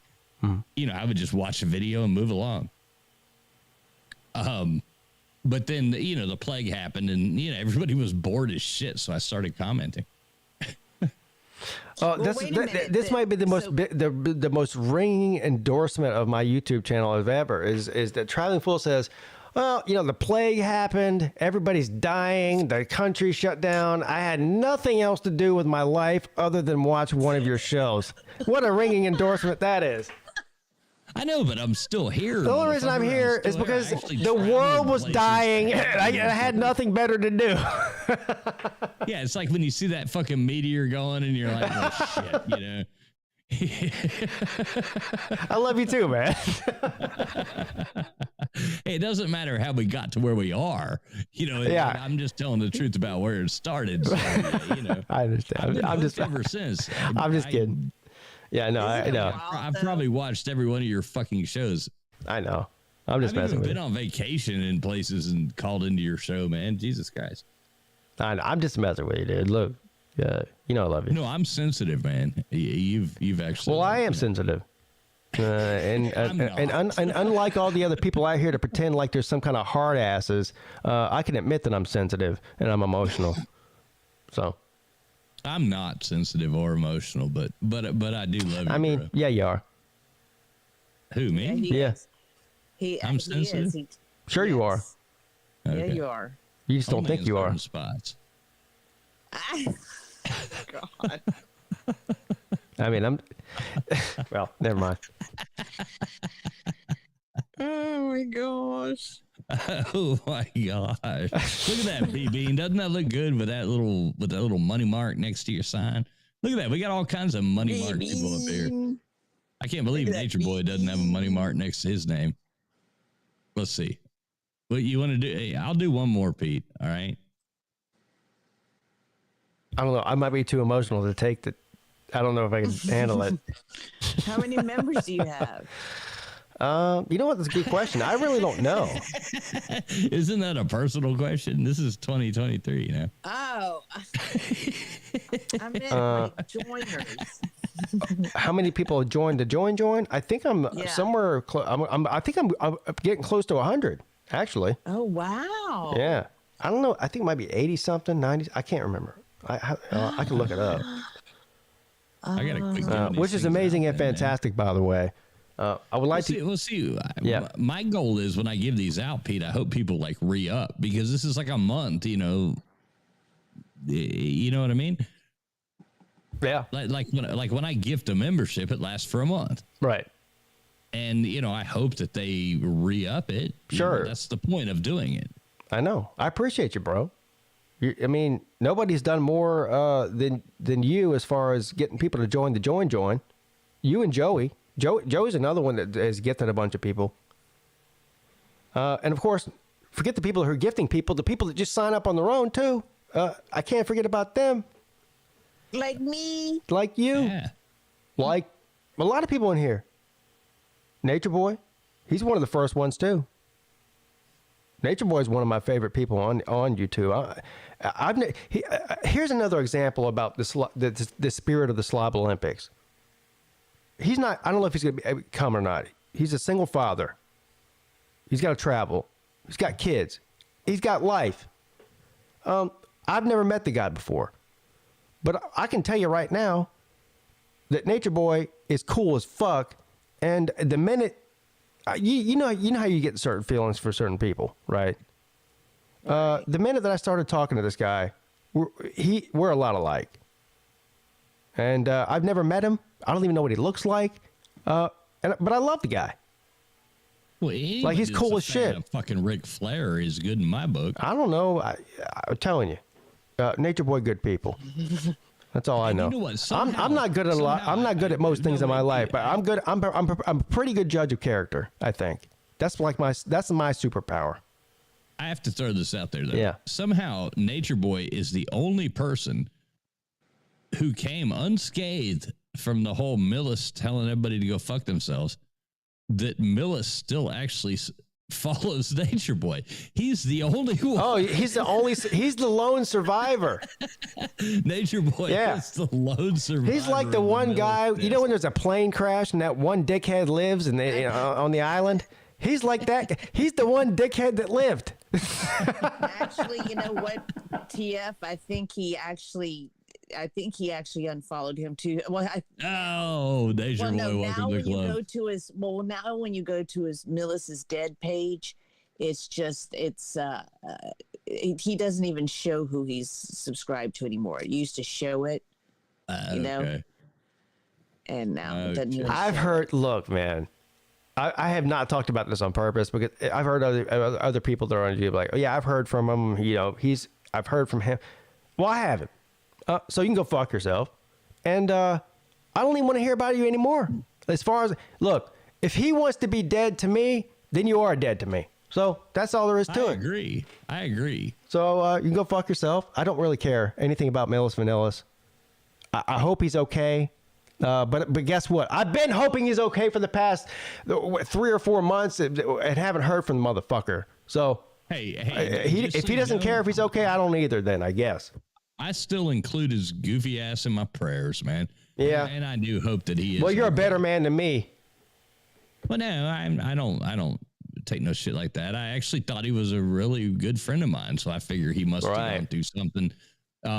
Whatever, I don't know.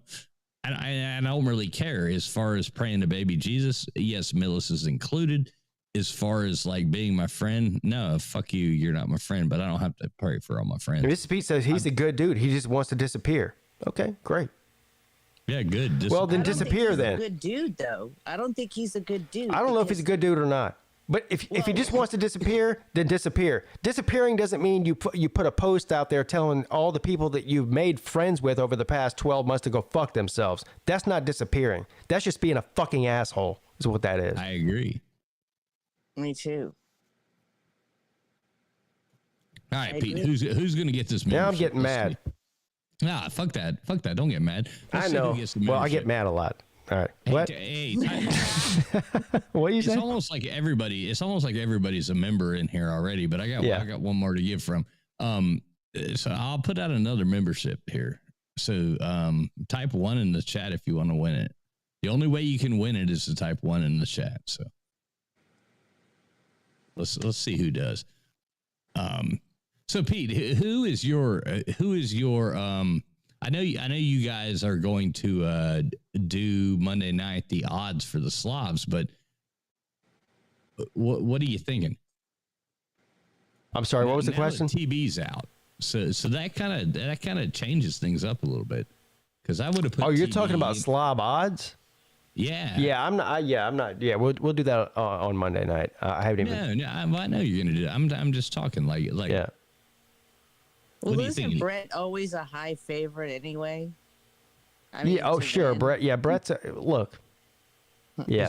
Is Brett coming? Yeah. Used to live here. Yeah, he's coming. Okay. Oh, I didn't know. I don't know. Why would you think he's not coming? Well, I don't know. I just haven't heard like a confirmation that he was. Yeah. He's coming. Okay. You know Brett's coming.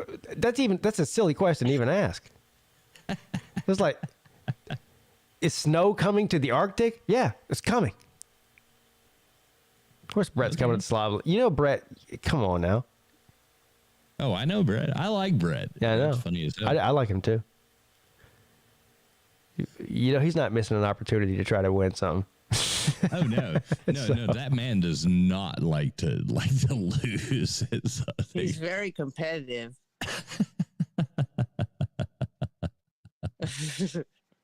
Nah, Brett's not competitive. So James Thompson is the first one to type 1. All right, let's see. Back when you asked. I know. We'll see. Let's see if James Thompson gets it. All right. Wait a minute. I gotta switch this. Damn it. The real MVP are the wives and the girlfriends. Well, you know, that's you know what? You're kind of right, but I think the real MVPs are the real MVPs, the people that are competing in the event. So I'm just going to go ahead and throw that out there. I know that sounds probably insensitive because the wives and the girlfriends are amazing and fantastic. Look at that. Vandy Dandy. Vandy Dandy. The person that I probably wanted you to award that to the least. That's in this chat. Vandy Dandy. I'm just kidding, Vandy Dandy. Vandy Dandy's been around here a long, long time, man. He's one of the OGs around here, actually. Oh, yeah. Yeah. He's Vandy Dandy. He's been around here a long time. Dandy. You know. I mean, I don't always see eye to eye with Vandy Dandy. Let's put it that way. but I don't have any problems with the guy. Seems like good people to me. Yeah, I was kind of like that with him too, I think, in the beginning. I wasn't sure. I'm not sure if he liked me so much in the beginning. Not really that sure now, but I mean, he's okay. I don't have a problem with him. I don't like that with most people, but and there's people that have been on here for years with me that I don't necessarily have a problem with, but I don't take criticism well. Let's put it that way. I like it. Yeah, I don't take it very well. Maybe I'm weird like that. But, yeah, I guess you are. I kind of like it. Well, especially if it's criticism about shit that they don't know what the fuck they're talking about. Then I definitely don't take it well. But that's you too. It is what it is. Yeah, Yvette says she enjoys the Slob Olympics. It's sad that we aren't coming this year. Yvette, I really wish that you guys would come. I mean, you've already got a hotel reserved. You've got it all done. You actually have a room reserved, waiting to cancel. Come on. Well, would you look at this? Finally, I've been on here for over 5 years doing this thing on YouTube. Finally, Mrs. Peete gets it. What? What did she say? I can't. Finally, she gets it. This is like a monumental moment for me. I can't see a chat room because I don't have any, like. She said, "Pete, you act like a child." Yeah. Now you finally get what the whole point of the YouTube channel is. Welcome to the party. Now you finally realize what I've been doing. This is great. I can't wait to meet Mrs. Peete. This is honestly great. Now you finally I've been trying to tell you this whole time. And now you finally get it. I love you.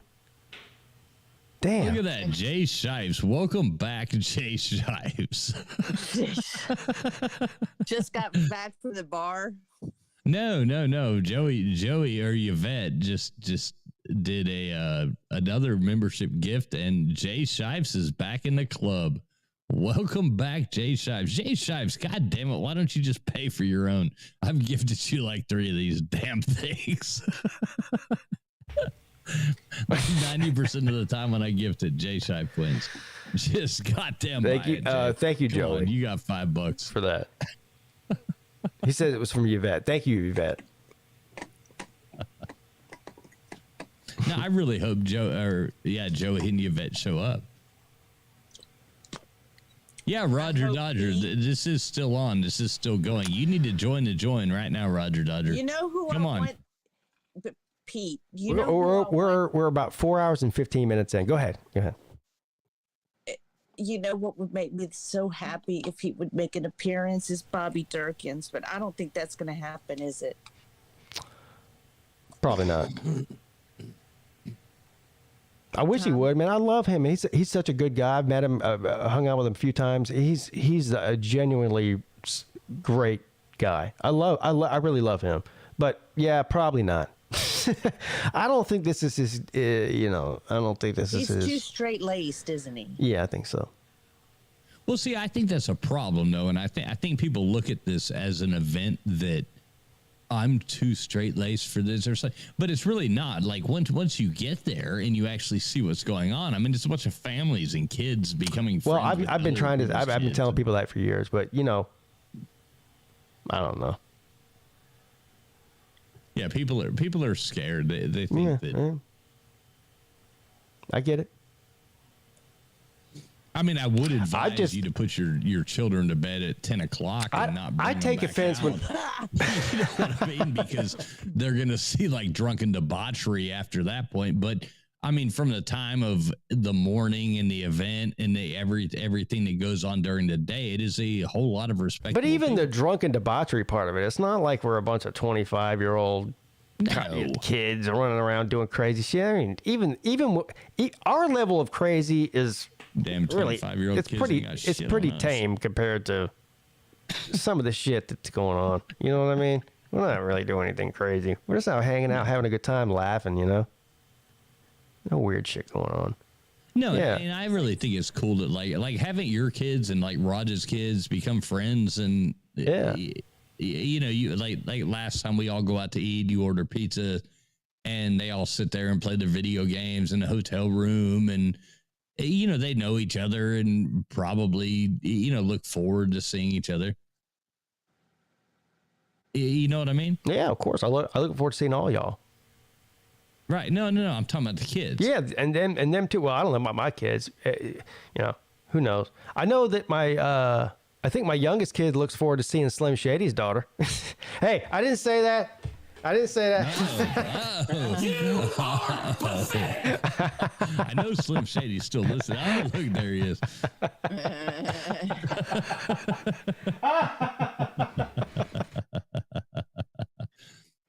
Could you imagine, Pete? You might. What if all this ended up being that you and Slim Shady Canes became like what family? In-laws? Man, stop it. They're kids. That would be. Oh no, but you're setting the road to this. I mean, this is like. This could be like the major. Hold on. Let me ask you a question. Just like legally and otherwise. If our kids got married, what would that make me and Slim? In-laws. What laws, though? Brother-in-laws? Would he be my brother? No, they what? weren't. Daddy-in-law? Yeah, Papa-in-law. Well, no, okay, wait, no, you would be. Hold on, let me think. Hang on. Slob-in-law. Slob-in-law. Slob-in-law.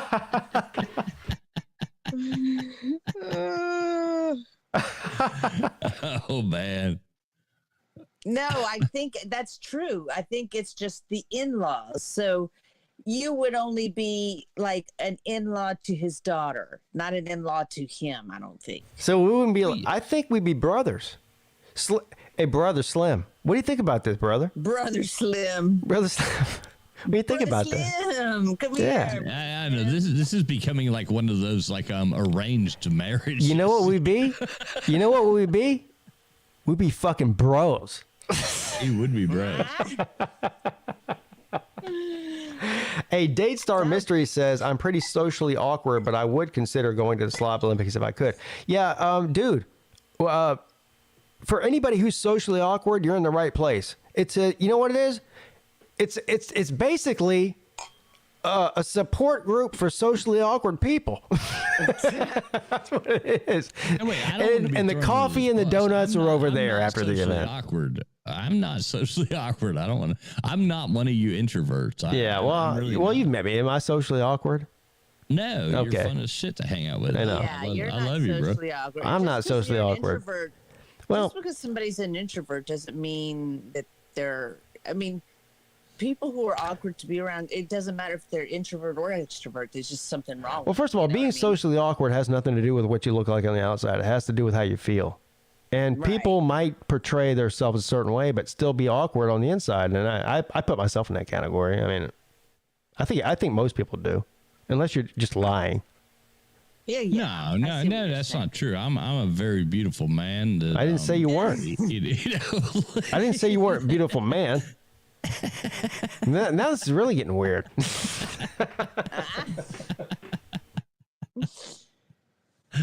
This might be the greatest stream of all time, by the way. 4 hours in, and it has been a complete and total roller coaster.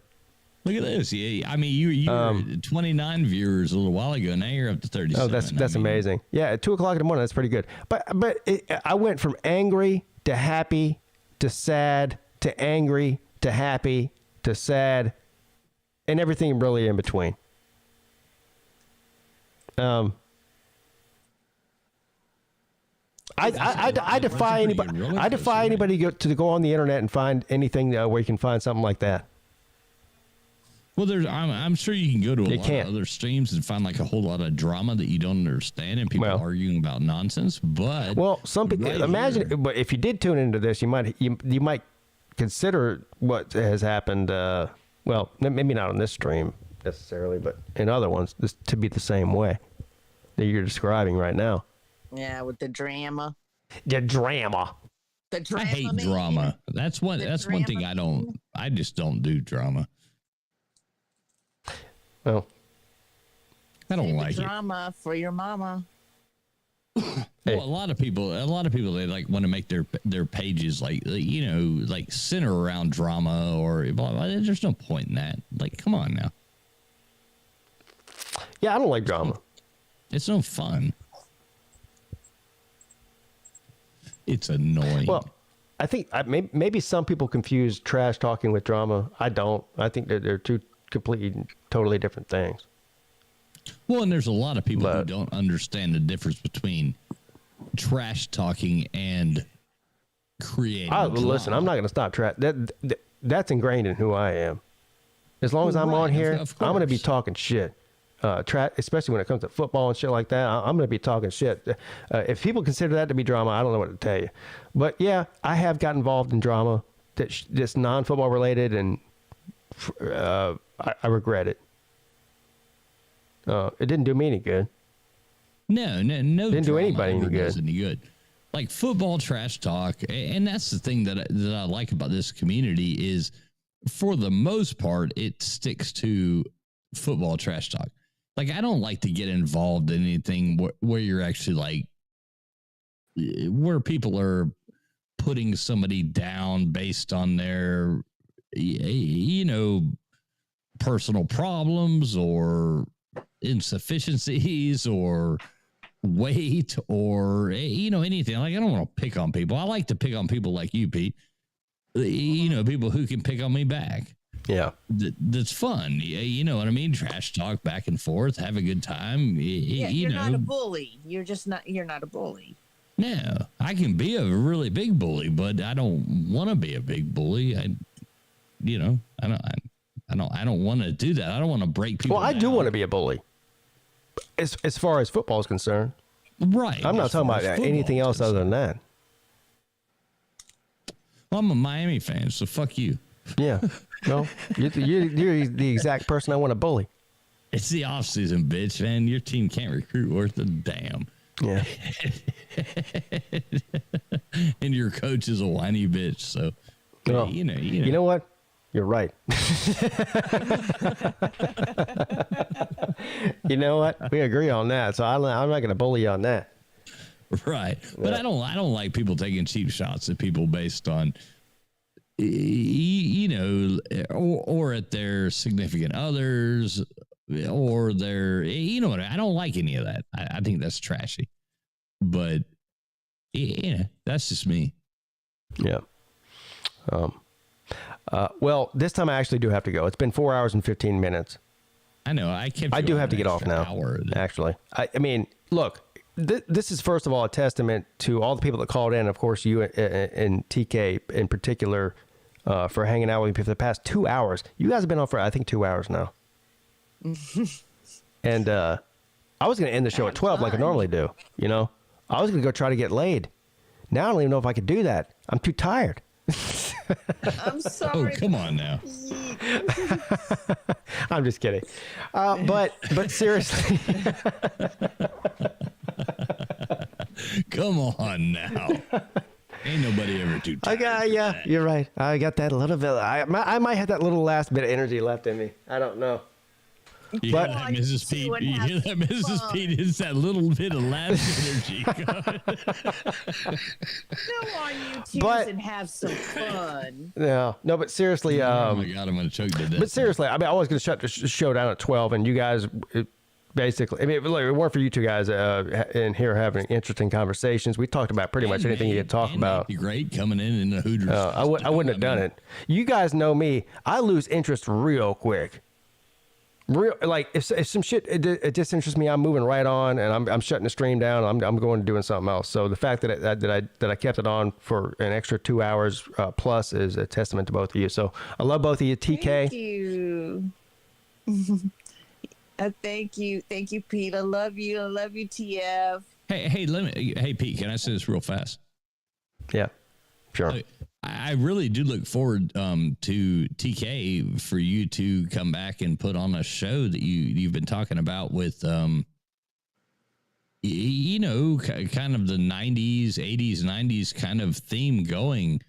I really do look forward to that. And I hope you get on that pretty quick because I'm excited. I really am. That'll be a lot of fun. Yeah, I'm working on it. Yeah. So I look forward to that. Things are going on here at Tiger Cat Studios. All right. Well, I'm very much, you know, I've heard a little bit about it here and there and like the YouTube world, and I'm very much looking forward to it. That'll be cool. Thank you. And Pete. Yes. I'm gonna kick your ass at Slob. Yeah, go fuck yourself. All right. Hey, man. Yeah. It's going to be like a big pain, bringing down the pain once again. You just make sure you're there. All right. See you later, fools. All right. TK, love you.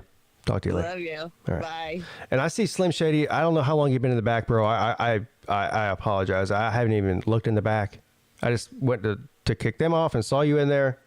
So I apologize. But look, everybody, great show tonight. Long show tonight. Everyone have a safe weekend. I'll be back, of course, Monday morning at 11 a.m. For the midday show. Thanks for all the people that support the show. Love all of you.